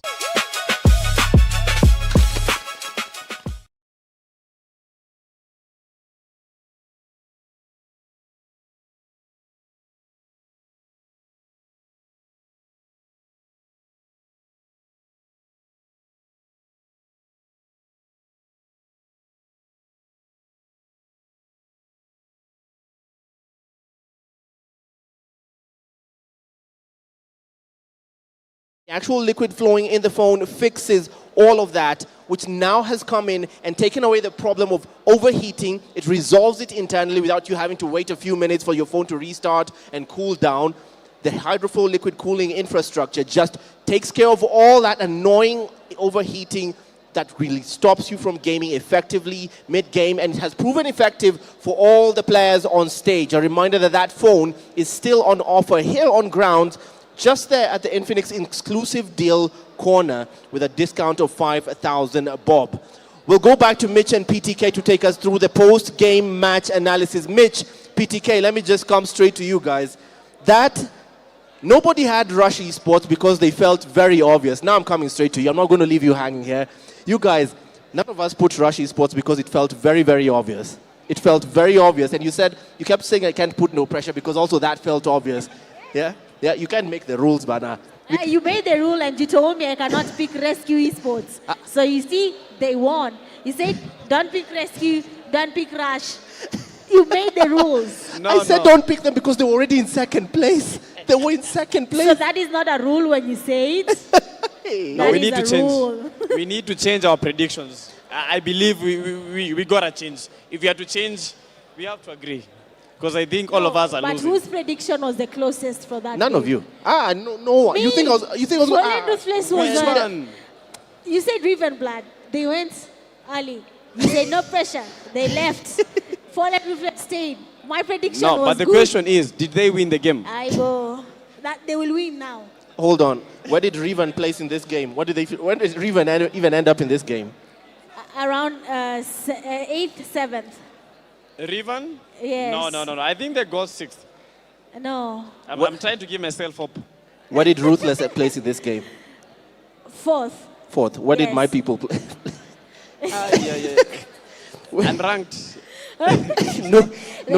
We don't even know when that they left. We are not going to talk about that. The name on the screen, Unranked. and it I'm was sorry. done. These two are the weapons fashioned against me that are making me not prosper. And we are prospering when you don't. You're prospering without me. But I'm the one prospering because you all doubted me. You all doubted me. Now look who's smiling. But they didn't do anything the whole game. They didn't have the numbers. They lost 3 players, and the last player, Zaber, had to find a way of getting this done. Who are you talking about? Who lost 3 players? FR. They lost 3 players, so it was only Zaba who was remaining the whole time. But they didn't get eliminations. At least for Raven Blood, they got a couple of eliminations. Stop making yourself feel better. You're just Your trying prediction is out the door. Your prediction is out the window. No. You know, he's talking about my team. It's as if he cannot feel the pressure. See the dad jokes. that one hurts you, Jenny. Yeah. That hurts. Feel the pressure. The one thing that's working in your favor today is you have a tie. You look good. You look good, big man. All right. Is the lawyer in this case. Is the lawyer in this case. Right now, based on what you've seen, and we spoke about this, Rescue Esports. So they're currently, correct me if I'm wrong, they're at the top of the table right now, are they? Yes. Does this send them to the top of the table? They might or might not. And if they are not, then maybe 1 point away. No, they've gotten to 100 points because by the end of the How game, many you know, when eliminations Rush do they was have? being eliminated, they had 83 points. With the chicken dinner 10 points, that is 93. Plus the number of eliminations that they got from Puze and from Ice Baby. That was the team Null. Wow. So we have Rescue They Esports. have more than 100. They might be leading now. Hold on, we have to depend on PTK's math because the stats on the stream are not yet back. So we have to depend on the fact that you're supposed to be good at math. So we are praying that he's correct at the math. He's not. But we'll take it. I am. What do you mean? We'll I take am it. good at maths. These the students from Mwalimu Ahmad. Don't worry about it. He's doing great. All right, I'll let you guys take us through the in-game stats and how we got here in the last game as we segue nicely into the next game. First, Miramar. Are you excited? What do we expect Very here? excited. I'm expecting. Now, this is where your team comes in. I can tell you for a fact. This is where they dominate it back to back. You think that no pressure will eat in the desert. That's where they live. That is where it's dry, but they somehow make hay in that place. They'll make food and eat. No, it's going to be hard. It's going to be hard for them. Have you seen Ravenblood? When it comes to Oh Miramar, my God, this this is where, yes, Ravenblood, and I'm not changing my prediction. I believe that they might get something good. Chicken dinner. You know, I wish we had the graphics screen just showing caster predictions here because I'd want that failure just staring in your face throughout. It's actually very possible. Yeah. You just have to say it and they'll put it there. They need to put that. So everyone has to make their top 3 prediction now. Oh, that is good. We got to make our top 3 predictions. Yes. That's very easy. This is painful. That's very easy. It will take a very, let me say this. It will take a miracle for Rush to get off the top 3. It will literally need them to lose. Oh my God, it's not a miracle. They actually just need to just. Actually, it's very possible. Rush can leave top 3. No, for my top 3s, they never fail. He can leave. They can leave top 3. Rush can be pushed out of top 3. No. Rush can be. If they don't place podium on any single Miramar right now, I genuinely believe they'll be pushed out of top 3. That's true. Well, you're avoiding the main thing here. What's your prediction? The top 3 teams after, immediately it ends, the top 3 teams that will represent Kenya in PMGO Africa. Okay, this is my top 3 predictions. Okay. These will be the top 3 predictions. Blood. These will be the top 3 in today's PMNC grand finale. 1. Don't tell us, Blood. Rush Esports. I believe in Rush Esports. So 1, Rush Esports. 2, Rescue. Okay. Then for the third place, that is where I'm a little bit shaky. I don't know if I should go with Puze. I don't know if I should go with Ravenblood. But no pressure. Hold on. I believe they might be able to give us something good, but I've not locked in on the number 3. I'm trying to think about it. No. When we leave your place, we are done with you. Wait. I don't even want us to go far before we forget what he's just said. Where's Puze coming in from? Puze are currently around number let me see if 4, I have 5. Let me pull out my Infinix. All right. Let me pull out my Infinix. Yeah, let me pull out my Infinix as well. Wait, I also have my Infinix. What do you guys mean? Let me pull out my Infinix and just check on the table very quickly. Yeah. So, where we started the day off, Puze were on 7th. But after game 1, they got a chicken dinner and they became in 3rd, 4th. They got number 2. They got number 2. They got number 2. Ah, yes, they got number 2. They did come into 4th place, right? After 7, because if they started at 7th. Yes. They started off at 7 of the time. I'm so sure they were there. Let me get the stats. You make your prediction. Don't give us your stats. No, I'm making my predictions. I'm giving myself time to think. Oh, we're back. Okay, I was trying to buy time till the stream is back. We're back. Can you guys hear? All right, guys, the stream is back at least. We're back. Whatever technical difficulty was going on is resolved. We're back. Now, as the guys do math here, because we're trying to figure out where his Puze Esports comes in at this point, because even if it's 2nd place, does it take them to the top 4? Does that 2nd place they did in the morning take them to the top 4? They were actually in top 4. Yes. I wonder if production can get us the actual stats, live stats. Wow, you don't trust me? I don't trust you at all. Oh. The math that you guys have done today, No, you that guys have was shown me Mitch. Shege. That was Mitch. That was Mitch. Her maths is really wanting. Okay, stats are coming. So far we have this happening here at Chicken Dinner. And looking at what was happening, actually 2 players did a lot. Shaki and Wei, they had the most eliminations. Then we have Rashiano Hamilton giving the backup they need. All we just need to see is, after all this, where they stand. But before we see, please make your prediction before we close this. I'm trying to think. Let's just see the overall. Let's do this. I believe if we are able to have a chance to view the overall ranking, we'll have a chance. Rashi Sports. Okay. Fine, I will be fair. We'll wait for the cameras to come back so that people can take your video of you saying this. No, I want and the put it camera to take a video of you guys failing miserable. Okay, that game was good. Imagine Rescue Esports was able to get 6 eliminations. That is 2 players. 6 eliminations. That was amazing. But Shaki, MVP in that game, we had Rocky with the highest damage, 820. Funny thing for the Clash Gods, Rocky, yes, they did get those 4 eliminations, but they got eliminated very, very fast. Those early fights for the CG3s, yes, it was able to give them a couple of eliminations, but I believe they need to avoid it. They actually do need to avoid as many fights as they can. That's what we need to tell them. They've been taking on fights, and somehow along the way, they're losing them. But I'm waiting to see that one team. Babu Esports were able to get a clutch on Clutch Gods. So I need to see that right places them in the table. They were in 16th place, so they're probably going up right now. But look at how the game was so far. The grenade eliminations have increased from 1 to 6. That is the biggest improvement so far. But we need to see more happening there. Eliminations looking good at 60. A couple of knocks. Actually, all the knocks were knocked and confirmed. That means a lot was happening in a good way. Most teams got the eliminations confirmed, but others were revived and knocked again and eliminated. And for the damage graph, definitely no one else. Rescue Esports, no one can match up to what they did in that game. Probably because of the 6 eliminations coming from Shaki, 6 eliminations. That was amazing. I probably think they got more than 15 eliminations in that game. But we just have to wait for the stars to be able to get a clear confirmation. But look at this team, Clutch Gods. 2nd place when it comes to the damage graph. How insane was that? Well, that makes sense. If you see the game they just finished there, they did get at least 9 eliminations right at the first stage of the zone.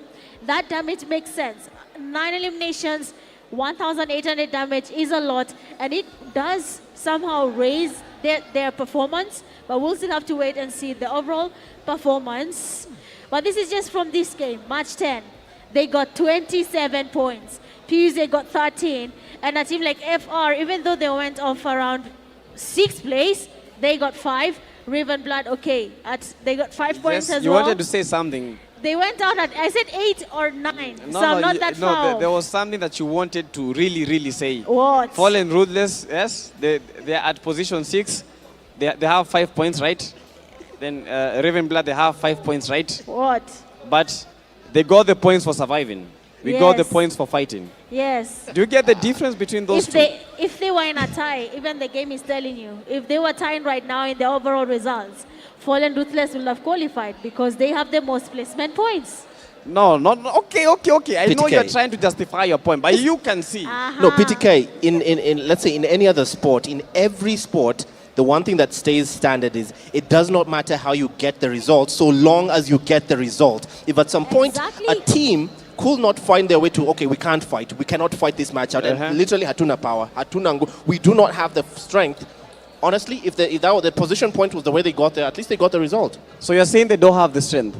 Hey. But we have to talk about one team. No pressure. They were not even in the top 8. Yes, they're not in the top 8, but the man of the match coming into game 9 is actually MVP player Shaki from Rescue Esports. 6 eliminations, the damage here 800. The player was really doing a number. Survival time looking good, but we'll have to see if this does it up to him joining the MVP top list, or he might not be in the top list just yet because that list right now has a lot of people. And the competition, 21 on Clutch. But actually, how is Clutch doing? We need to see after this. where he is. What I do want to see is the overall standings, I swear to God. I swear. Oh, okay, this is all you guys, the elimination leaders. Yo, how is he still at number 1? Rush Clutch, no one has been able to match up to him. You know, yes, Rescue got a chicken dinner. Does that mean that Rashiano only got maybe 1 point, 1 elimination in that game, or even 0 eliminations? Because I believe Rashiano was still at 18 eliminations. Yeah, he was on 16. He got 2 eliminations from this game. Got him to also Wei got 2. They were twined at 16. Now they're on 18. For Swash, he just went down. He was second to Clutch, but he did not get anything happening here. But the rank is coming, and we have Rescue Esports leading with 102 points. Rush Esports second place at 95, and then third place goes to No Pressure with 77. PTK is on to something here. Riven Blood is on fourth with 73. And they said I don't know maths. They said I don't know ball. Look at these. They're using. I'm actually shocked, Mitch. Me this whole time, I knew this guy's Akojaba. Like the jabba he's eating could feed this. So he was actually onto the Riven Blood in fourth, and his Puze. He knew what he was saying when he was saying Puze. I know what he was saying. I just don't want to make similar prediction. They don't want to. You have to be different from everyone else. Admit it. Admit it. I know ball. Admit it. We don't know ball. This is PUBG Mobile. It doesn't relate to PUBG Mobile. So nothing about your ball. But talking about Mbavu Esports, they had 9 points, but now they had 15. I honestly need to give them a whole round of applause here, because they finally decided to put in the work, and they finally have 15 points from the 9 that they had from yesterday. But now we're in the limelight. I need the predictions to be put on the table, and now production can give us that prediction right here on the screen every single game. Production, this is the time for you to prove that I know ball, and to prove that Mitch and Eugene, they are just here. This guy, I'm for my predictions. It hurts me more that PTK was actually right by putting Riven Blood. I don't understand. How are they in the top 4? That came out of nowhere to me. It happens sometimes. It did not come out of nowhere. They've been performing. You guys have not been watching. Day one they were not doing it. Kijana, day one they had a really bad day. Wewe, nitakunyonga na tai yako. I will. Wewe. No, you. Let the executive talk. Let's finish this. Just finish this now. But we will let you see. You see that laugh? That's the motivation. No, finish your prediction. You said first. Please. Rescue. Okay, let's go for this. Number 1. I wanted to go with Rush Esports, but I still believe in Rush Esports. Number 1, Rush Esports. Number 2, Rescue Esports. Number 3, I feel like I need to go with No Pressure because they are very, very consistent. But I feel as if Raven Blood, they can give us a very, very good comeback. So I'm going to lock in on Raven Blood. You said Rush Esports, Rescue Esports, and No Raven. Pressure. You said Raven Blood. Riven? Yes. You said Raven Blood. Yes. Okay. This we have to put it down. Rush, Rescue, Riven. The triple R. Okay. Triple R. Yes. Rush, Rescue, Riven. Yes. Then I will go ballsy on the table. Let me plop mine on the table. My cojones on the table. And I say it with my chest. No pressure. Number 1, No Pressure? No. Number 2. I'm 2? still not. I'm not convinced that they can go first yet. Okay. No Pressure second. I go for Rush to make a comeback. So first place? First place, Rush. Okay. Then No Pressure. And then, oh God. No Pressure again, right? No, Fallen. Okay. Fallen? I see Fallen Ruthless coming back into the podium steps. Fallen Ruthless. I see Fallen Ruthless bringing this one back. Okay, Fallen Ruthless. My prediction might be a little bit different, but because everyone is being put in public, yes, and they've been told to do this in public, I will do it. No, we must. Put your soul in. No, we are Let fixing. us get to we are see you fixing embarrass this. yourself. Yeah, no, we fix this country. It's fine. I'm putting my soul here. And the first place for me will go to Rescue Esports. Second place, No Pressure. And then third place, Fallen Ruthless. Rescue, No Pressure, Interesting. Fallen Ruthless. That's actually not insane. Where is Rush Esports? What? You've thrown Rush Esports out of the running completely. No, not even. Stop doing this. I've just okay, no, taken a she has already prediction. said it. No, Listen, let me just. I forgot Rashi Sports. No, you can't say four. No, listen, but I'm not throwing them off the prediction here. I'm just trying to see if the tables turn and the pressure right now on the side of Rashi Sports. Not many teams can flourish under pressure, but I'm hoping they do, and then my prediction can be wrong with just one team. That's all. Oh my goodness. While Mitch locks down those predictions, what I'm going to do is I'm going to leave these two because we're going straight into the first game of Miramar. The last 3 games of the night begin now, and I'm going to let them go for the predictions of what's going to happen in Miramar, guys. Mitch did say this is where no pressure eat. Do you agree? Wait, pardon? Mitch said that Miramar is where no pressure eat. Do you agree? No, I don't. Who do you think takes Miramar then? Fallen Ruthless. Ooh. Counterpoint? Counter-argument? For this one, I have to say no pressure. I'm just giving it as is. What's your Either reason? No pressure or Fallen Ruthless. Yeah, So either of the two.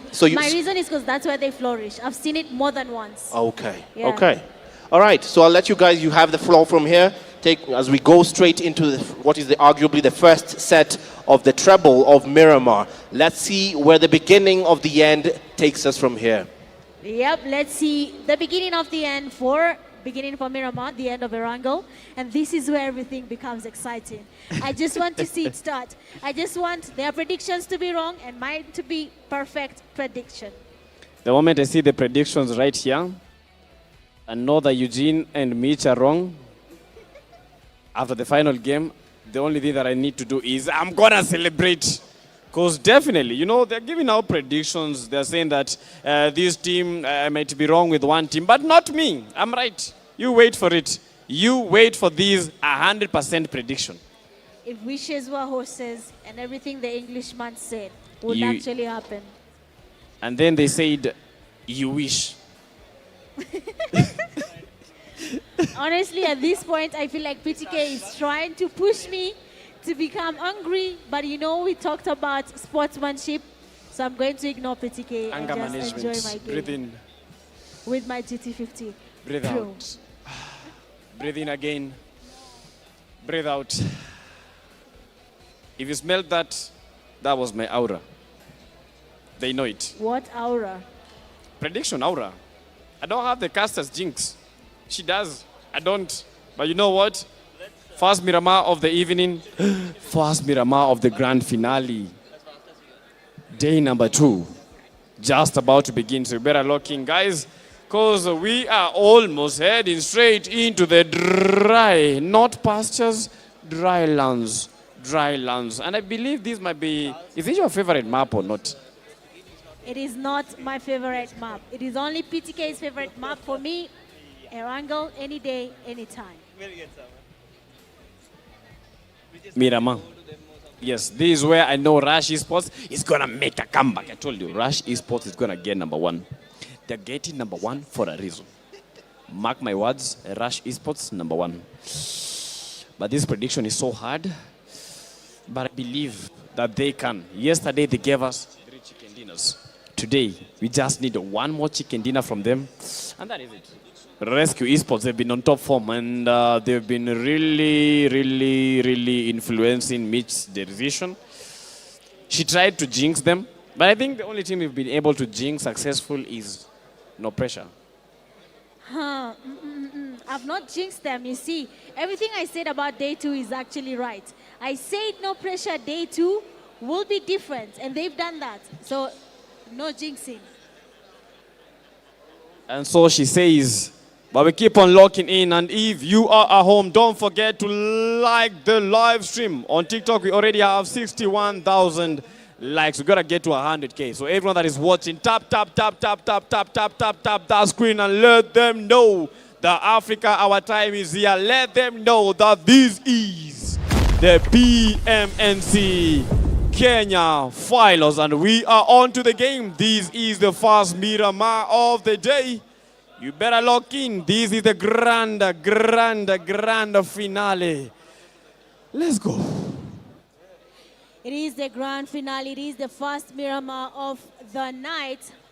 And honestly speaking, I believe that these teams have every chance to change the outcome. If you look at the overall rankings right now, PTK, and where you're thinking, is it possible for a team to go ahead and dominate and win and come into third bracket? Well, I believe that's totally possible, because if you look at the margin, it's not that big. 20 points can be breached with just one game, or if it goes at most 2 games. In this game, I'm just expecting random things to happen. I wouldn't say that one team is going to dominate. Yes, we are expecting to see a shift when it comes to the table, but at the moment, it's pretty hard to even try and predict which team might be winning this game. But as you can see, everything is happening as it should be. This is the first Miramar of the evening, first and the 10th game for the finals. 10 out of 12, Miramar, day number 2. And it's been heating up so much with that hard shift of the play zone in toward the southern west of Miramar. And teams to be watching out for in this game, we have Rescue Esports, Rush Esports at the moment. We just expecting them to come back to the game. But Rescue, no pressure. Fallen Ruthless, they still have a chance. You know, we can't say that it is over for them. No, it is not yet over. Fallen Ruthless, they still have a chance to get to the top 3, because at the moment, you know, if you can't get to the winning position, try as much as you can to get to that top 3, because the top 3 guarantees you a place to play in the PMGO Africa. And it's looking insane as no pressure takes the areas in towards the Puerto Paraíso. We have the teams like NGX, in towards that very, very, very beautiful area. They don't have any enemies in that spot, so they have chance to loot up. Baganho, the first person to make the first elimination. And 4 Titans losing a player. Power Baby also in the play. And the games are heating up. And the players are ready for action. No one is letting go. Everyone is just laying it all in the table. And Power Baby is going to be careful. Otherwise, Gunho is going to be getting that elimination. And Tops with 1 elimination via the dagger. F9 Kido is out and breathing fire. Power Baby, you are out. I mean, 4 Titans right now losing numbers one by one. They will be going back to lobby. Again, pushing as an... Wow. Well, it seems like we'll be having a rehost here, and some teams are lucky with that one. So let's see what really happens here. Most of the players are somehow excited with that because they had lost a number of players, and having a rehost does make this even better for them and a chance to redeem themselves. Yeah, and the server is down. The server is down. But guys, we'll be back in just a few. You know, some things you have control of and some things you don't have control of. But what I know is they are working on it, and the game will be restarted probably, and we will be in it in just a few. So you better lock in because the time is still friendly. Well, if they lock in now, they might be able to change things for themselves. So let's see.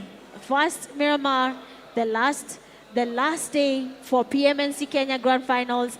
Everything and every single elimination, every single placement is very important when it comes to these last 3 games. Pole, I don't want to say much. I felt the pressure. I think Eugene is nearby. Okay, relax. First of all, everyone needs to breathe here. Everyone needs to breathe. These things happen. First, chat, these things happen. Let me just ask this. Based on what you've seen, when we started, you already had an idea of where this was going, and it's why everyone is a bit pissed off. Everyone is a bit angry now and then. You knew where this was going. What do you think was going to go down? Who were the first eliminations on that round? What had you seen first? 4 Titans. They were losing the fight. Who? 4 Titans. The 4 Titans. Okay. They were getting eliminated. They were leaving the game already. And it was that, I mean, we had not even finished the first phase of the zone, and they were already going out of this game. Wait, they were the first ones to head out. They were the first team to just... No. I don't think there was a team that was eliminated. Not eliminated, all the teams are still but in if you place. look at 4 Titans, they had at least 1 player remaining. And then F9 also lost players. Kido there being daggered back to lobby, you can imagine. So that is something some teams they are quite excited about. The others are like, we already had eliminations. What is this, you know? I know. It's very frustrating. Sometimes it happens with any title. This is not particular to this production. This happens with any game, anywhere, honestly. So just take a chill chat, because chat has a tendency to be mean and cook. Oh, you're cooking me. Why are you cooking us? No, why cook us? Well, Don't cook us. No, don't cook us. And serve it to him. Yeah, you don't cook us. You relax. The game will him, come. Not us. Yeah. Him. Where? With friends like these, who needs enemies? Because guys, what you should be celebrating is we get more hours of PUBG to watch.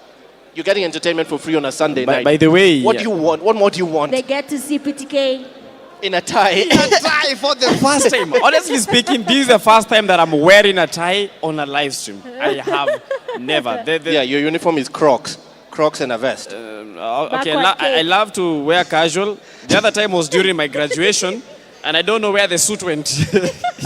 He probably sold it. I wouldn't be surprised. So. All right. So off the restart. Fine. Unfortunately, we have to restart now. But I kind of feel that this restart is a bit of a gift for some other teams, isn't it? Because now they've learned what not to do. Exactly. Tell us exactly from what you've just seen, what not to do. That hot drop. Because they landed together. Why are we doing this? It's the last day, past Miramar. Why are we landing hot?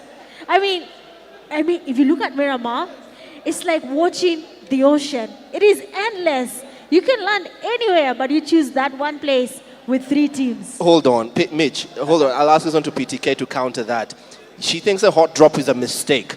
But most of the players felt if you don't take a risk at some point the kills, the position points might not be enough. The placement point might not be enough. Do you think the hot drop is worth the risk? Yes, it's worth the risk because judging by the number of games that are remaining, 3 games only, for a team that has not been in the top 3, at the moment they're desperate. They're desperate, not in a bad way. It's because they know they have to fill that gap between that place and where they are. So they have to go for the hot drops, try to get as much eliminations as possible. For the placement, surviving is not that hard. Getting eliminations is hard, but surviving, you saw Zaba, right? From Fallen Ruthless. Yes. He survived, right? Even without fighting. Yes. Why are you feeling bad? Me? No. Why are you flinching? Why are you flinching? You're very quiet. You're oddly quiet. You're oddly quiet. Peace. If I start violence, we'll all end this live and go. I'd love to get. I'd love to get it in the heart. What do you mean you're hurt? I'm not hurt. I'm okay. Yeah. Yes. Was her team first to early to be eliminated somewhere in that game? It was Fallen Ruthless. Fallen Ruthless that was just going out somewhere. Yes. Stop talking about that.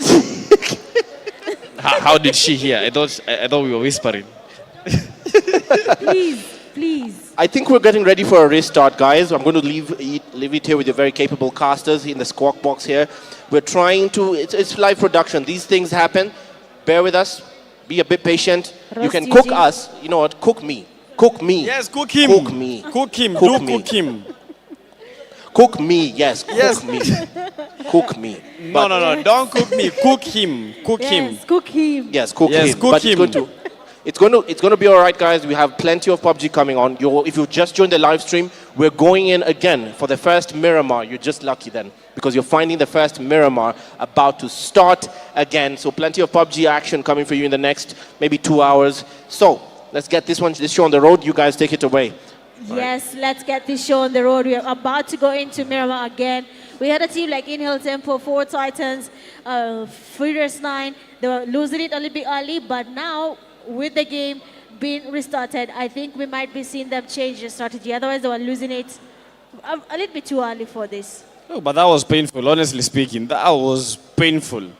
But the 4 Titans have to be glad about that. And I think they might be changing their tactics. They might be changing it because, they landed, got eliminated.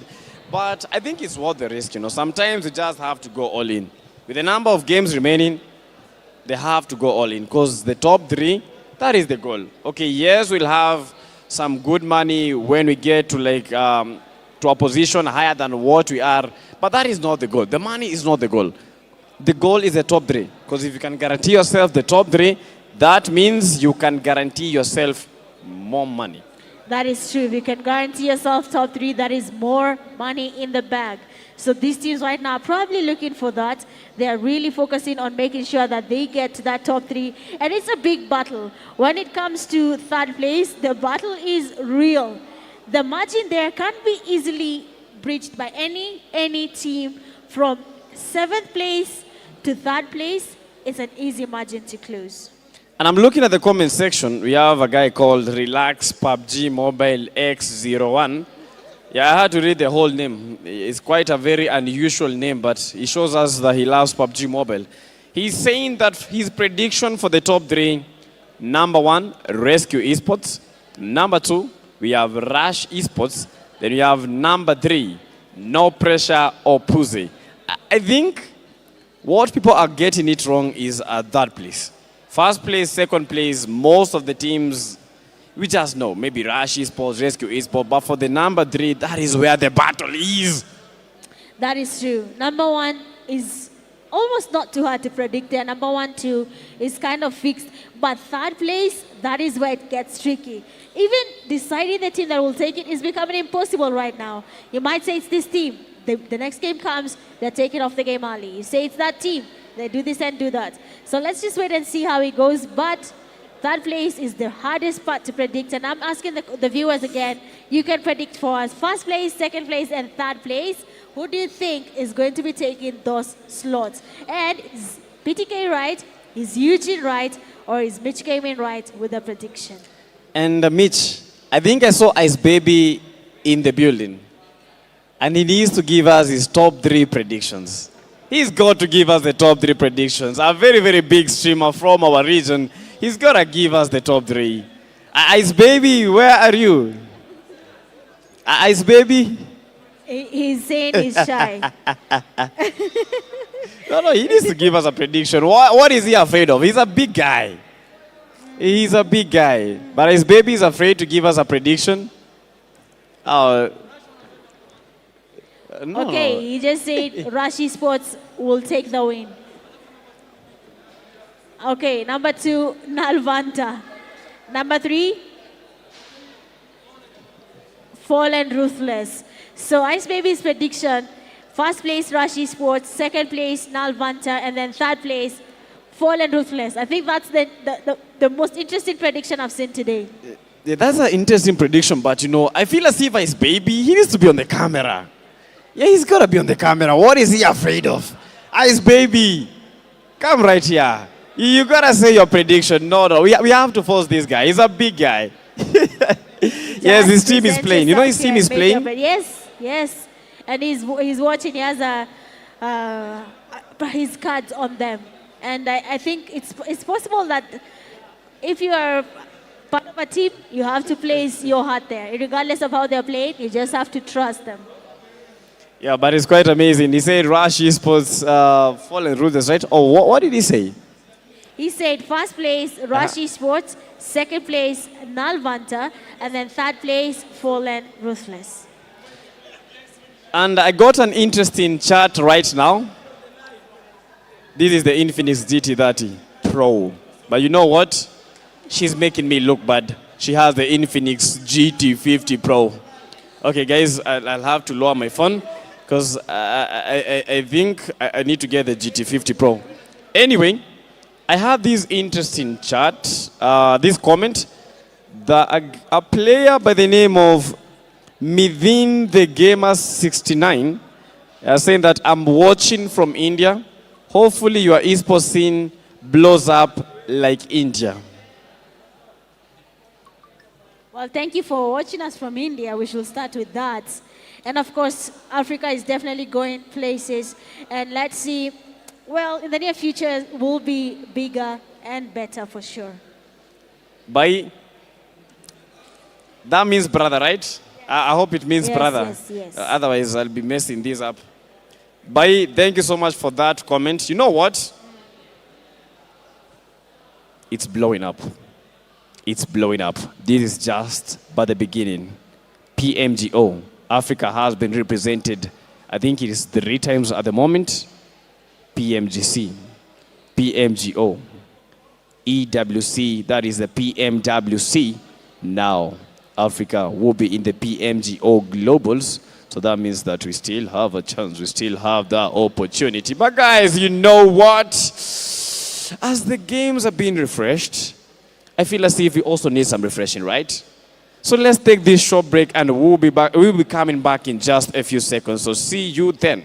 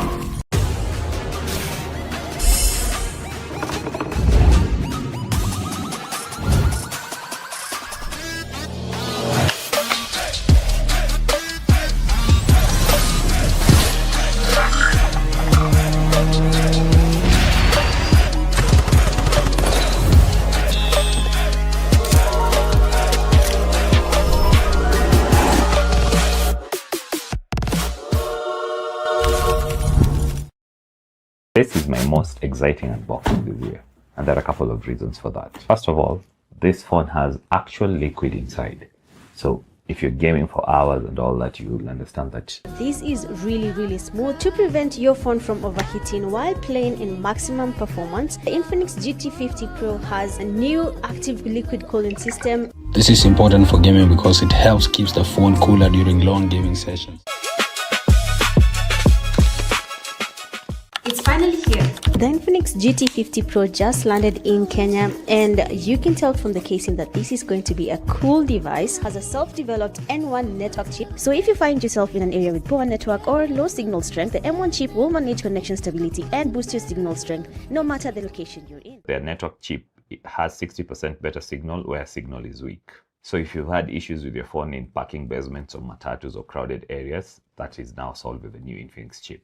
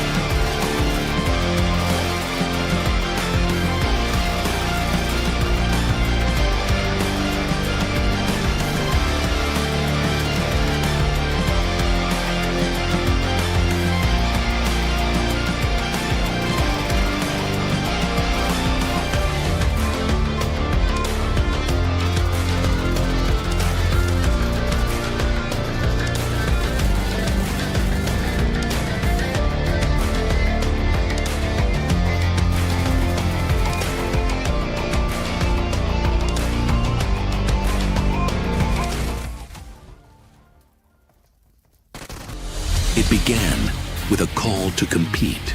Thousands of players, countless battles, one goal, to prove that they belong among Kenya's best. They fought through every drop, every rotation, every final circle. And now, Kenya's best PUBG mobile teams come together. One venue, one stage, one fight. 16 teams who have earned their place. One championship on the line. The battleground is ready. Who will rise? Who will claim the crown? Welcome to the 2026 PUBG Mobile National Championship, Kenya Fall. Be the number one for Africa.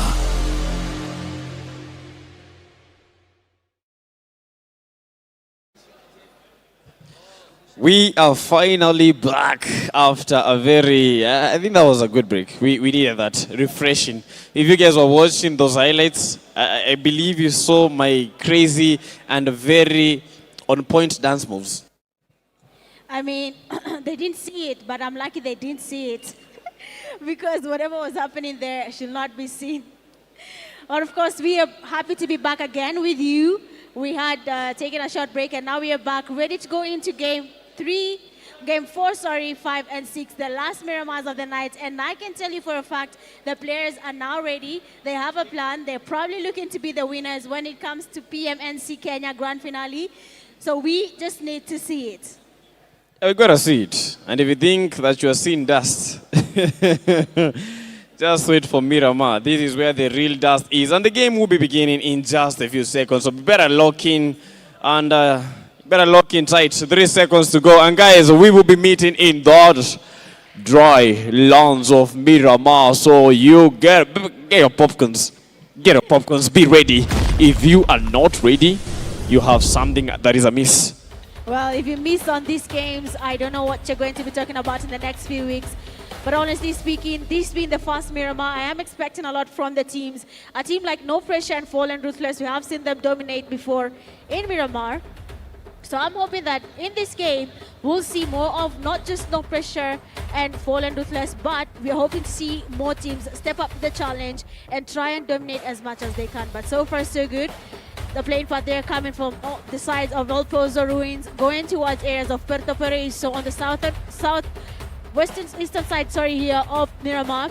And if I'm being honest, this might be a very generous path. We have areas like Los Leones, Picado, Monte Nuevo, Power Grid, places that we expect to have really good loot and enough room for all these teams to land together.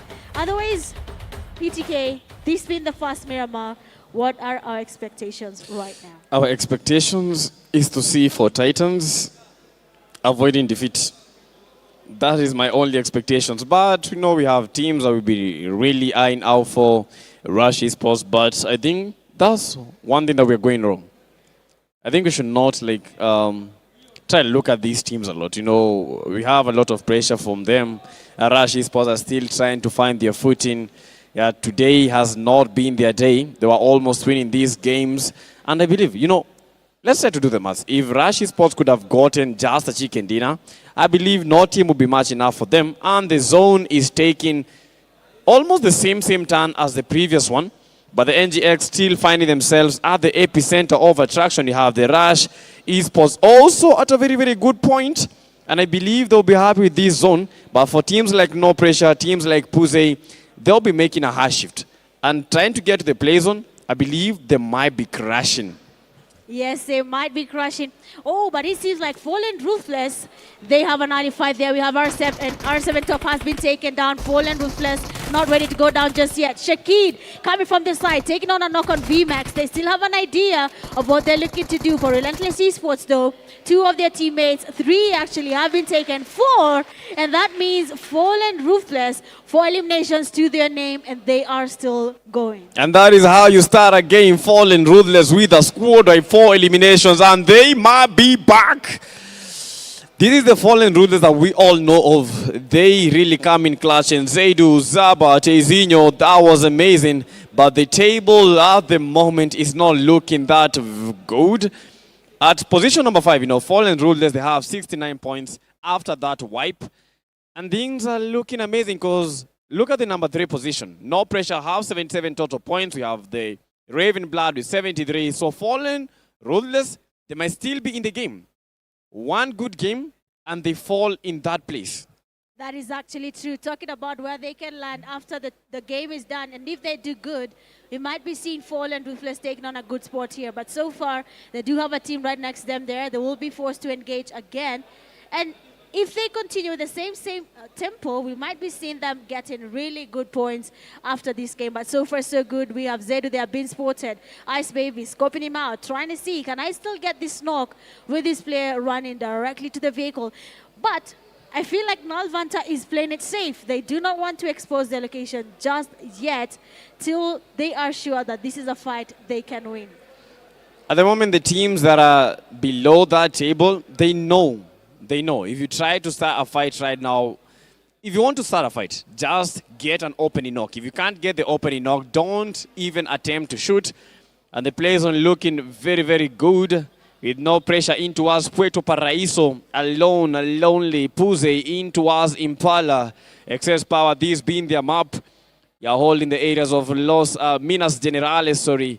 We have Pecado, only one single team is there, but Fallen Ruthless. You know, Nalvanta did not go for the fight, but Fallen Ruthless, they are chasing and they get the elimination, Shakid. He did get that elimination, but unfortunately, Relaxation will not be relaxing, and they do get a counter-strike. But Relaxation, no chance to play. Relaxation wanted to get the elimination very, very low, and Zedu has to go for the push. Tezinho providing the cover fire.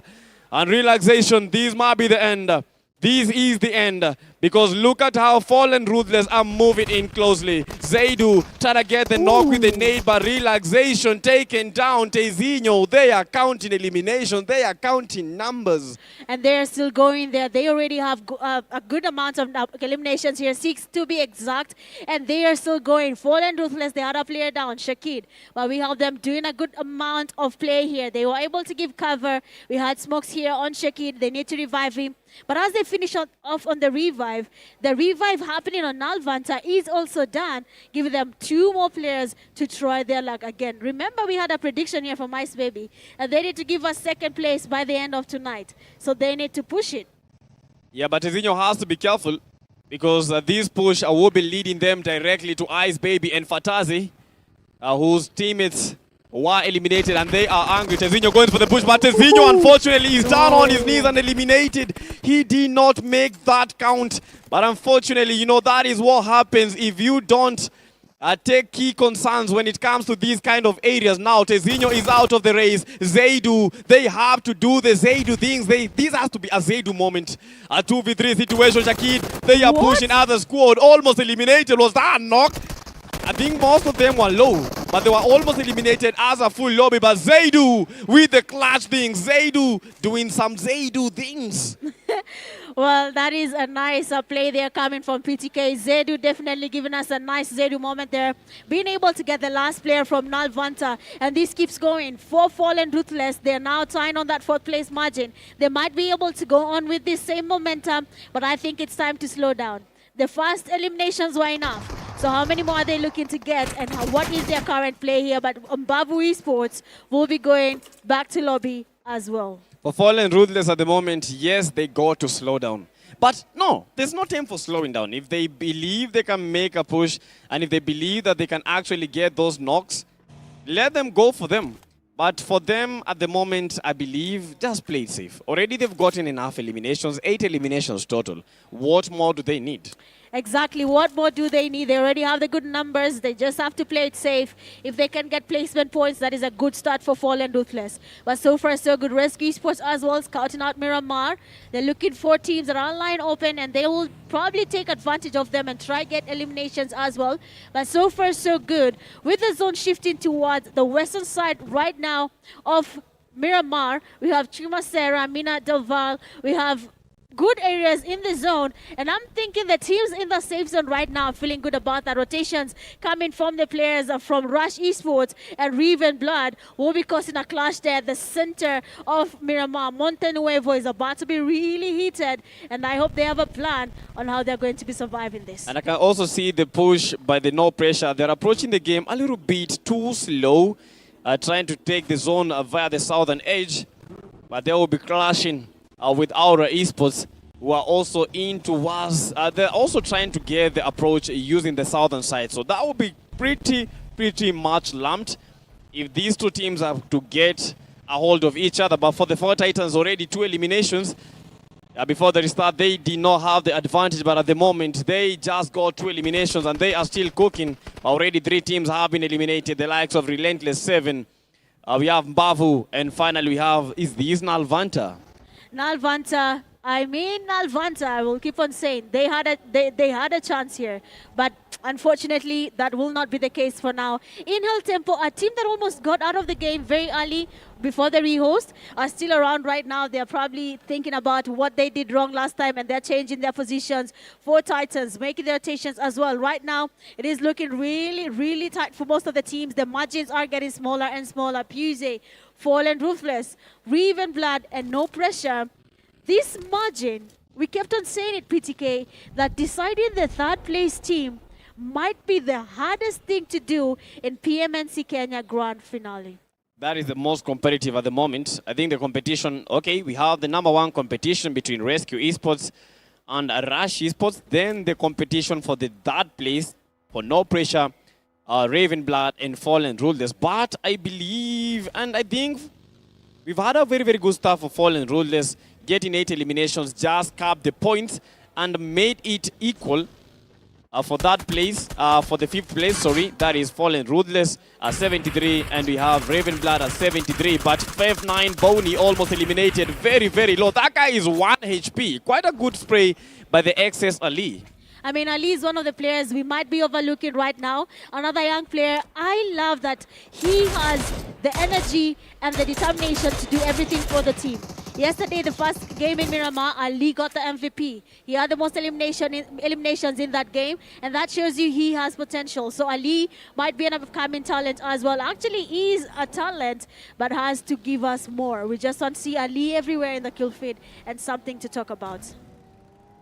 It is emerging players, who are making the game sweeter. Yes, the OGs know how to survive, but the emerging players, they know how to make it happen. And our esports, they're trying to get to the play zone. No pressure, has not had any pressure. They've just been playing it cool. For Miramar, one thing is inevitable. You know, you take the ridges, you will be able to control the play zone. You will be able to control the teams that are trying to enter the zone and also trying to camp it out inside those valleys. So the hillsides, that will be the goal. But we have a fight between the NGX and the Aura Esports as Senior is taken down, but not sent back packing. They have not made the rush. They have not made that dust. But the NGX trying to get the soul boat, and this is just about time. And Kelly with quite a bit of spray. You know, NGX, they've had the manpower, but I don't know, it's not been working for them in the previous games. It hasn't really been working, but we have to talk about Kelly.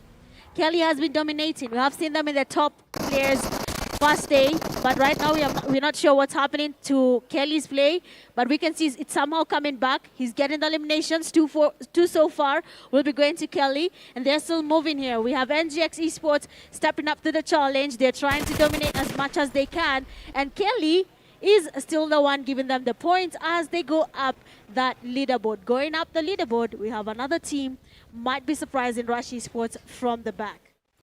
That is Raven Blood.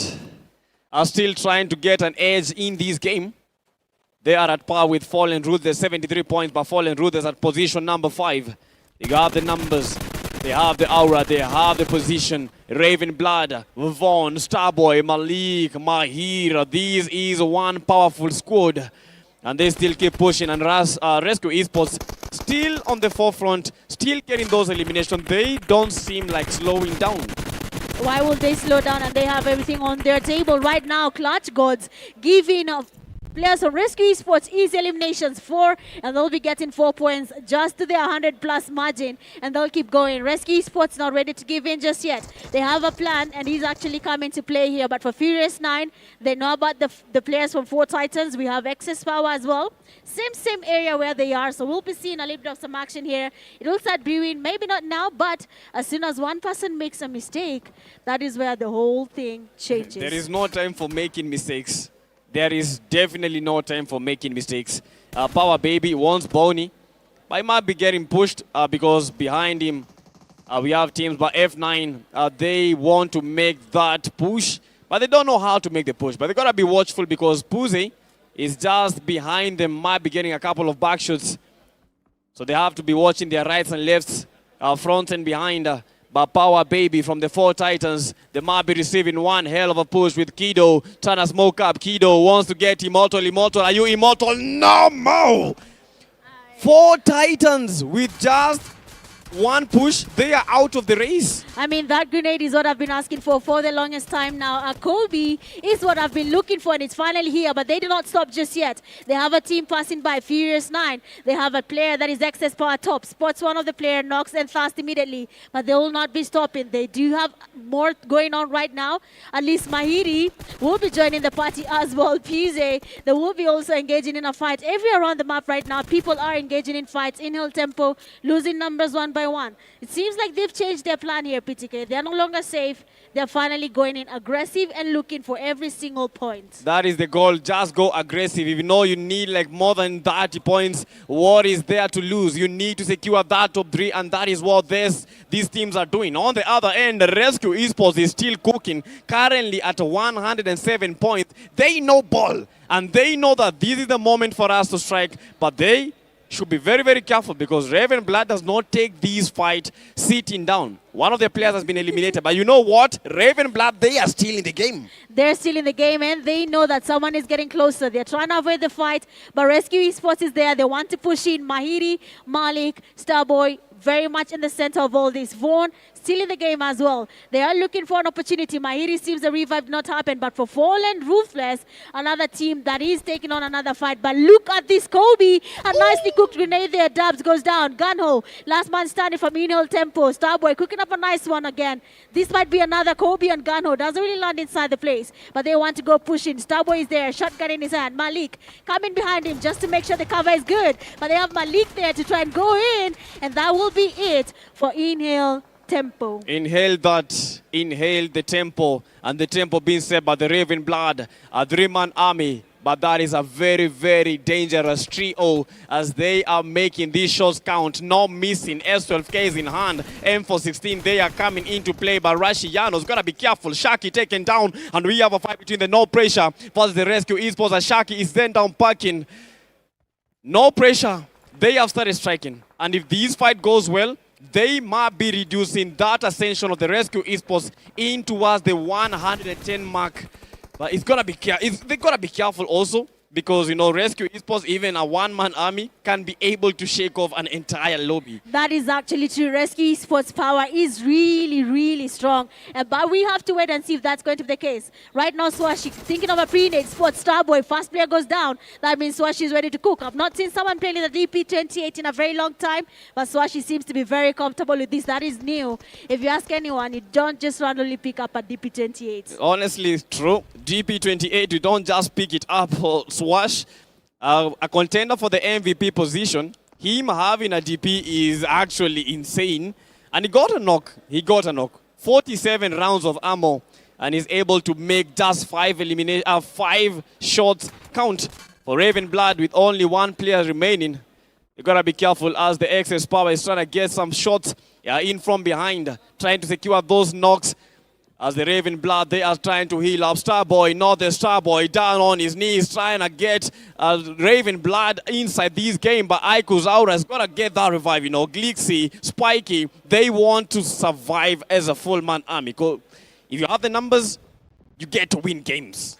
If you have the numbers, you get to win games. One, because he's already knocked down there. Spiky trying to get the revive. And Raven Blood player Vaughn is very much aware of this. The teammate cannot be revived. They have teams everywhere watching the fight. They're trying to third party. Aura Esports losing numbers as well. Rush Esports, NGX right in front of them. Guns, man of the match time and time again. The player knows what he's doing. A grenade is in his hand. He's trying to cook up a Kobe, and somebody will be getting knocked here. NGX very careful with the push here. Rush Esports. They know what they're doing, and as they get on the fight, they are Fallen Ruthless is actually third part in the fight. And another party is coming in, and this is turning into a whole freaking festival. Fallen Ruthless getting Viper, but Viper will be revived. And nowadays he's making that ascension. He wants that elimination. NGX, they have to be careful. TBS in hand, and the man is angry. The man wants blood. The one wants that elimination. NGX Hakim, look at that. And that is how you do it. That is how you make a statement. Rush Esports. Rush Esports cannot rest. Rescue Esports is there. They have a plan. They know it's here. They know the fight just ended. Rush Esports needs to be very careful. Rescue Esports is going to take advantage of the fact that we have a team that has already taken casualties, but they're again changing their mind. It seems like they read the kill feed. They show that this is Rush Esports. Are we willing to risk it all with a team that is trying to get first place the same way we are trying to secure it? And you can see they ran away. Yes, some fights you just have to avoid. Rush Esports, that was amazing. At the moment, Rush Esports, they are playing good. I think what they didn't have is the pressure. You know, they knew that we have already backed this. But at the moment, they know that if we don't do this, if we don't win the games, if we don't win games, we are not going to be number one. And I think they are angry. They felt it. They came to a meeting and they said, oh, you know what? We are Rush. What were we doing? We were sleeping? Not anymore. They're not sleeping anymore. That is actually true. But they need to think about it. We have a no pressure that is really enjoying this right now. They're getting the eliminations from every single angle. They're also pushing up that leaderboard. 80 points to their name. They can still get more, but there is a lot to lose as well. If they take on an early fight, somebody could get knocked, somebody could get eliminated. So all these things come to play here for no pressure, but they're just getting started. Glixi also receiving damage on his side. Spiky goes down. Swashi trying to get a grenade towards the team. But if you see what's happening here, no pressure is quite split that if one person gets knocked, it becomes a duty for everyone to make the revive happen. The split, I don't even know if it's a 2-2 split or a 3-1 split, but it's not working for no pressure because Glixi at the moment is trying to get inside the play zone and they are trying to make them shots. They're trying to make it impossible for him to actually get into that zone. And Glixi, I don't think he's going to be making it because that spray, that is a goal-like spray, but Glixi able to make his way just narrowly. He's very low, 1 HP, but he was able to survive it.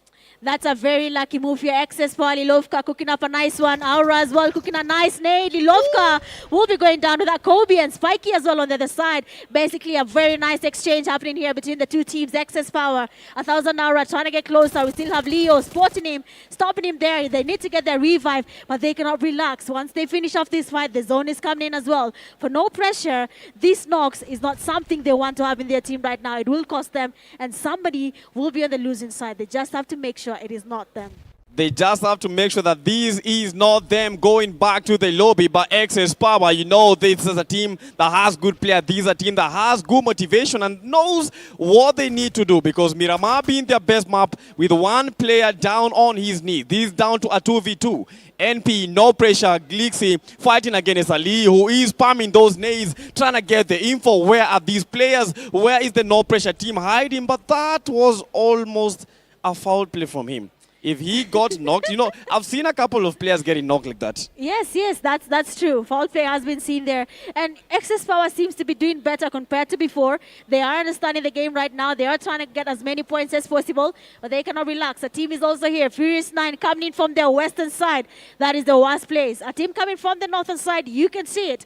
But if a team is coming from the western side, that becomes a little bit of a trick here. You need to figure out what can I do. Zedu, very much aware that no pressure is here. Glixi, trying to get closer. But it's going to be a little bit tricky right now. Zedu needs to be careful, though. If he exposes himself for too long, there's the players from Excess Power in this fight. When it comes to this game, I believe Fallen Ruthless has been the most successful team. When it comes to those eliminations, 9 eliminations already total, and they still are eyeing for that chicken dinner. Currently, 7 teams remaining. Furious 9, Excess Power, Puze, this is Fallen Ruthless 40. We have the No Pressure, Rush Esports, and finally, we have the Rescue Esports.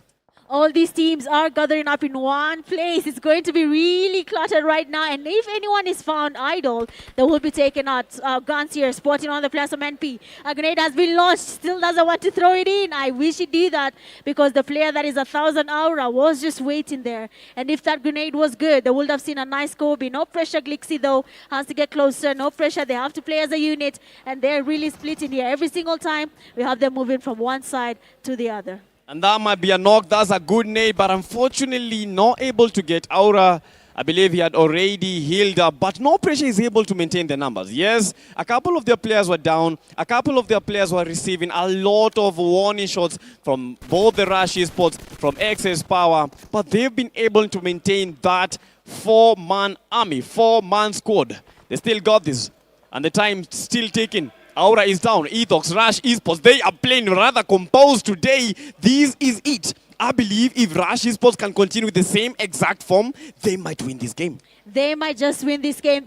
They know what they're doing. They're looking at their enemy right now. They're saying we can't take them out. First player down is 1,000 aura. Rush Viper just by the heel here. He has every single angle to take on someone, but he's waiting on it. Glixi, very much aware that there's someone on that hill. What can I do about it? But they cannot relax just yet. We have a team coming from the back, and that means Rescue Esports and PMGO Esports will be joining this party as well. I mean, I don't know when we last saw such a fight, but we have at least 6 teams in one area, and the only thing saving them is the number of hills in this map.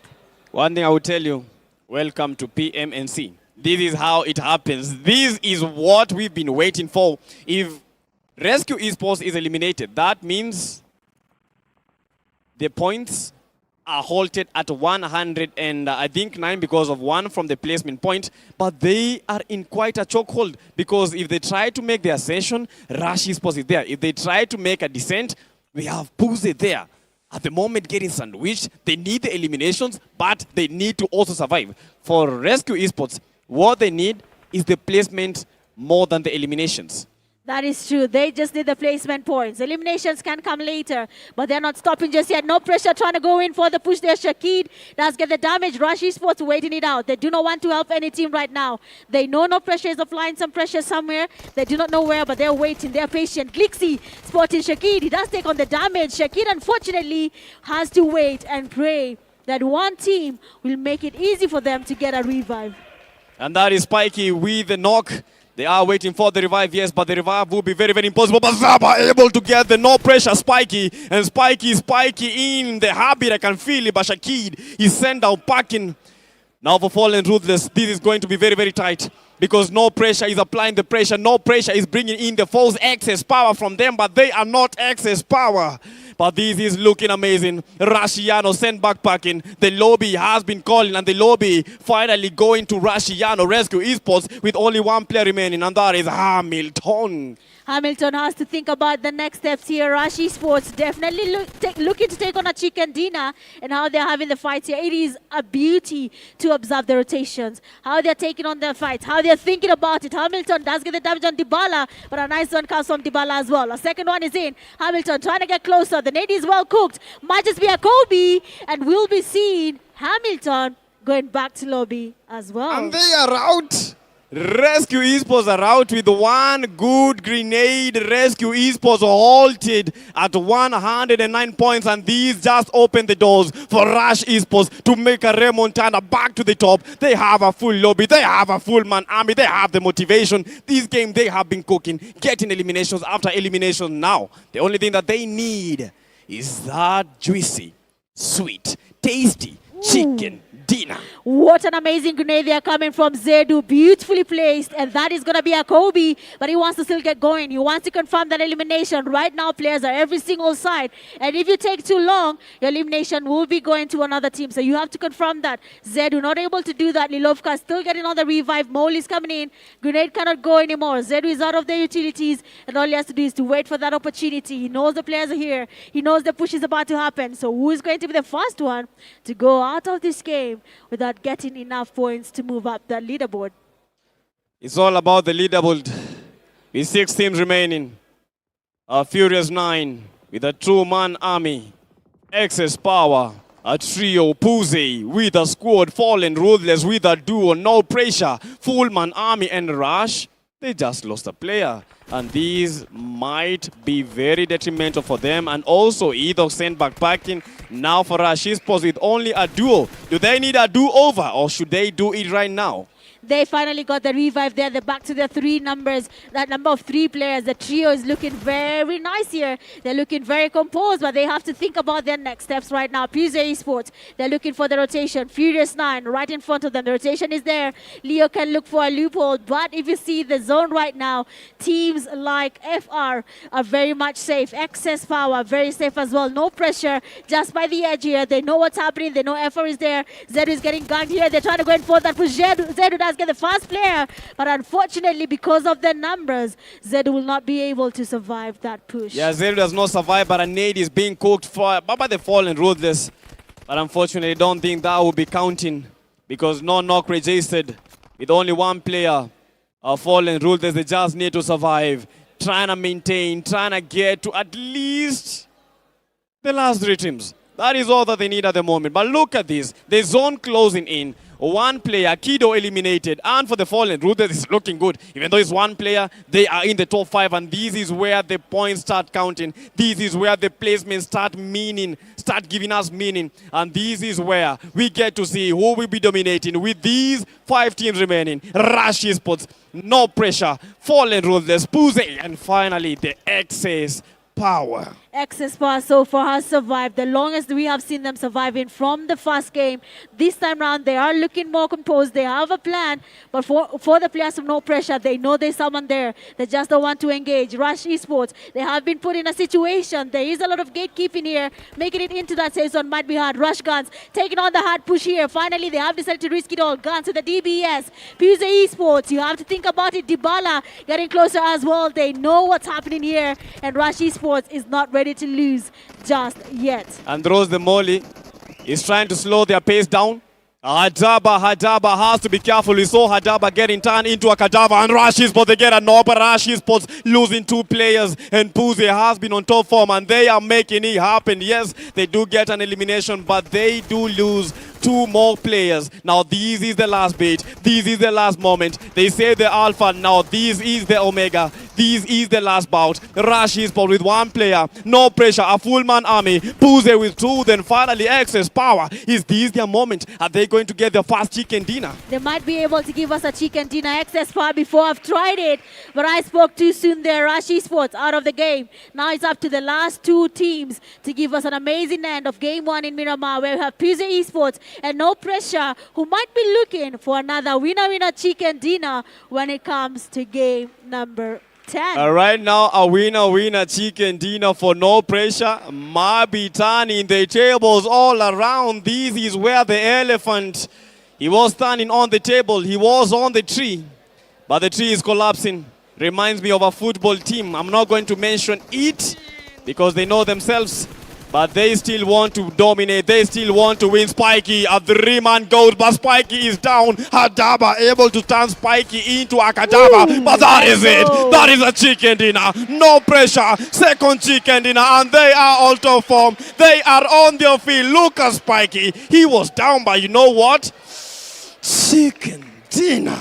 I mean, that was a good play there coming from No Pressure. I just feel like saying it again and again. Day 1 for No Pressure is never a good day. But when we enter into day 2, it seems like everything has changed. The plan has become different. And even the play becomes totally different. But of course, we want to know, how does it feel to win another chicken dinner in the last day, the grand finale for PMNC Kenya? So let's head on over to Eugene, Abu Dhabi, to give us a few things about No Pressure. All right. Thank you, Mitch and PTK. This is No Pressure, who's registered as second on the board.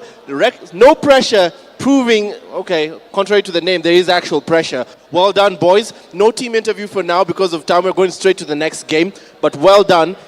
Spiky, just one word. What next from you guys? What? Just one word. What next from you guys for the next Miramar? Hopefully another chicken. Another chicken dinner. Fair enough. That's obviously what I expected to hear. We're going straight into it. Just a quick reminder of who has made all of this possible. The good folks at Pmnc with our GT50 Pro. Very quickly, let's take a look at what they might have in store for us with this device. Very, very quickly.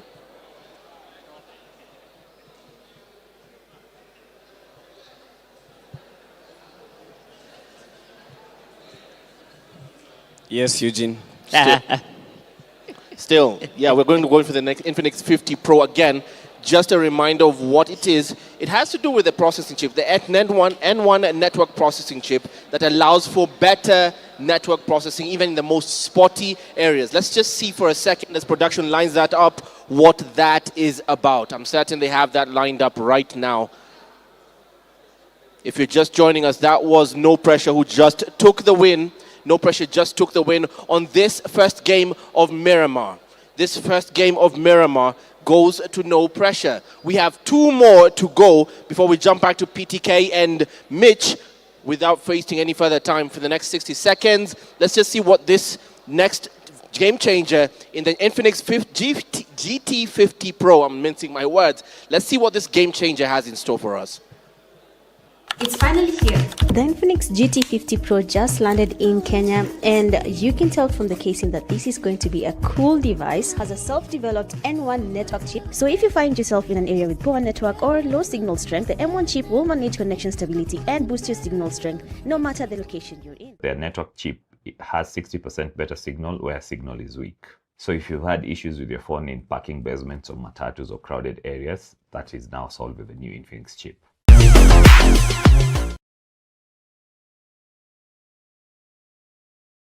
Having a powerful phone means absolutely nothing if the network connection lets you down. That is the point of the N1 self-developed network chip. That even in the most spotty areas like, say, a basement parking. Normally when you go to basement parking, your phone loses all bars. You can't even actually use it for anything. No connection for anything. This has changed all that, has changed the game. You can play it literally, quite literally, anywhere. The N1 self-developed network chip designed to enhance connectivity, performance, and everything, help delivering a more stable and responsive gaming experience, which is 60% above the previous generation. If you still have the Infinix GT30 Pro, you're 60% behind the curve because this has that edge. All right, Mitch, PTK, take us through to the next games as you review what just happened. Cheers. I don't want to laugh because I know someone will be laughing more than me. Yes, No Pressure got the chicken dinner. Again. I'm looking at Eugene. He looks so disappointed. I think he was supporting... I'm not going to mention the team, but they were nowhere to be seen. Eugene, what was your team again? It had No Pressure in it. It was No Pressure, It was No Pressure. It was No Pressure? It was No Pressure. Nice try, though. Nice try. I give you a C+. Ask him where was his team. Yeah, what were yours? Where are your people? I need my lawyer. I'm sorry? I thought it was you. Why are you suited up here? Yeah, no, where are your people? I cannot represent myself. I cannot. You were trying to capture me with banter. Mine is just one. Where were your people? You don't know jokes? That was just a joke. I don't know jokes. Hakuna. That was just a joke. Take us through to the second Miramar. Watch Kelele. Oh my goodness. Yes, we are of course going to the second Miramar. But I need to understand, after that game, how does that place look like? Because that place is the most uncertain slot right now. Even predicting and saying that this team will be taking third place, that is very hard. Not even third place. First place and second place is becoming shaky again. I try to imagine how the overall ranking is. Being that No Pressure was able to dominate and take a chicken dinner, that means for the top one, yes, we were looking at Rescue Esports, we were looking at Rush Esports, but I believe we might be having a contender for the title who is No Pressure. That game, how many eliminations did we get? Before they give us the statistics, how many eliminations do you think they get? Honestly, I didn't see much of No Pressure because most of the time they're getting the knocks. Someone was taking the elimination from them. They were getting knocks, not confirming. But let's say around 8 eliminations. But we have a team, FR, that got 9 eliminations from that game. FR cooked. But unfortunately, I don't think they survived. I think they got to the top 5. Yeah, they got to the top 5, so they got more than 10 points in that game. For them, they are still not safe, but that was a better game they've played today than all the games combined, honestly speaking. In all the games they've been trying to play, they've been getting eliminated so fast. But in Miramar, these guys, OGs. That is true. When it comes to Miramar, the two teams that we always see dominating, NP, FR, and now we have Rescue Esports joining the party as well. Because Rescue Esports play there was really good. We have to give it to them. They had a really good game going. But again, placing where you place your team, the final zone fights, where your team lands, when the game is coming to an end, where the teams are now third party, definitely affects how your team is going to be performing at the end of the day. I can't wait for the results. I can't wait for the match results. That was amazing. Terrific job from No Pressure as they continue to put on pressure on the number one, the number two teams. Number three at the moment is becoming unreachable. If Fallen Rulers cannot be able to match up and get a chicken dinner, if Raven Black cannot get a chicken dinner, I believe the top three would have been decided. That would just be it. True. The top three could easily be decided with how the chicken dinners come for the next. You can only imagine we have just 2 games to decide the winners. Just 2 games. It was 12 at first. Now we are down to 2. I don't know what the players are feeling, but I can only imagine they're not feeling good.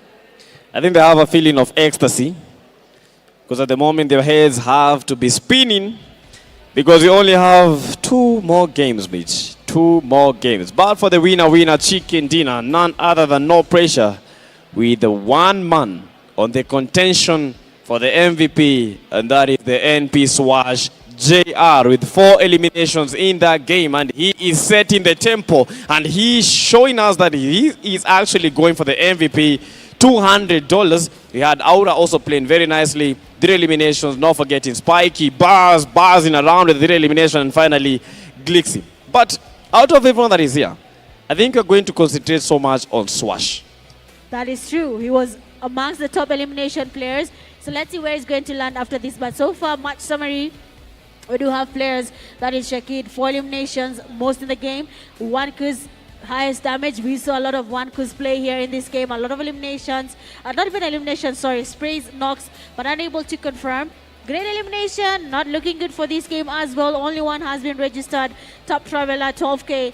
And the longest elimination, the player that we are saying has a very, very promising future. That is XS Ali with that good long distance elimination.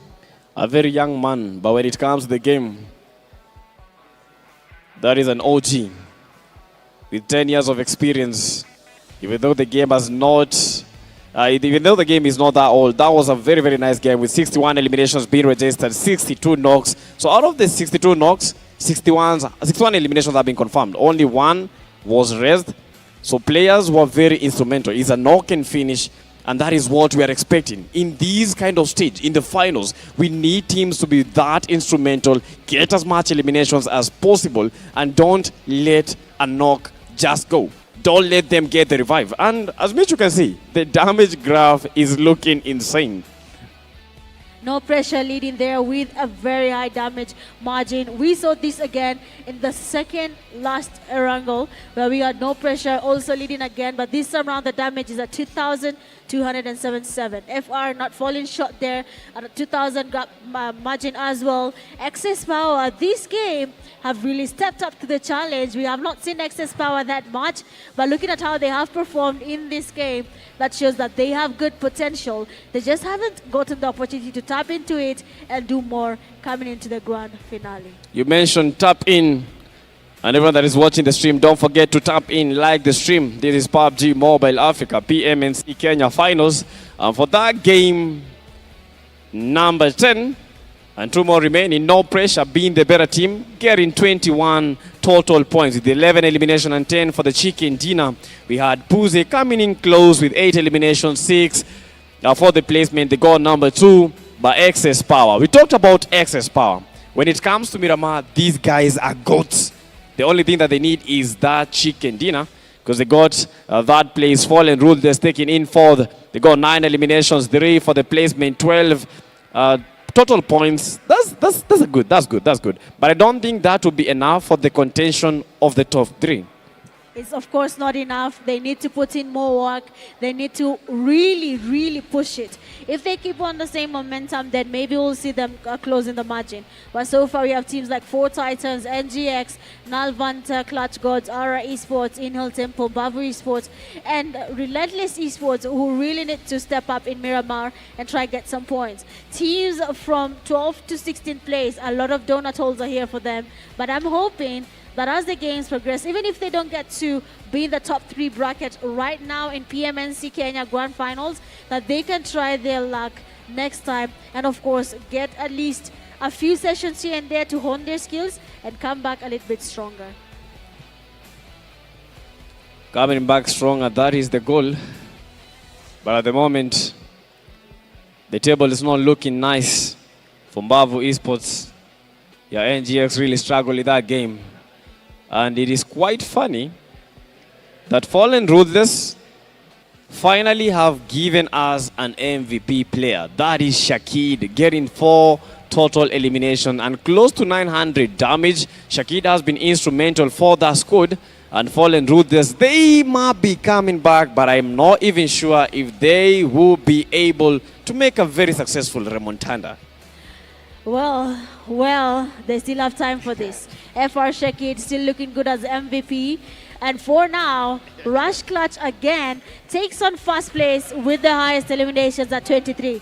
But he cannot rest just yet. We do have Swashi at 21, Weiwei at 20, and that means that is going to be a very hard place to be in. Rush Clutch might just be able to do something here, which is honestly a very interesting move here from the 2 players, both NP and RC. For Rashiano and Shaki, still in the race, but they have a long way to go. And should you notice something here? Rashiano with the highest damage compared to Weiwei, but the eliminations, they do take, that definitely splits them here. But again, we have to remind people, for the MVP, it's not just the elimination. The higher your damage, the more your survival time, and your knocks confirmed throughout the game, this gives you the best chance of being an MVP. You just have to complete that quadruple: eliminations, damage, knocks, and you need to survive. Otherwise, even if you get 1,000 eliminations and you only survive for 30 minutes, which is very impossible, that is not going to count. Those are the elimination leaders. I'm looking at Clutch. Yes, Clutch has been on that #1 top spot, but look at the overall standings. With just one game, it has all shifted. No Pressure did not stand a chance of winning the actual tournament, but right now they stand a very, very big chance of taking the title home because they sit at position 3, 98 total points. I think the top 3 might have just been defined at the moment. Oh my God. Defined, almost defined. Like I keep on saying, this margin is not that big. 6th place to 3rd place. That is not a big margin. One small mistake from either of the 4 teams here, the 3rd place is still very open. They just have to make it work. But I know Eugene right now is feeling very happy seeing that the team he chose is still here. But when it comes to our prediction, someone is out the door. Yes, and that is not me. 109, 104, 98. That is scary, guys. That is let me tell you, that final game will be absolute chaos. What Akaza huku? As in, that final game is going to be bad, man. That final game is going to be bad. Honestly, the way I'm seeing this, assuming that the top 3, as you're seeing them, still podium for the next game, what do you think is going to happen to try and change the table in the last game? Hold it. They have to hold. At this, but not hold for long. That's what I was saying. When you look at what FR was doing, that was a good game. They had 9 eliminations, but they could not make it to the podium finish to get more points on their elimination points.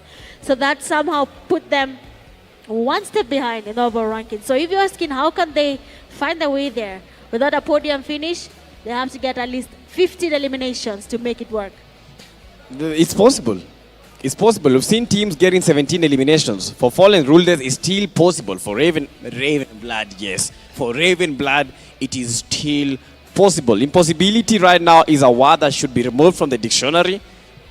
But what's impossible is for teams like 4 Titans, Bavu Destroyers at the moment, that will be really, really impossible for them to actually get to #1. But they can get to number 2 and number 3. Not even number 2, number 3 maybe. Honestly, the one thing that's certain is the team to watch in this second last game, the penultimate game, and I'm not glazing them. I really am not. I'm just being honest, Mitch. I'm just being honest, guys. Yes. Tell me I'm lying when I say no pressure might actually take some very, very proper risks for this game. They might actually take some real risks, and it's either going to go, I'm not going to mince words, it's either going to go very, very well or very badly. There's no in between. It's either about to go very well or very badly. For that, I will agree with him. Chances of it going badly, so high. Chances of what? Let me be the bad person. No. Chances of them losing a fight in these second last game, very, very high. Because at the moment, they are confident. But I think there might be a little bit overconfident. Are you saying confidence will be the problem in the next game? Overconfidence. Honestly, the overconfidence might rest with the rescue, because if rescue are not careful, they slip up once. That first place they have right now is being held by a very thin thread. How many points? Is it 4 or 5? 4 points. Is it 4? That's insane. I have the evidence. 4 points. Where is the evidence? Let 4 me see points. that. 4 points with just 2 games. That's a very, very thin thread. Let me look at that again. That's 5 points. 109 to 104, 5 points. And then 109 to 98 is how many points? 6 Mathematician, points. 6 points. 6 points. Are you serious? The distance between first place and third place is 6 points. 11 points. Is it 11? I told you he's 98. one. I told you your math was not. No. At least I wasn't even trying. No, I was doing the math between team number 2 and team number 3. You guys. No. I That's think just you PTK. misunderstood. You misunderstood my answer. My So prediction, my math is correct, but you misunderstood it. So the 6 points. the distance between first place and third place is 11 points. 11 points. That's a very thin thread. That's a very, very thin thread here. Mitch, you're seeing that math. Oh. What are you thinking? I'm just confused right now. What is happening here? What is this margin? So that means if one hiccup finds Rescue Esports, no pressure gets the first place. If one hiccup finds Rush Esports, they drop. And PMGO Esports, they're not that far off from getting third place. So at this point, it's anyone's game. And if I'm being honest, we're not even going to be happy with our own predictions at all. But I think for this coming game, we're going to have a lot of that parties. Because, just hear me out. No, you're right. If Rush Esports, one of their players is dusted, they get to see in the kill feed that is a Rush player. All these other teams that won the points, they will try to make that party happen. They will try to make that party work because they know these are our biggest competitor, and the easiest way to take them out is when they are not expecting it. Look, guys, the reason we're yapping is because the players are getting into the lobby. It's taking a bit of time, okay? It's not out of nothing. This is how productions happen. This is how live productions work. So bear with us. We're giving you as much punditry because, pundits know, oh, there we go. I will leave now and go as you guys take over. Later, guys. See you in the next Miramar. See you in the next Miramar. See and I was you. thinking about something here, PTK, and we were talking about how people will be looking to eliminate either Rush Esports or no pressure, and it reminded me of something. Imagine if we had a smash rule, and there's no way they want the game to end. That is going to be the same situation. They will want to force in a push and stop the team from surpassing the mark for that smash rule. You mentioned the smash rule, and I almost froze. Because the smash rule is one of the things that makes the game so intense. And if the smash rule was possible, that means that Rush Esports would have smashed it already. No, would not have smashed it. They didn't actually get a chicken dinner. The only team that would have smashed it, maybe Rescue Esports.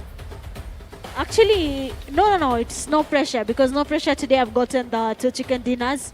So they might have been the team that would have probably made the smash roll very interesting here. But we don't have that. Hopefully one day in the near future, we'll be having smash rolls happening around tournaments and we'll be having a good day. Yeah, good days are expected. But for 15 of these teams, today is going to be a bad day. 3 of them will be celebrating, but one will be celebrating even more. And the play is on moving in towards the northern parts of Torre Ahmada. Cruz de la Valle also in that flight path. La Bendita also engulfed Los Leones. And a couple of teams will be fancying this circle that will be coming right now. Aura Esports at a very, very, very good spot. Even though they're outside the play zone, they have a chance of making a very, very good ascension. No pressure, still maintaining. At the landing position, we have Raven Blood. We've still not seen them doing very, very good. You know, they're getting eliminations right, but they are just losing fights very, very easily. For Excess Power, they have been very instrumental, detrimental, going in towards the areas of Pecado. But the team to be watching out for are those top teams. Number 1, we have the Rescue Esports. Number 2, the Rush Esports. Number 3, none other than No Pressure. No Pressure right now has to think about the next steps. They might be looking to get in on an early fight, but for Inhale Tempo, they have clutch codes. 1P already taken down, second one down as well. Gunho up to the game here. We have 2 eliminations on the Inhale Tempo name, and they are still going. I think the teams right now in the, let's give it from 7th place down. They're just looking for how much they get at the end of the day. But seems like clutch codes again make an early exit in the game. Was that an assault rifle? Yes, it was. It's is that a Mini Sniper. 14? That is no, that's not a Mini. That is a. See that clearly. The brand new weapon. What is the name? The one that has the dagger. I forgot the name, but that is the weapon. Guys, if you remember the name of that weapon, kindly write in the comment section, as we are having a blade fight between Relaxation and Shani, as they are trying to get a couple of elimination. Relaxation has to be careful, because a knock might be registered by Fido. We saw Fido doing a 1v3. We know the guy is not new when it comes to this kind of fights. Relaxation still holding, and that is the Winchester 98. One very powerful weapon. If you get a headshot, I believe that is a guaranteed knock. There we go. Relaxation has been spotted. First knock in here. Ice Baby trying to give him some cover. The cover is not really working, but Mbavu Esports player Fido will be confirming that elimination. Now the game is still going on. Mbavu Esports, 1 point to their name so far, and they're still looking for more. For teams like Rescue Rush, NP, PZ, RB, and FR are playing it really, really safe, because one small mistake, the whole table will be shuffled. And none of us want a shuffle. We want just to see teams are getting into very, very good fights, trying to survive. But 11, Fataza eliminated Mahad, Furious 9 again on the strike. They know that they have the advantage. They have been going for these. They have been yearning for those eliminations. Ice Baby being one of the final players surviving, trying to get a foothold, trying to survive. But this is going to be hard, because the Furious 9, they are still making that push. And Ice Baby feeling the chill in Miramar, a hot map. Miramar can be very sweaty sometimes. You just have to make sure that you are in the best place yet. If you're looking to survive this, make sure it works for you, because one small hiccup in your team, you're open, you're third party, you're done. But Mbavu Esports here have been going back and forth now with Nalvanta. They have Furious 9 as well, very close to them. They have at least something that will be brewing there. But if you look at the safe zone, not many teams are in the safe zone. It is interesting that 90% of the teams are holding the northern side of Miramar, with the rest maintaining the southern side of Miramar as well. Yeah, that plays on looking very, very central. With Aura Esports in towards the areas of the southern part. Dynamo taken down by Fido from the Mbavu. Shani also making a push. Fido, he knows that they have the advantage. F9, yes, they did get 3 eliminations, but they are still getting chased. I think Mbavu are playing good. For these 2 Miramars, I think Mbavu have been playing really nice. They are playing really, really well. Here, if you look at how they're taking their fights, they're looking for elimination points. At least by the end of the day, I don't think they want to be the 16th team. They're just trying to go higher and higher that leaderboard. For Relentless 7, they have not been having a good stuff as well. A good start, honestly. It is the last day, the last 2 matches. Miramar is looking tricky for them, but they want to keep going. They want to get the points, and probably Mbavu Esports might be able to secure at least maybe 14th, 13th place if they have a good night. By F9, at the moment, very furious, because, they took out Dynamo. We say that Dynamo is not dying anymore. That is the one man that is leading when it comes to getting eliminated for the Furious 9. It's a 3v3 situation. As the Mbavu Esports, they are still holding that compound. Yes, they have a full man army, but they have already made a 2v2 split, and that is a good clutch. And Boney will be burning these. Shani down on his knees. And Boney, that was a very, very good 1v2. You know, players usually underestimate. What was that weapon? I keep on forgetting the name of that weapon. The Tommy gun. At this point, you'll have to give PTK a handbook. They have to. I need to know the weapons by name, all of them. We'll forgive you right now. We'll give you lessons later. But for a team like Mbavu Esports, they do have 2 eliminations so far. In Hall Tempo, they're still going on here for the 4 Titans, making their rotations as well. They do not have any points so far on their end. Rescue Esports, they're very much in the central around Los Tions. We do have Rush Esports around Mina General there. Rookie getting a knock. 2 players easily knocked off. But actually, in El Tempo, we'll be losing 2 of them. And that means 4 Titans will be bagging 2 eliminations as the second fight of the night. Yeah, second fight of the night. And that was a perfect spray from Rook. Look at these, the man dominating. He got the 2 knocks, but unfortunately one of the knocks has just been raised. They are making a push at the moment, but this is going to be so hard as the IHTs are still trying to make an escape. They have a vehicle. They are trying to find a good spot. They are trying to escape. Into the blue juice they go. Into the blue zone they move. But the 4 Titans are not letting them have any space. Space, not right now, because you only have 2 games. Rush Esports on the other end. They are getting knocked as Guns is sent back packing. But the no pressure has been held, and they are still putting in the pressure. And this might be it for Rush Esports, with Guns ablazing, Guns out of the game, back to the lobby. I wonder how this is going to impact the Rush Esports. It's definitely going to give a very big impact on the team. They have lost 1 vital player for their team, and No Pressure might be happy with that. They know they have basically almost crippled Rush Esports, but we cannot say that just yet. They have the capability of doing this alone. They can't do it as a trio for No Pressure. They have to dial it down. They cannot keep on going in for that aggressive play. If they're looking to get that first place and secure it, they need to dull down a bit. They need to think about everything that is coming after that fight. Is it something they can easily win? But so far, looking at that safe zone here, Chuma Serra, Mina Del Val is looking like the safest place to be, and teams are still making their rotations. No Pressure, Rescue Esports. On the southern side, we do have Raven Blood. Everyone is just trying to find the best place to secure so far. But how can you secure a best place when all the places they have players looming? Yeah, players just waiting. 4 Titans, they know that they have the numbers. Yes, they made the push, but Spark is out of the race. Power Baby also out of the race. They will be facing IHTs on a duo v duo.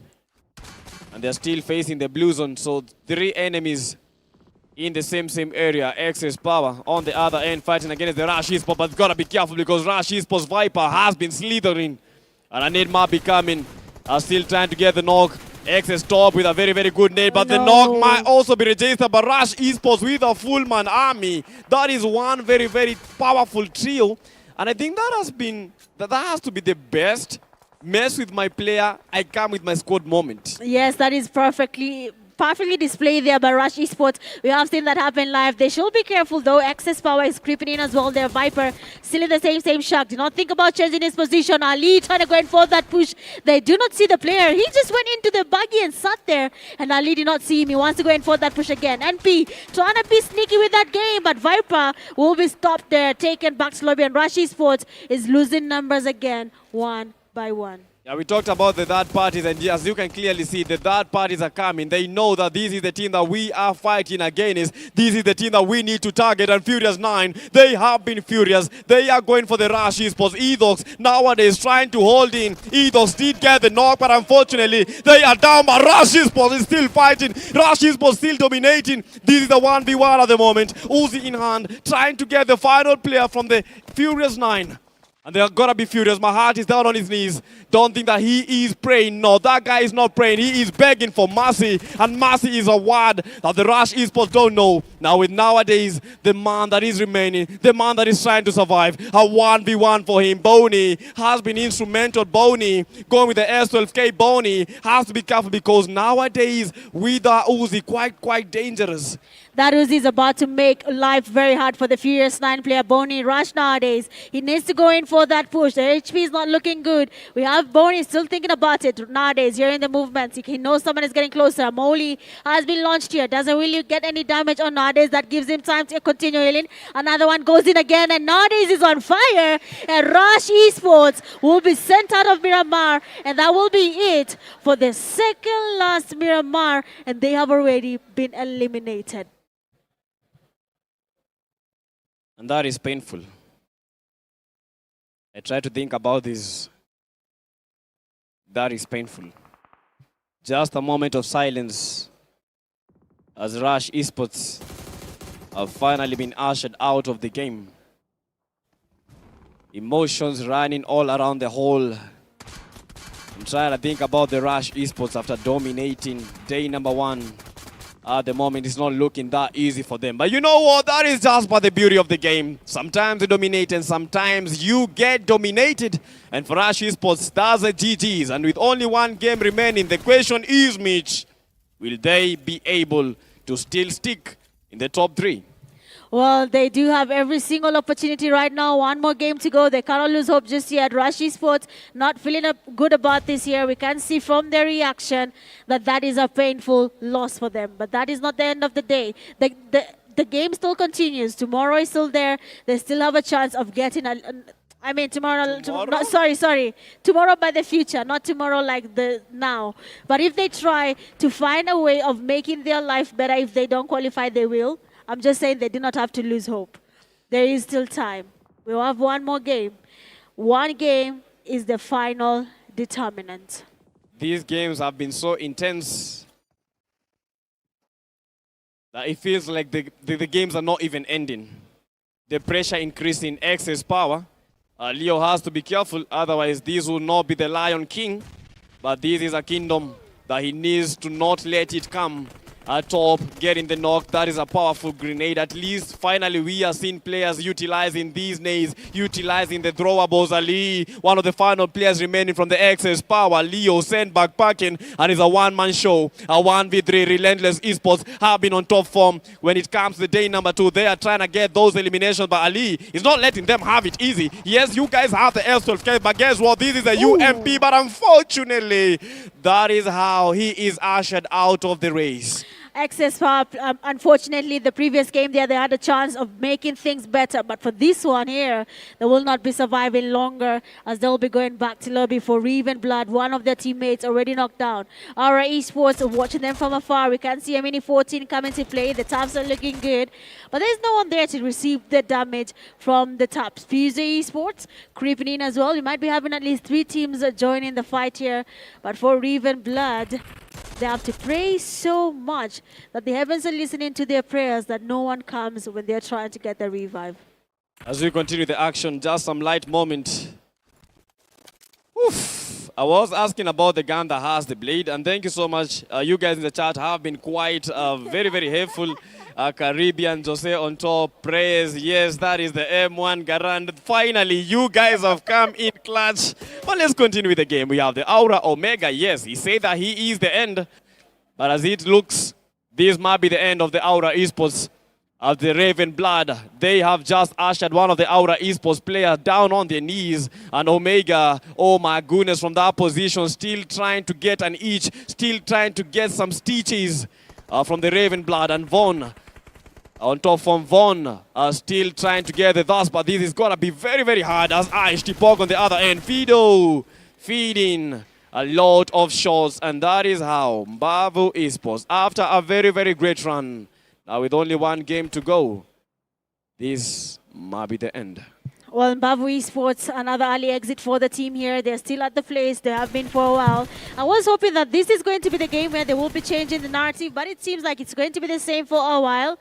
Our Esports and Reven Blood still going at it. They are in the same space. They're still going at it with the sprays, trying to get more happening. But for our esports, the numbers are not good. One player has already gone. Second player has already gone. They have only 2 players still standing in their team right now. It is looking very interesting. In tempo for Titans. Nalvanta, they are losing numbers and they might be going back to lobby in case they are exposed to more fights. Teams losing numbers. And at the start of the game, we talked about the teams that we will be eyeing out for. And one of the teams already sent backpacking, that was Rush Esports, currently at 107 points. But we still have teams like Rescue Esports sitting at 109 points. So for Rush Esports, that was a good game, but that was a very terrible game. Because, you know, that is just the end of it all with only one game. And Rescue Esports still surviving. It's going to be hard for them to actually clap this. But for Titans, Immortal has to show us that he is very, very much Immortal. But they are making the push. Relentless Esports, they want Immortal. And Immortal not Immortal anymore. For Titans losing a player team. That is 2 eliminations to their name, but they'll not be surviving longer. Nalvanta taken out as well. Rescue Esports realizing that there was a fight here, so let's take advantage. Hamilton cooking up a nice grenade here. We do have the players from R7. Tops and the teammates are very much exposed. Grenades are going towards them. Rescue Esports are receiving some damage. And I think they have been compromised as well. Their location is not as comfortable as it was before. And that means someone is aware of the location. The sprays are coming in quite hot. Molly's about to be launched in the houses right now. People are about to be cooked. And the players for Rescue Esports, they want to finish this because the zone is about to close in. And they do not want to stay here longer than they should. For this game, I feel as if Relentless Esports has been the team to be watching out for. Behaving like a team at #1 right now because of how they are approaching those fights. Of course, but they got to be careful because Rescue Esports has just been watching. Cocoon in the comment section, eyeing out. And that guy waiting and saying that no pressure might actually take that win. Hopefully, they might take the win. But currently, we are just spectating. We are watching if Rescue Esports will try to bring the aura back to the game. They have been quite instrumental. They have been very, very dangerous coming to the game. Number 11, but it is still early to judge among these teams which one will be making it to the top spot. That's a very hard decision to make, seeing how the teams are taking on fights. Most of them are willing to risk it all. Just 2 games to go and we'll call it a night and the end of PMNC Kenya. So this is definitely the game where they need to think about every single move, every rotation, every fight. Every one of them has to make sense. With that fight happening there, we do have a team on the edge. I believe there is no pressure right on the northern side where we do have Rescue Esports and R7. And that means if NP decides to third party this fight, they can actually make it so hard for RC to maintain first place position. Decisions. This is where we get to depend on the IGL. The IGL call will be the most important thing. And Puze still holding. But before we can see another fight, we got to remember everyone that is watching, this is PMNC Finals. And we are at Thika Mount Kenya University. At the Mwai Kibaki Convention Center, as a good knock has been registered. Fallen Ruthless finally making a strike, and that is their first elimination in this game.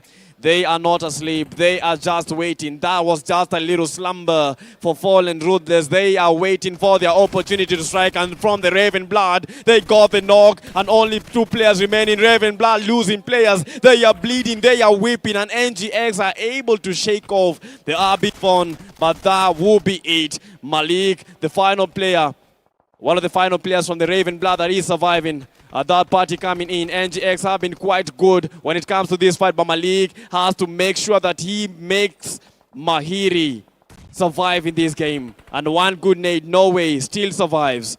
And NGX are playing nicely, but Kelly downed, eliminated, and with that good nade, that is how you make it happen. I mean, that is how you make it happen. There are 6 eliminations go directly to Raven Blood, and they are doing a good job. They were almost eliminated there. I mean, the players from NGX, they had it coming for them. They had everything in play. They almost took down the whole team, but because of their numbers, 3 of them are already knocked down. 1 was still standing. That made it really hard for them to survive that. But as we talk about fights that are currently happening, PMGO Esports, they are in the middle of 2 teams. No pressure. and the Fallen Ruthless are very much close to where they are. We'll be seeing whether they'll be taking on each other or not. But for PMGO Esports, they know of No Pressure's location, and they also know of the location that Fallen Ruthless is currently holding right now. Now it's all about your willpower. It's all about the location that you are holding. And Zaidu from the Fallen Ruthless getting a very, very good and fantastic knock. Starboy not being the Starboy at the moment, but Raven blood have been bleeding. Yes, the blood can be seen, and Raven, they gotta get that revive. I don't understand how did they make a total split. Yes, they are taking fights very, very well, but I believe they are losing players more by that split. And Fallen Ruthless, they know what is at stake. With 7 teams remaining, 22 players in total. They have a full squad. Zaba, Zaidu, Tezinho, Shaki, not a kid anymore, Aman. And among some of the players that are trying to get to the top 3 in these PMNC finals. Well, getting to the top 3 does take in a lot. Rescue Esports with the rotation there towards the eastern side. It seems a little bit safe. There's no one on that end. But if you look at Fallen Ruthless, the rotation they're looking to make, they might be encountering 2 teams. No Pressure and Relentless Esports. The 2 teams are on that northern side. They are all waiting. They're looking to make a rotation. PMGO Esports sitting comfortable in that zone. And all these teams that need to go towards the zone. And with a team like PMGO Esports just chilling in that safe zone, might be able to make it so hard. They are really focusing on the gatekeeping. They're doing a lot of housekeeping here, but you have Aura Esports trying to take on a fight. Raven Blood, they're trying to get the damage there. Mahiri gets on Omega, and Aura Esports will be going back to lobby. Raven Blood right now are making some people here in the crowd really, really happy. And you can feel the aura leaving and escaping Aura Esports as they have just been sent backpacking. Aura Esports at this point, I think they should change the name. Not in a bad way, but I feel as if they should change that name, because Aura name not being seen in Aura Esports. The Aura being felled by Raven Blood. Now we have 5 teams remaining. Rescue Esports with 4-man army. No Pressure with a trio. Raven Blood with a trio. Not forgetting Puze with a full squad. And finally, the team. One of the teams that we have been eyeing out for. That is the Fallen Ruthless at a full-man army. Zaidu almost eliminated Shakid, securing that knock. And Dybala, one of the final players from Puze that is surviving that nade. Not connecting that nade. Almost connecting, but from behind, Dybala did that. Show me getting shown something new. And Fallen Ruthless, Tezinho, amongst one of the final players. Zaba trying to provide the cover fire. Dybala, one very instrumental player. He knows that this is Tezinho. It is a 2v2 fashion for them. Will they be able to shake off the duo from the Fallen Ruthless? Well, that is going to be a hard thing to do, seeing that Raven Blood is also third part in the fight. Dybala cooking up a nice grenade there. Tezinho very much exposed, and the nades are looking quite good, but we have Raven Blood coming in from the side. They want to engage as well. Tezinho with a nice grenade. Doesn't get the damage on Dybala. He will be able to make the rotation, but Tezinho needs to finish this now before we have a team like Raven Blood, third party, making it so hard for them. Dybala getting damaged. Leo as well getting damaged. Tezinho looking for the loophole. We have a team again. Somebody's trying to creep in. Somebody's trying to third party. And Puze Leo is trying to make it happen as well. They're just moving around. They're looking for that opportunity. Tezinho, a grenade is still in his hand. The pre-nade is good, looking nice, but he has to release it. Release it now. The damage is not there just yet. But Tezinho, this time round, the grenades are looking so good that they have enough to create a lot of trouble. And that is a good nade and causing trouble indeed for Leo as he is trying to get to a very, very good and fantastic spot. They have to be careful because Dybala has been holding that DBAs. You know, Dybala, one of the most dangerous players coming to this game. And number 11, last. This is the second last game, and they are all cooking. Fallen Ruthless, they know what is on the line. They know that if they lose this fight, they might lose it all. For Puze, they also are eyeing that, you know, risks 100%, but you gain a lot. So they have to win this fight. This fight, you don't got to lose it. For Zaba, he needs to show us that he is the nade master. And that was almost a knock. And Dybala is down on his knees. And this is a 1v2 situation. And Zaba, they are going for the strike. They want that elimination. And Puze might be out. Puze taking Tezinho down. Leo going for the strike. But Zaba, oh my word. That is a perfect execution. DBS in hand. And Fallen Ruthless falling ruthlessly. I mean, I watched that fight on the edge of my seat here, thinking what is really happening here. The players from PMGO Esports, they are really, really aggressive here. No pressure. They have been creeping in. They're trying to engage as well. Rescue Esports watching the fight from afar. They want to be part of this. They want to engage. They want something. And at the end of the day, all this depends on how the game actually unfolds. So far, we do have Glixit being taken down. Spiky trying to get the revive, trying to get something happening here. Someone is about to be exposed. And for the players from PMGO, they only have one player, Leo, to determine what is going to be happening for their team at the end of the day. And at the end of the day, it's all about this team. No pressure. Still surviving, 11 players remaining, and for no pressure, they still have that full squad. They are feeling the aura. As we have seen the icons, aura, PMGO, Leo, still trying to find the leeway. Spiky yet again making that revive happen. But these teams have been very, very instrumental. Leo, the final player from PMGO, surviving, but they have to be watching out for no pressure. If no pressure is able to give us a chicken dinner, the table might be turning around, and the number one plays might be interchanged at the moment. But look at Rescue Esports. They are officially ready to take on no pressure. Spiky, last man standing. The Kobe will be landing on his face. The Rescue Esports will be getting a very good end here. They are still pushing the game here. They're looking for opportunities. Reeve and Blood, they know the fight just ended. PMGO Esports, though, the last player, Leo, has been playing a patience game, has been watching the fight from afar. He doesn't want to be there. He doesn't want to engage just yet. But so far, so good. Rescue Esports are making sure that the damage is there. RB, Starboy getting closer. Grenade coming in there. Starboy getting exposed. The nade from RC Shaki does get the damage. He wants to go in for that push. A second grenade goes in. Starboy gets grenaded by Mahiri.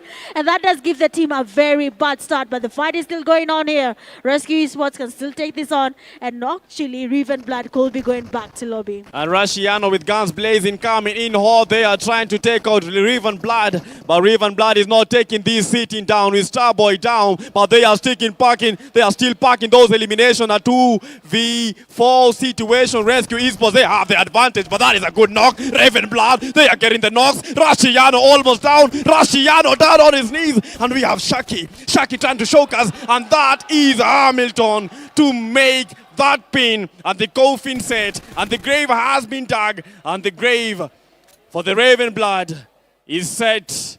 But for Rescue Esports, the win is inevitable right now. The win is definitely inevitable. As you can see, one player remains standing from PMGO. And Rashiano gets toasted. PMGO sees an opportunity, takes it. Two players remain standing. The revive on Weiwei is currently ongoing. Hamilton risking it all. Leo having the push happening then. That's an easy winner chicken dinner for Rescue Esports. And that's how you do it. That is how you come do it. This is the PMNC Kenya Finals, and they are making the remontada happen. Rescue Esports, they don't need any introduction, because that was just it. That is what you need to say, and that is what they brought to the table.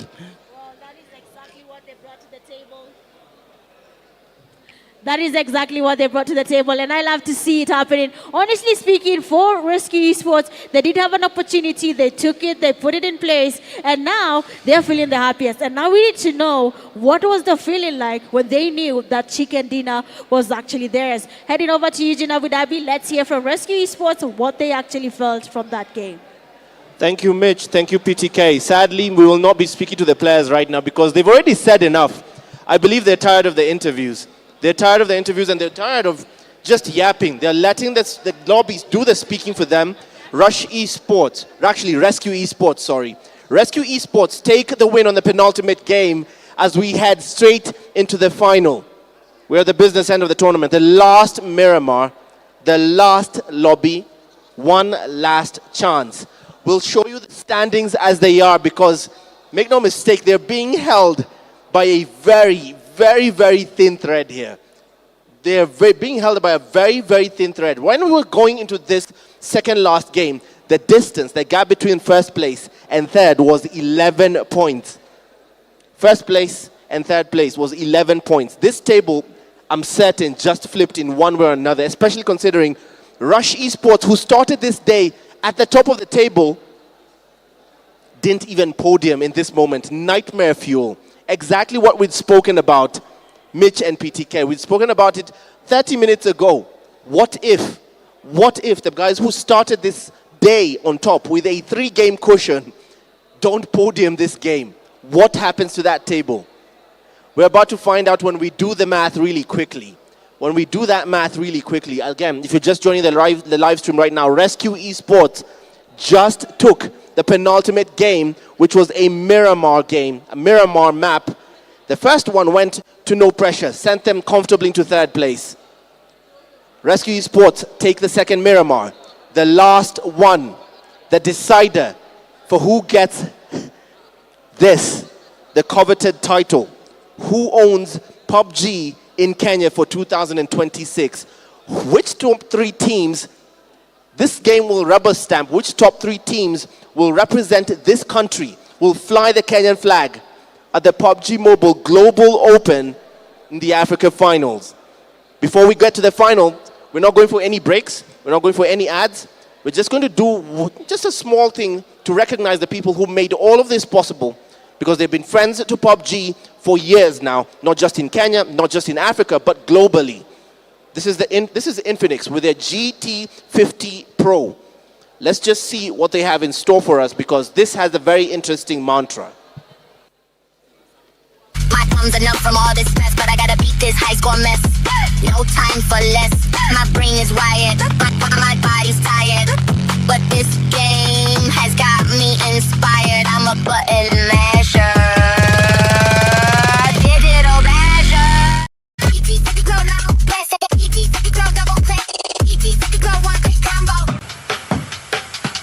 Yeah, that's the trick.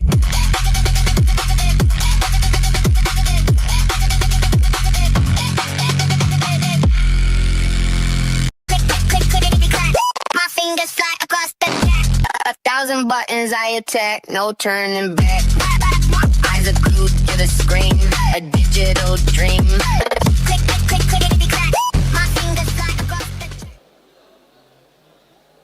All right, that is the Infinix GT50 Pro. That is the device all of these players have been playing on for the last 2 days. So whether you're building your business, whether PUBG Mobile is your life, it's your battle now. Whatever game you may play, whatever you want to do, whether it's editing, heavy shooting, anything to create content, anything to build your business, your brand, you need a device born to make you and let you win, to give you the edge, the competitive edge in any form of life, in any walk of life, any career path, in any choice or fun element that you try to put yourself in. It's in the name. They are born to win. This is the Infinix GT50 Pro, made possible by Infinix, who are still friends to the game, friends to the players, encouraging innovation. And as you can see, for all these players, well into their youth, encouraging them to bring out the best of themselves. And with that, we're going to segue nicely into preparations for the final game. The players are walking to the lobby. Everybody has a plan. Mike Tyson said this. Everyone has a plan until you get punched in the teeth. Rush Esports started the day with a plan. And I quote, "We have a 3-game cushion." That is out the window. Second place is even in question at this point. This last game, make no mistake, it's for all the marbles. We're at the business end of this tournament now. We're in the money pit. This is it. This is your moment. Had to give you a career to destroy it. Thank you, Eminem. Mitch, PTK, where do we go from here, guys? I'm coming to you straight. I'm not just tossing it. I'm coming straight to you. I'm coming straight to you. I'm going to go and just banter these guys, because now we have the time. As the players get into the lobby, let me banter these 2 clowns here. These 2 clowns, because you guys don't, the one thing I'm learning is I'm the only one here who can make an actual prediction to save their life. Yes? No. I will pull a video from Fallen yesterday. what? No. Fallen what? Listen, I feel like Fallen Ruthless is maybe feeling the pressure. And it's affecting them. Relax. Wait, why is he dancing? But that is a strong team. I'm being honest. That is a strong team. They have very good potential. But probably the tension from the tournament is getting to them. Yes, but listen, wait. I can pull a video from yesterday. PTK had it. I say. What did you say? No, listen. No one listen to my prediction. I didn't say that I know no pressure will win. I said I know what will happen day 2 with no pressure. I said it loud and clear. I said day 1, they might even be the last team. But when we're closing day 2, everything will be different. I've seen that every tournament. I can even bet on it. Once we go to PMGO Africa finals, they'll do the same thing. Day 1, they'll play so bad. Day 2, they'll become better. Yo, I will need to see this video. No because, way. No way. In Kenya, we call that. I will need to see this video because it was not submitted into evidence. She needs to give us the evidence. Yeah, it was not submitted into evidence. That is just hearsay. Your Honor, this is hearsay. Well, okay, this is hearsay. what I'm gonna do before the game starts, I'll choose like 2 minutes of my time. I'll give you 2 minutes of my time and look for that video in the live stream yesterday and give it to you. Are you sure you're not gonna be making the video right now? Exactly. She's going to go and record a video and then backdate it over there. Yes. I am not making the video right now, I promise you. Okay. I'm not. I made that prediction very, very much yesterday and I was confident with it. Look, we're going to take a look at the chat in TikTok here. TikTok has been pretty active here. TikTok has been insanely active. The YouTube side as well. YouTube has been concentrated more on watching the game rather than yapping in chat. But TikTok, hey. You can never compete with TikTokers. People that are watching with their devices, for YouTube, you can say they're watching with their TVs. That is why they're not commenting so much. But for TikTok, we have comrades from JQuat, Kenya, also from KU. That is one thing that they know. Keyboard warriors. Number 1 gets how much? Some of the people are asking, don't know. Some people watching in the stream don't know what's at stake here. Enlighten them. Well, I'm about to give them a very big story. Oh, first things first. Before that, they want you to walk through the stats. I will tell them later. But looking at the team stats here, we do have RC giving us a good start. They have been able to get another chicken dinner for the day. And then we have Hamilton getting 3 eliminations. We are seeing Shaki and Wei. We're a bit lucky there. Seems like they were carrying the meds for the team. And they somehow created a good space for the team to get their chicken dinner. And I love how they spread out the damage throughout the game. You can see even with 0 eliminations, the damage are definitely looking good for Wei Wei. A very good game for Rescue Esports. I believed, we knew, by the time they approached Ravenblood, we knew that they are going to win this fight after Mahiri I think he was the one that knocked one of his teammates. But unfortunately, it goes how it goes. But for the match summary, look at the most eliminations coming from the IHT. Funny thing, IHTs did not actually make it to the final circle, but they have the player with the most eliminations, so that is amazing. Highest damage also coming from the IHTs, and still the same player, Dabs, from the Ravenblood. Grenade eliminations, 2 of them. We have Starboy. I think for this game, Ravenblood has been nice. It has been nice, although for surviving and for actually winning the game, that is not their cut. That is true. Surviving the game seems to be very impossible for the team, but they'll have time to recover when they go into the last game. The determinant for the winners of PMNC Kenya. Now, looking at what is happening right now, we did have a lot of, not very many knocks, because every single knock was confirmed, elimination was given. And that is something I love to see when the players are making sure that every single kill counts. So right now we do have Ravenblood. We do have them getting a 1,500 damage from this game, even though they did not win it. And the team that won that rescue doesn't really get much, just 1,300 total damage from this game. What I'd want to know, Mitch, is what's for someone, the layman, because at some point the people who are watching the stream may not understand the significance of the damage graph. What is it? It's basically the overall points that the team has gathered from their damage. From that match, if their damage is combined from player number 1 to player number 4, when combined, that's how we get 1,500 damage. And just beneath that team name, you can see a name there that shows you the player that contributed the highest damage to that team. Interesting. Okay, PTK, walk us through this. We talked about Ravenblood. Even though they didn't get even to the top 2, just look at the performance. Stellar performance from them. 9 eliminations and 5 for the placement points, making it 14 total points. But for Rescue Esports, that was a rather very stellar game with 6 eliminations and 10 for the placement points. I believe, Right now, the Rescue Esports, they're not getting a lot of eliminations because they know what they need to get is that chicken dinner. Try and up the chicken dinners as much as possible in a way that if Rush Esports is trying or maybe try to make a remontanda, they will not be able to match up to them because they will have more chicken dinners and more placement points for them. But this is rather disturbing. Rush Esports. In that game, only 3 points. Well, while PTK was talking, Mitch, I was trying to get the reality on the ground for you because I don't believe I'm looking at the points that Rush Esports got in this. This might hurt them. This might actually hurt them.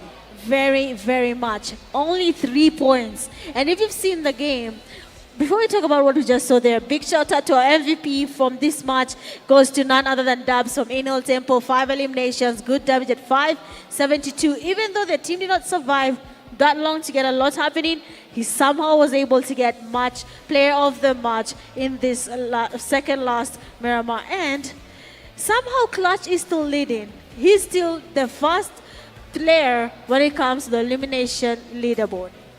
But I think the MVP position might actually slip because of one thing. Swash has a lot of damage, 5,000 damage. Although he's not been surviving so much, if it is for MVP, I think Swash might get it. For Clutch, he needs to start up in his game because these are just the elimination leaders. This is not the MVP. So for the MVP, they're going to be calculating in terms of the elimination, in terms of the damage instilled, in terms of the total knocks, and in terms of the survivor point. If you look at the survivor point, just five minutes only. So for Swash, he might go for that MVP. I feel like production is playing with us. Yeah, they're playing with it. You notice, why will they start with page 2? Because something is happening on page 1. Why will they start with page 2? Yes, they know what they're doing. They don't want us to see what just happened there. Something is happening on page 1. Something is happening on page 1. Why will they start here? We already know what's happening on the second page. All right, Inhale Tempo have gone up by a solitary position there to 9th place. Yes. But I feel that there's a surprise waiting for us on the other side because I know they're surprised. Just drum rolls. I'm good at math. I'm not PTK. But I can tell you for a fact, PMGO Esports is in top 3. Raven Blood might be the top 3. Oh, I forgot about them. Yes, because they performed very, very well. Hold on. Just flip the page already. Production, Oh my God, just flip it. Flip it. And they No. did. And Oh they my did. God. We have a tie, something we don't want to see when we're choosing the top 3 position. Rush Esports and No Pressure have tied, and it will all boil down to the chicken dinners placement points. Right now, No Pressure should pray so hard that there is no way Rush Esports will go past this. Because this will be a nightmare, I promise you that. This is looking nasty. Honestly speaking, this is looking nasty. Not for No Pressure, but for Rush Esports. Because they've not been able to get good points coming to this day. Less than 30 points for them. And this is the consequences of that. 107, No Pressure might be making one of the biggest remontadas in the PMNCs. I'm going to walk away now because this match starts in 10 seconds. I don't believe what I just saw, and I won't be able to sit down for the next 30 minutes. For the last game, stand up, pay attention, because in 3 seconds, Mitch, PTK, your voices will take you through the last game of Champs Sunday. Championship Sunday begins now. Let's do these after 11 tantalizing games. These has been the Championship Sunday, and this is the last game in the PMNC Kenya Finals. This game will be determining who will be walking away with the title and which teams will be representing Kenya in the African stage and finally in the global stage. I don't know where it's gonna be happening. Last PMGO, it was in Indonesia, but for the season 2, yet to be revealed. Pakistan? They're going to Pakistan. So if they're able to get the number 1 in Africa, they will be going to Pakistan. Now you can feel why they are going for that number 1 position. You know, you have to be good at what you do. Yes, you have to be really good at what you do. And at the end of the day, we have something called TMGC points. So that team might still get a chance of going to Turkey for for PMGC, PUBG Mobile Global Championship. But don't worry, we'll talk about that when the time comes. For now, we need to know, this being the last game, match 12 out of 12, and we are in Miramar, and this will be the determinant for the 3 teams that will be advancing to the next stage in PMGO Africa. And PTK, we asked one thing. What is at stake here when it comes to PMGO stages? 3,000 USDs on the line. In Kenyan shillings, that is as close to 350,000 Kenyan shillings. So that is what is on the line for the number one, 800 USDs. And they are pushing, but let's not talk about that right now because the 4 Titans, they are in quite a tussle, and that is quite a good shot. Pump shotgun, pumping out Rook out of the game. And Shani with the fast elimination. Rook, look at the knock, look at the player bewildered, abuse, and that is how you make it happen. But, you know, Rook had the double barrel. Double barrel versus the pump shotgun. Which one would you go for? Well, the pump shotgun. The double barrel, with just one shot, you get 2 shots at a go. I feel like telling a story where I was new in PUBG Mobile and I first tried the pump shotgun. I didn't know how it worked, and that time not everyone was good at the game. Believe it or not, that's why I say I'm the best PUBG Mobile player. I got 2 knocks with the team pushing me in a line. The first one went down, and the second shot from the double barrel got the second player. So you mean you would go for the double barrel? No. But it worked? Still no. Pump shotgun all the way. Oh my goodness. A shotgun player advising us on shotguns. No, sorry. I was just joking. Not a shotgun player, because as you can recall, she said that she would prefer the Uzi, the UMPs, the SMGs rather than the shotgun because she is not that good at shotgun. But you know what? You might not be good at something, but you have info that is very, very important regarding that particular item. And as you have heard, take it or leave it. But at the moment, excess power, they need to take it, not leave it. Because the game is just beginning. This is the final game as all the teams are looking for those necessary utilities. 4 Titans, yes, they did lose a player, but they are trying to get the revenge. They are trying to get the counter-strike. 4 Titans losing rookie is like Rashi Sports losing guns. But let's see what they will be able to do without the player here. They will be looking for maybe a slow game. They just need to go up the leaderboard. For teams that are not looking to qualify, when it comes to the PMNC Kenya Grand Finals, all they need to do is go up the leaderboard and get as many points as they can. The higher you go, the more you get from the tournament. So make sure you make your way to the topmost position. Talking about what they're getting, you have heard about the 3,000 USD coming from PMNC from different regions. Then when you go to PMGO Africa, you do have 10,000 USD up for grabs as well. You see, this makes it a really, really, really good investment for someone looking to earn, something nice after the games. That is quite some good money.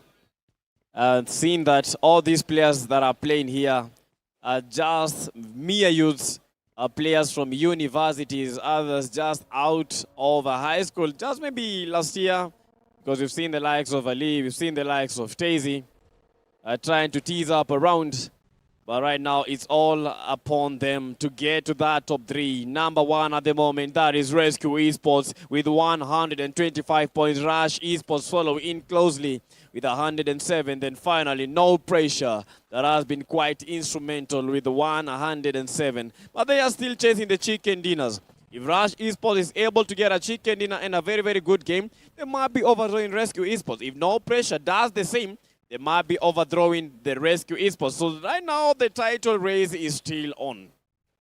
It is very on. And the thing is, when we're talking about how many points are needed to move into the next stage, we have Puse, we have RBX, we have them really, really looking for that. But looking at what's happening there, Even Blood and Ice Cream landing on a mess. Rocky right now has a lot of decisions to make, but Von will not let that happen. He needs to go in for that push. Loki, not even that close, but Malik very much aware of his location, does get some sprays there. But let's see how this actually unfolds if Even Blood is looking to survive. Yeah, Clash Goals have been going in for these early fights, yes, they did get an elimination. Starboy, they are making the push. Sato, they are making that cover fire because they are in, because they smell the blood, they smell the Raven blood is bleeding. Rocky rocked and down on his knees, and Raven blood with only one player remaining. These might be the end of the journey. These might be it.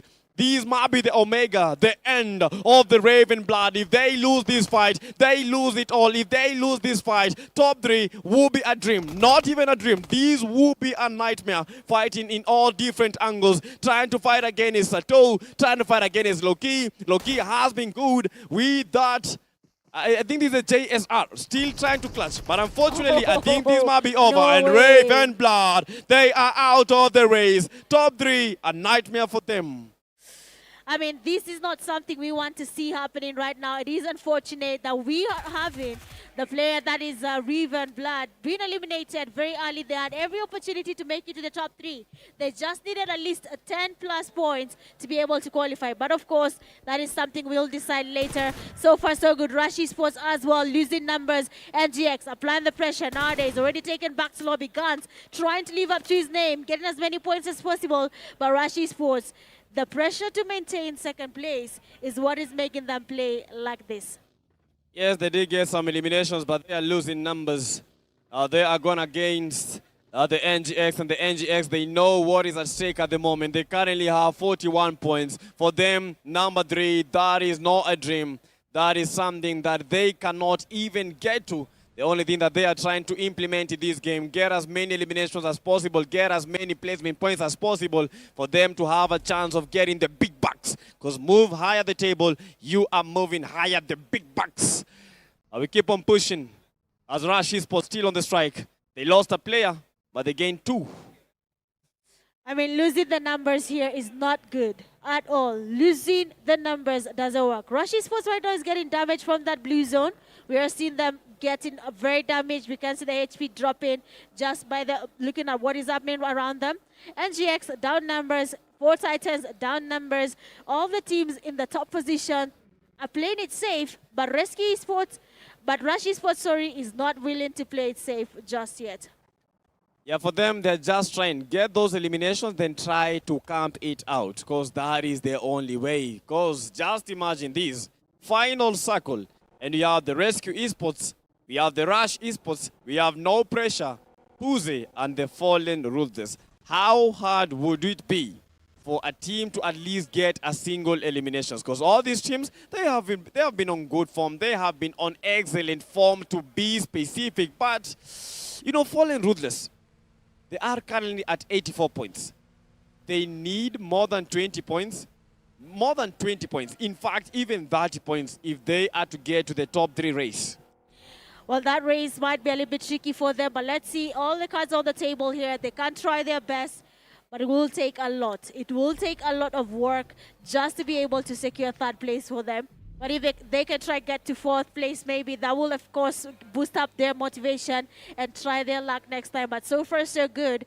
The teams are making their way into that safe zone. PMGO Esports, not very, very comfortable in that zone. No pressure coming in from the southern side, going towards PMGO Esports for FR. They're also making a very slow rotation, but they might be looking to play as safe as they can just to survive this game. For Fallen Ruthless, they know they have to take on those fights, and Shakid is the first person to get an elimination. And Fallen Ruthless, they are not falling anymore. As Furious 9 is sent back packing. Mahat is down on his knees. Dynamo down on his knees, and the numbers keep on piling. For Fallen Ruthless, they are making the strike. Kido has to be careful. Look at this team. They are very much composed, but Tezinho out. Tezinho eliminated. Furious 9 out of the race, but you know what? They went home with Tezinho. Getting Tezinho is also a painful dent here for the Furious 9 team.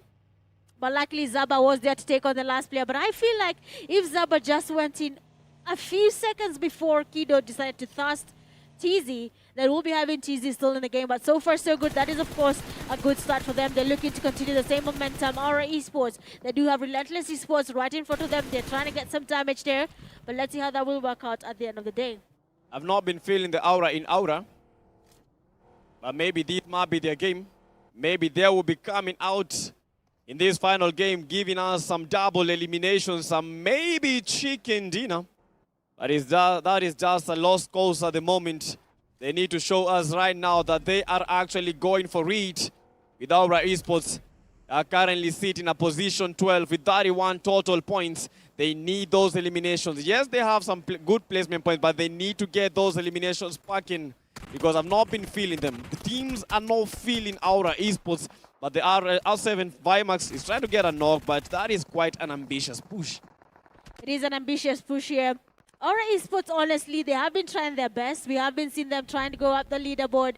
For Relentless Esports, though, we have to give them their flowers. They didn't exit this game as the first team, so that's a good start. But they still have fights finding them. Somehow, they're always in the middle of fights. I don't know how that happens, but we always have Relentless Esports taking on teams at random times. And right now, Zaba with a knock and Pyro.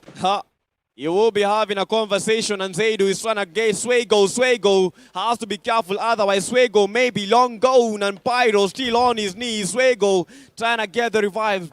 Backpedaling, Swego down on his knees. Shakid gets the knock and only one player remaining. That is Fido. We saw Fido with a 1v4, but is Fido going to feed more to Zaidu? Are we going to have another Zaidu moment?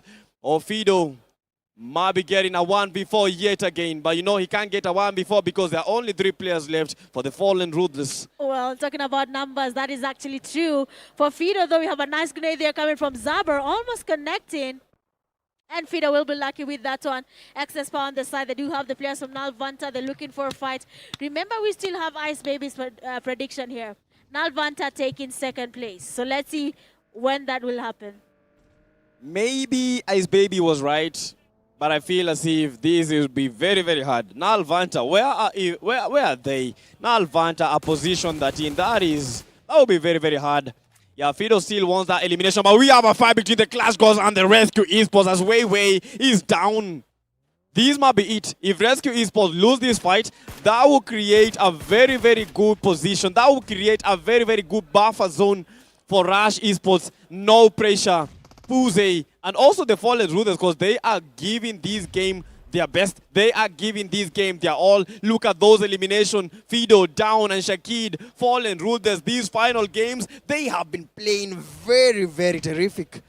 Well, they're still pushing on the eliminations right now. Rescue Esports still basically adding numbers and numbers. Bodies are dropping, and all of them are just from Rescue Esports. Rashiano trying to go in for that push as well. Shaki, a grenade is in his hand. It does look like a good one, but it doesn't really connect just yet. MS also getting pushed. The jump shot is good from Rashiano, and we have a good play there. Rescue Esports still applying the pressure. They do have the numbers. All they needed was that wipe to get 128 points from this game. They needed the wipe, and for the Clash God, they also need a wipe to wipe their tears. Give those guys some tissues, because they definitely need it. This is like watching a soap opera, but the starring, not the Clash Gods. They are out of the race, and they are out of the tournament, and it's becoming so emotional right now. Someone please take on those players, because this is something really, really hard to watch. Clash Goals, they have been fighting. They have been giving the game their all. But unfortunately, this is the end. And the end is inevitable for the Clash Goals. Yes, they had an upper hand. Yes, they did get a Rescue Esports player. But that is just the beauty of the game. That is definitely the beauty of the game. Rush Esports, though, they do not have enough utilities to take on this fight. They just lost Viper to the zone. The teammate there as well was trying to make it into that safe zone, but he was also getting really, really damaged. So a lot of things right now are not looking good. But what is that knock coming from Sharky right after the vehicle disappeared from our side, and we have him still getting a knock, and they still want to go in for that push. They are not letting anyone have it easy, as Mbavu Esports is ushered out of this race. That is the end of Mbavu. GG's, I think they should be given that certificate of participation, but there is no certificate of participation. But currently, Rescue Esports, they have been on top form, explicit form, getting knocks each and every place. They are the ones making the bully. IHT's Gunho's gotta be careful. That is a very, very well and timed nade. They are trying to survive, and they are making survival very, very vital. I mean, surviving here is everything. They need to make it work. They need to ensure that by the end of tonight, they are going home as happy as they arrived here on day one, knowing that in their minds that they want to be the ones taking it home. So far, so good. In all tempo, they're still getting on some damage there. Rescue Esports getting on that first knock. Ethox from Rush Esports getting pushed. The players is there. The players there. No pressure. Swashi getting the damage. Ethox does a good knock there on Swashi, but he cannot rest. The players from No Pressure come in again, and Glixi goes down as well. Rush Esports confirming every single knock, and Guns will be the last man standing. No Pressure though. The numbers are not looking good on their side. No pressure with the pressure as Aura is coming in flying. It's gotta be careful because that one man has been very, very instrumental. Rush Esports rushing around. Aura already spotted. Aura is gotta play it careful as Rush Guns has been able to dominate. Aura still trying to make that push. Rush Guns, it is a 1v1 at the moment as he's making that revival happen. But No Pressure, feeling the pressure. No Pressure, feeling the intensity. Aura is paused. Almost Aura here. And Rush Guns trying to cook up that nade. Rush Guns knows that this is the point. This is the end. No Pressure. Whichever team dominates at this exact position, that will be the team that will be taking that place. And as you can see, Spiky watching in from that angle. That is a knock, and Guns dominated. Whoa, my, that was amazing. I'm out of breath. That is amazing. Well, Rush Esports player Guns there just made our day even interesting. The players from No Pressure, that was not a good play. A nice grenade, and we'll be seeing Rescue Esports losing a number there. But Aura Esports will be going back to lobby as well. A lot is happening in this game. Teams are losing numbers. No Pressure losing numbers as well. Third place position looking very shaky. The numbers are dwindling, and someone is about to exit this game. Yeah, breathe in, breathe out. If you're watching the stream, just do that. But Rush Esports, Guns just did that. This is a man that is possessed. And on the other end, we have the excess power. Bringing the fight to the Fallen Ruthless. Shakid, 6 eliminations already for the guy. Well, it seems like Fallen Ruthless has an agenda right now. They need their numbers up. They need their points to go up as much as possible. But they have to be careful in every decision they're making. If they want to survive, if they want to make it where they want to be, they have to think about all their plans right now. Is it possible to take on the fight? Or are we going to be waiting it out and trying it later?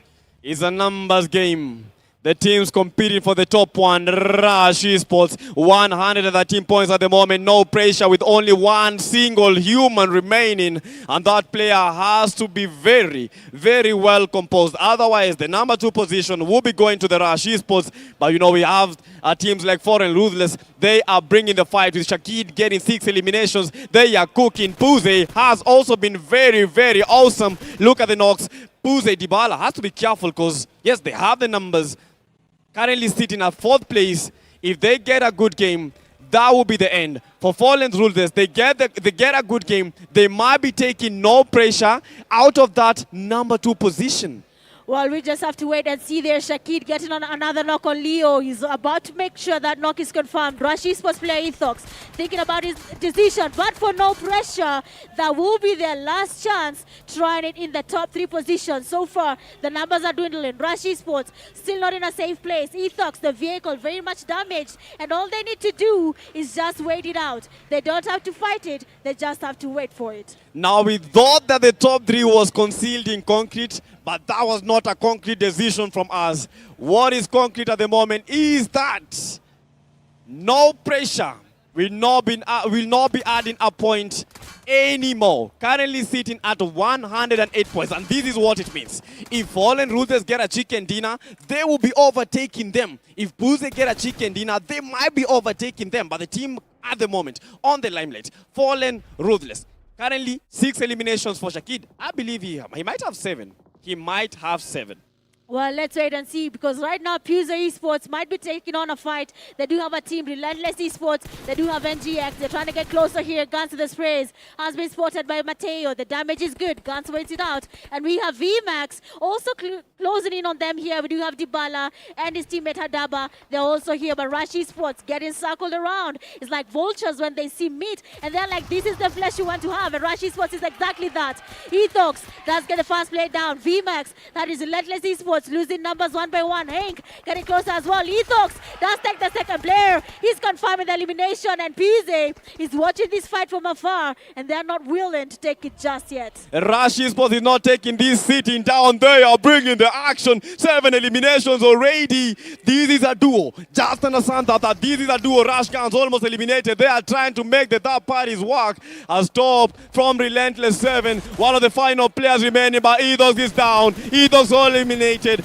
That is a good spray. And Rush Esports, they are out. But that was some splendid performance. Final game, final strike. Rush Esports still maintain their number 2 position. Well, maintaining that position was really hard. They did put on a fight here, but looking at what is happening there, Excess Power taking on a fight as well. Shakid taking off the game there. Kelly still off the elimination from Excess Power. Now the numbers are changing. Pise still in the game. They want the third place position. Third place is becoming shaky, and we don't know who's going to take it right now. But it is looking good for both Puse and FR as they try to find their way to that chicken dinner. 5 teams still standing, and Puse is getting a lot of heat coming from Excess Power and Relentless Esports. Yes, indeed. Count the numbers. 5 teams. 1, 2, 3, 4, 5. Those are the teams that are remaining. Fallen Ruthless with that duo. Puse with a squad. Excess Power. They are still in the game. NGX with a 1-man army. R7 with a 2-man army. That is a duo, a terrific duo. We have seen from the Rush Esports that anything is impeccable. Now, this is what is happening. If Fallen Ruthless get 2 more eliminations and a chicken dinner, they get to that place. If Puse get like 3 eliminations, 4 eliminations, and a chicken dinner, they get to withdraw. No pressure from that position. So at the moment, no pressure on the chopping board, but can they be able to help themselves out?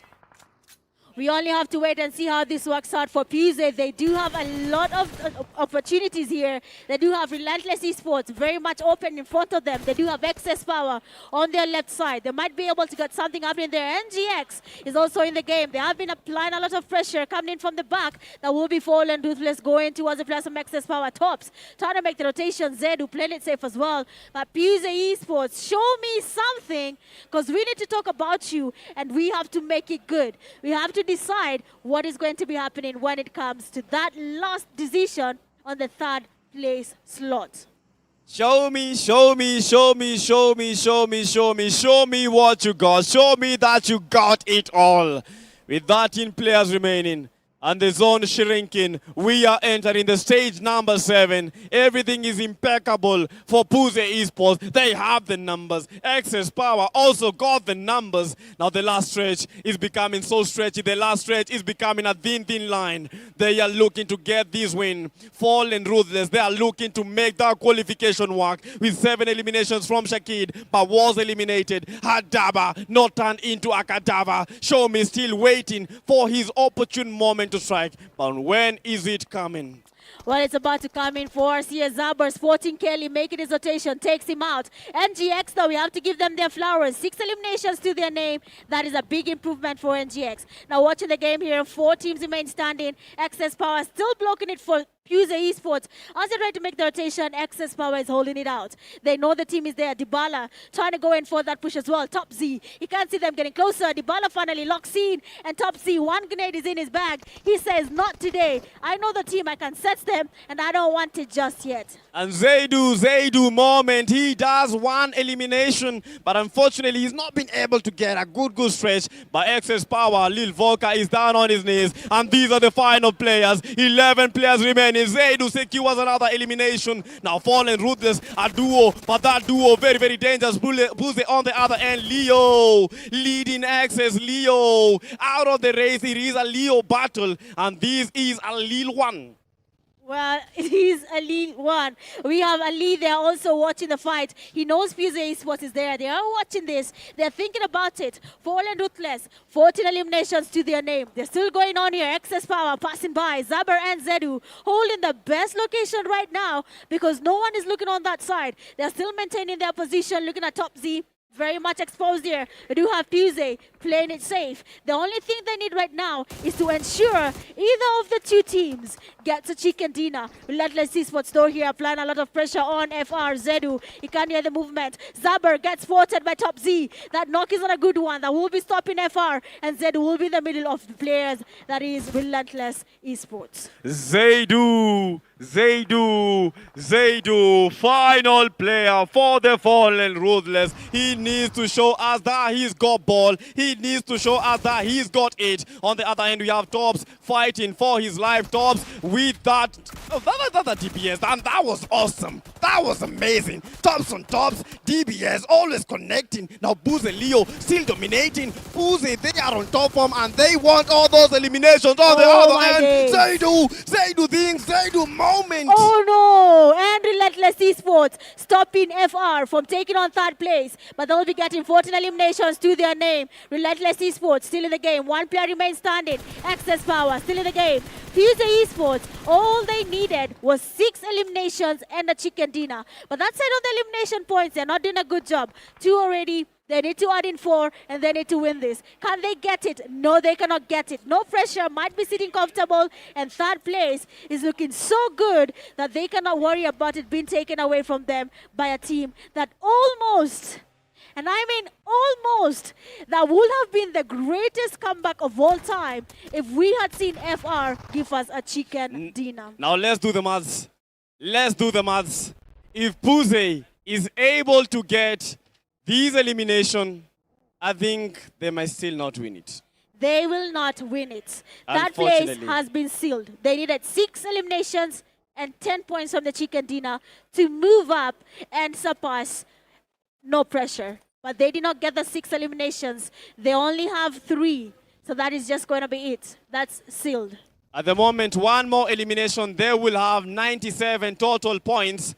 At number 3, we have No Pressure with 108 total points. So a chicken dinner right now, that will set them up to 107. But let's watch this. Maybe our math is wrong. Maybe the caster's math is not working. But let's see who will get that chicken dinner. Puze, this is a 3v1 situation. 100% rate for them winning these. Or maybe Mateo might be doing something amazing. Maybe getting a no, but that is not it. That is the final chicken dinner. Has 7 eliminated. And we have Puze. Yes, they did win a chicken dinner. But you know what? They did it! They did it! They did it! We know our champions, and they know themselves. That is! Well, we just have to wait and see. Right now, the winners know they won. You can see they are feeling the emotion. They're trying to react. And the winners are about to be crowned. But right now, we'll be leaving the stage to the one and the only Eugene Abu Dhabi. And your champions, Mitch, your champions for the PUBG Mobile National Championship Kenya. This is Rescue. This is Rescue Esports about to raise their trophy, their well-deserved trophy. Raise your hands, give applause for your champions. Rescue Esports prove that glory isn't given. They claim it in the most undisputed fashion. Dominance out of nowhere. A day that started with them not featuring anywhere in the top 3 ends with them raising the trophy and claiming their spot as PUBG champions in Kenya. Once more, applause for Rescue Esports. Don't be mean with that one. Your Kenyan champions. Well done, Rescue Esports. Well done.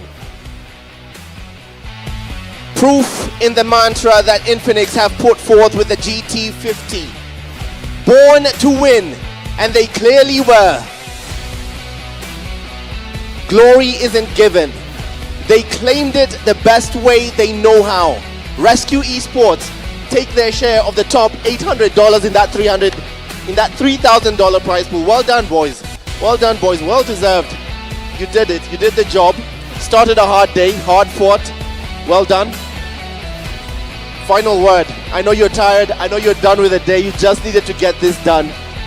But you felt very confident from the minute we started when you got your first win today. What's the mentality towards that last game? Because it was very close, and you know it was very close. I can't really say much. Thanks to all that showed up here. All the fans brought up, some morale, and also we were confident in ourselves. You see, they are happy. So that's all what matters. Teamwork is what wins you trophies. Now, this is not just ending here. This is not just about the $800 or that trophy. Now you have your sights set on something else. The PUBG Mobile Global Open, the Africa Finals. Expectations from you guys there? Well, I can't say much. We will try our best, definitely. We have so many hungry players who want to go to a bigger stage and showcase their talent. Yeah, so let them get there, let us get there, let us do our best, and then we see what we learn from there. All right, one more round of applause for your champions, Rescue Esports.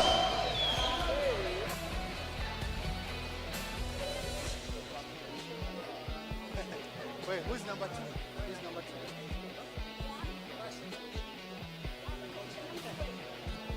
All right, Rescue Esports can return to the stage, or at least return to your seats. We'll be with you in a moment. It has been confirmed, it's all but locked down. Rescue Esports are your Kenyan champions for the PUBG Mobile National Championship, Kenya Fall 2026.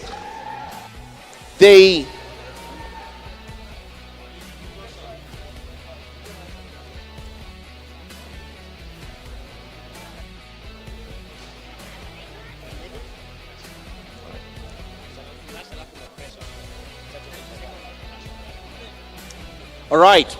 We're going to invite to the stage. Remember, this doesn't end with first place, guys.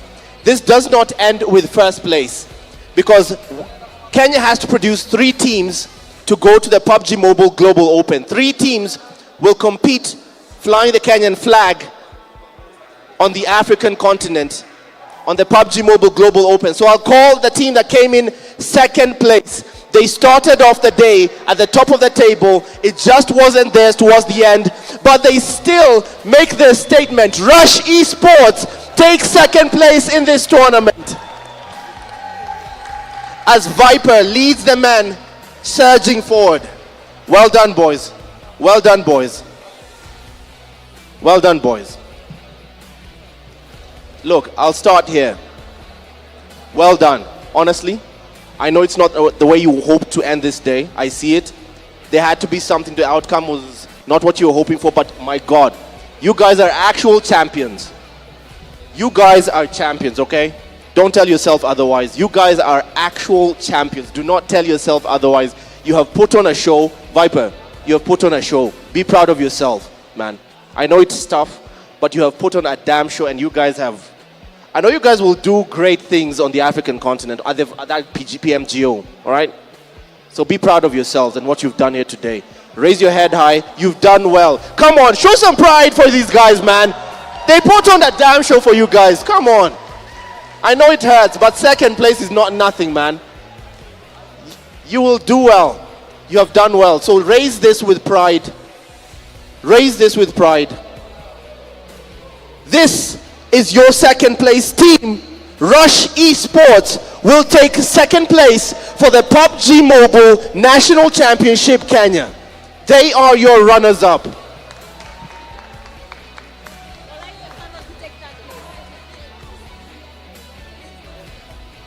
Well done guys, well done guys.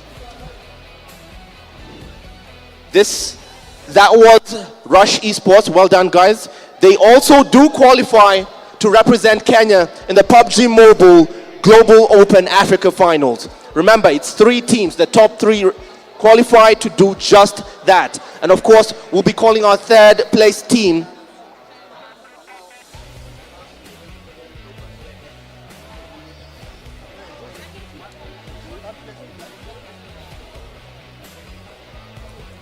All right, yeah, it's exactly who I thought it was.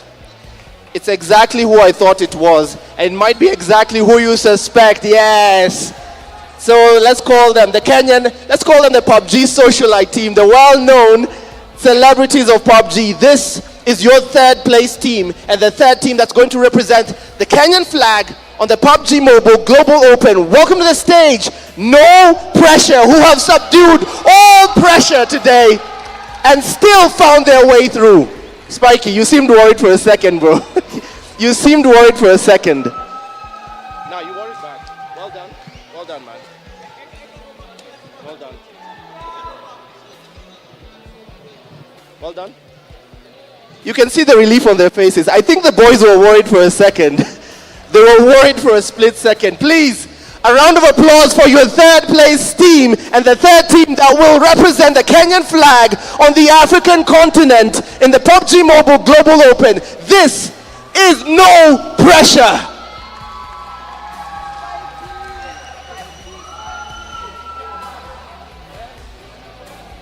The relief on their faces is very clear. They were worried for a second and they pushed through the games. Don't worry, man. I won't pressure you to sit down. You need to rest. Everyone is exhausted here. You can see how fast the players are itching to get off the stage. They're so tired. They're so tired. The adrenaline is coming down. But the result is confirmed. You have your first place team at the PUBG Mobile National Championship. Rescue Esports take the day. They prove that glory isn't given. They claimed it themselves. Second place. Coming in, it was taken from them a bit painfully, but Rush Esports, still champions nonetheless, take second place. And in third place, to round up the treble to represent the Kenyan flag at the PUBG Mobile Global Open, this will be No Pressure. Give a round of applause for your champions, boys. Hey, round of applause for the three teams, please. Come on. Well done. Well done, well done. For every one of you on the stage, we need to give you props as well. For every team here on the stage, it's, first of all, jokes aside, banter aside, it takes a lot of guts to do what you guys have done here today, all right?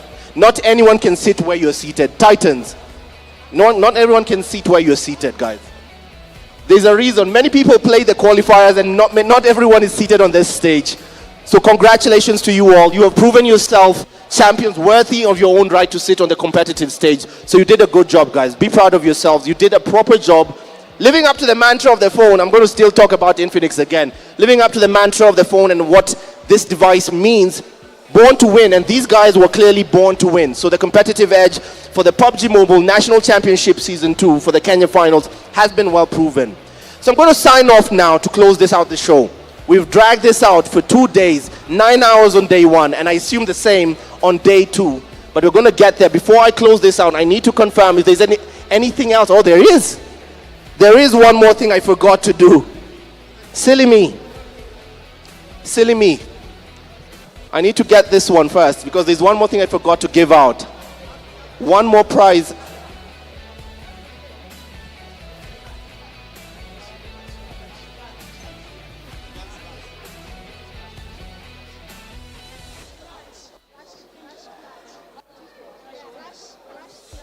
You know what? I'm going to call one of you to give me. Yeah?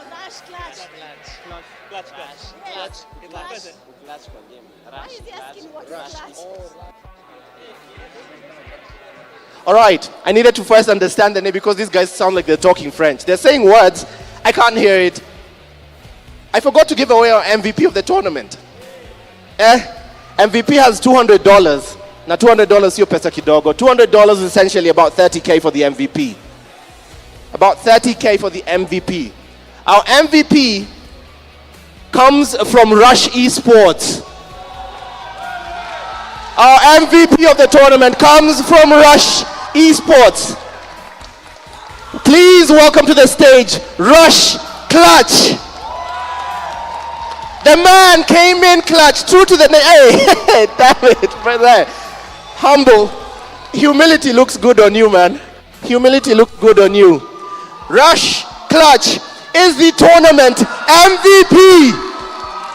Your most valuable player for the PUBG Mobile National Championship Kenya Fall. Rush Clutch takes home his $200. Well done, man. Your most valuable player. Well done, dude. Well done. You did great. Hold on. One more for they need the photo. They need the photo up, all right? Just hold on. A round of applause for Clutch, please. Come on.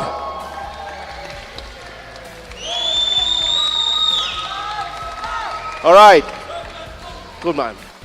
Well done, man. Congrats. All right. Go back to the stage. You can have a seat. You can have a seat. It's okay. All right. Unless I'm missing anything else, we're good. Is there... Yeah? All right.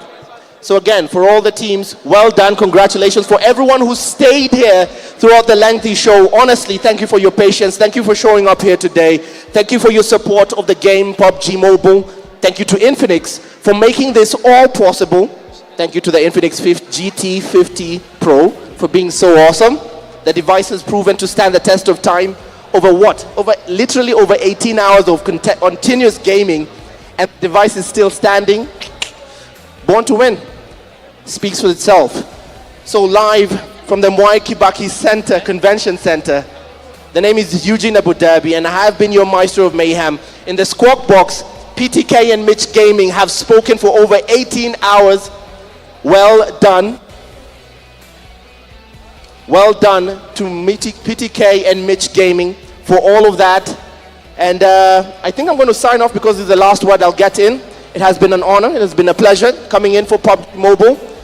Thank you to everyone who came in here today as I sign off and I hand over to the casters to officially... Okay. All right. I just needed to get a bit of info from production because I still did need to talk for a second about this. Before you leave, remember, all the phones on stage are up for grabs at that discounted price over there. All the phones on the stage that the players have used, and I mean all of them exclusively that the players have used, are up for grabs at that discounted price. The discount slashes 5,000 bob off the retail price of 59,999 and retails at 54,999.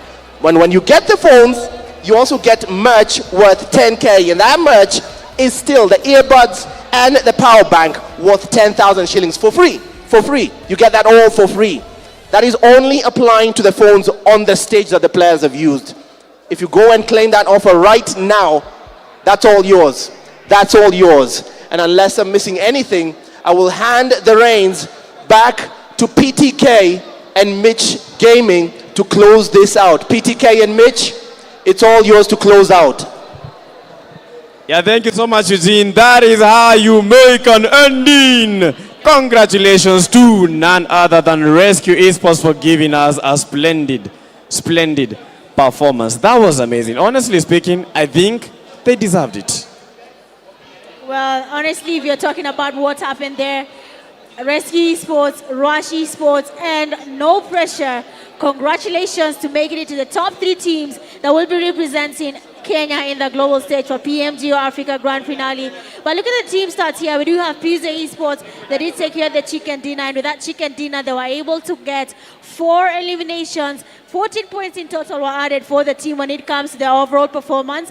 But what I really need to see is where did Fallen Ruthless land after all this was said and done? For Fallen Ruthless, the only thing that they needed was just a chicken dinner.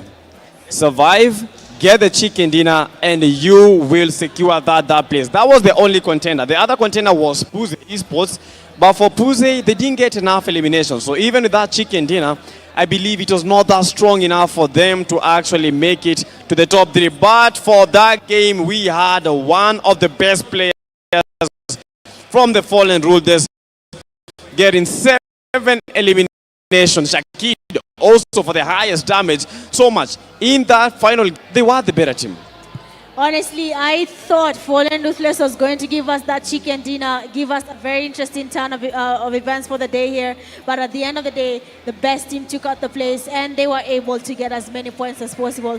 For this game, though, looking at the stats, what happened around the game, eliminations at 54, not elimination, knocks and eliminations at 60. And for the overall damage graph, for match 12, Fallen Ruthless, as expected, got the highest damage. 1,984 was their total damage. Excess Power coming in second. That is an interesting team, honestly. We didn't see much of them, but the last games in Miramar, they somehow took in a lot of points. And for the match standings, Raven, Blah, they didn't get a single point. We had Aura Esports getting eliminated in ways that they never knew that would happen. But that has just been it. But for the number one, the team that got the most points, Fallen Ruthless, 18 total points. That is what I'm saying. 18 total points to their name. Imagine if that was added with 10 points for placements for the chicken dinner. That would have been 24 solid points just from Fallen Ruthless. So honestly, that was really a really good game for them. There we had PZ getting 14 points, 40 and the rest. They were not able to get as many points as possible, but it is a nice thing to see them getting as many points as possible. So congratulations to every single team that made their way here. For the MVP does go to none other than Shakid, 7 eliminations, a damage of 804, being able to get 4 knocks and 1 assist. So far, that is the best game so far from FR compared to every other single game, but they are actually really, really good when it comes to Miramar. But I feel so bad because I keep on asking myself the same exact question. Where was these Fallen Ruthless in all the previous games that they have been able to play? Rush Clutch, there was not anyone that would have removed Rush Clutch from getting that MVP position, and that is why he was able to do that. You saw the clutch that he made while no pressure was pushing him. A 1v2, a 1v3, rescuing Rush Esports. I almost mentioned Rescue Esports. I don't know, these two names, they are quite familiar because when you're trying to explain about Rush Esports, you're trying to explain about Rescue In. You mentioned Rescue Esports, but you know what? Rush Clutch, 26 eliminations, 25 knocks, dealing close to 5,000 damage. That was a player on a mission, and the mission was quite real. $200, that is what I want to my pocket. But you see from the MP Swash, I think Swash did not get anything because they got eliminated quite early. Yes, that is exactly what happened. Bad player of the series goes to none other than Rush Clutch. 26 elimination, 4,852 damage, 25 knocks. Every single knock that we had Clutch getting, he confirmed them. Every single damage that he was supposed to get was his. Survival time of 271. They got chicken dinners back-to-back in day one. They kept going, and it is good to see them here. But for the overall standing, as you can see, we have our champions. Rescue is taking the number one with 131 total points. Rush Esports coming in close. Position number 2 with 116. But the pressure was here because people were asking, Pmnc Esports, yes, they had a good game. They got a chicken dinner, but how comes they the top 3? And I guess the question has just been answered. Pmnc Esports just needed 1 more point for them to be able to make it to the top 3. But that is just it. No pressure. Was the better team. Yes, they were. Pmnc Esports 1 point away from taking 3rd place from no pressure. Next time Pmnc Esports survive with a little bit of eliminations to their name, then maybe would have taken 3rd place. 5th place they're coming from Fallen Ruthless, 102 points. They only needed a chicken dinner to seal their fate. Not even a chicken dinner. We had 2 teams still standing. FR was still in the game. Actually 3 teams. If they had gotten more eliminations along the way, that jump would have been so good that they wouldn't have doubted their position as 3rd place after today's games. A sad day for teams that make it to the top 3, but they're still walking away with something, and that is one thing. Bambavo Esports, taking the tail, position number 16. Nalvanta, Aura Esports, Clash Goals, they have been experiencing every single fight. It has been amazing for them, but sometimes they just have to say kudos, and that is how we close the things. Overall standing quite amazing. On the final day, the grand finale has actually lived up to the expectations. We were hoping to see these, and we actually saw it. They came, they saw, they dominated. Rescue Esports, Remontanda, able to get a very, very good spot, and they get the title, and they bring it home. Well, that was a very good end right there. Bavo Esports still got a jump from 9 points to 20 points. So congratulations to you, Bavo Esports, as well, for putting in the effort and getting more points to your name. A big improvement. But of course, you have to give it to all the teams that participated in PMNC Kenya. Congratulations to you guys. Congratulations for making it here at Mount Kenya University for the grand finals, day 1 and day 2. 4 champions. You deserve it. No one will doubt that. They deserve it. GG's. Honestly speaking, I just want to say GG's. It has been insane. It has been incredible. Being the casters, we felt the emotions, not just the emotions in the game, the emotions with the players. Because after every clutch, these players, their reactions, they are surreal. You can see them even crying. I've seen players even pulling out tears. It has been a very, very sad day, but others have the tears of joy. But you know, it is what it is, and that is how it happens. The beauty of the game, we keep on talking about it. Yes, we keep on talking about it, and we have enjoyed every single moment. To our viewers, for the loyal support from day 1 to day 2, keeping us entertained in the comment section. I hope your prediction was right. I hope the team you were supporting did qualify. And right now, all we can say is we're gonna wait to see you guys again when we head on over to PMGO Africa, where we'll be watching Rescue Esports, Rush Esports, and No Pressure put Kenya's flag very high in the overall performance for Africa region. Honestly, we have enjoyed every single part, and I have been your girl Mitch Gaming, casting every single day, and I hope you enjoyed every moment. And my name is PMNC Youngblood, but don't be fooled by the name. I am not the young, but I am the man himself, the man Youngblood. Thank you everyone that has been watching in the seats, for the fans, for the players, for everyone that is watching at home, for the crazy, beautiful production. GG's. And guys, see you in the PMGO Africa. GG's, and have a good night.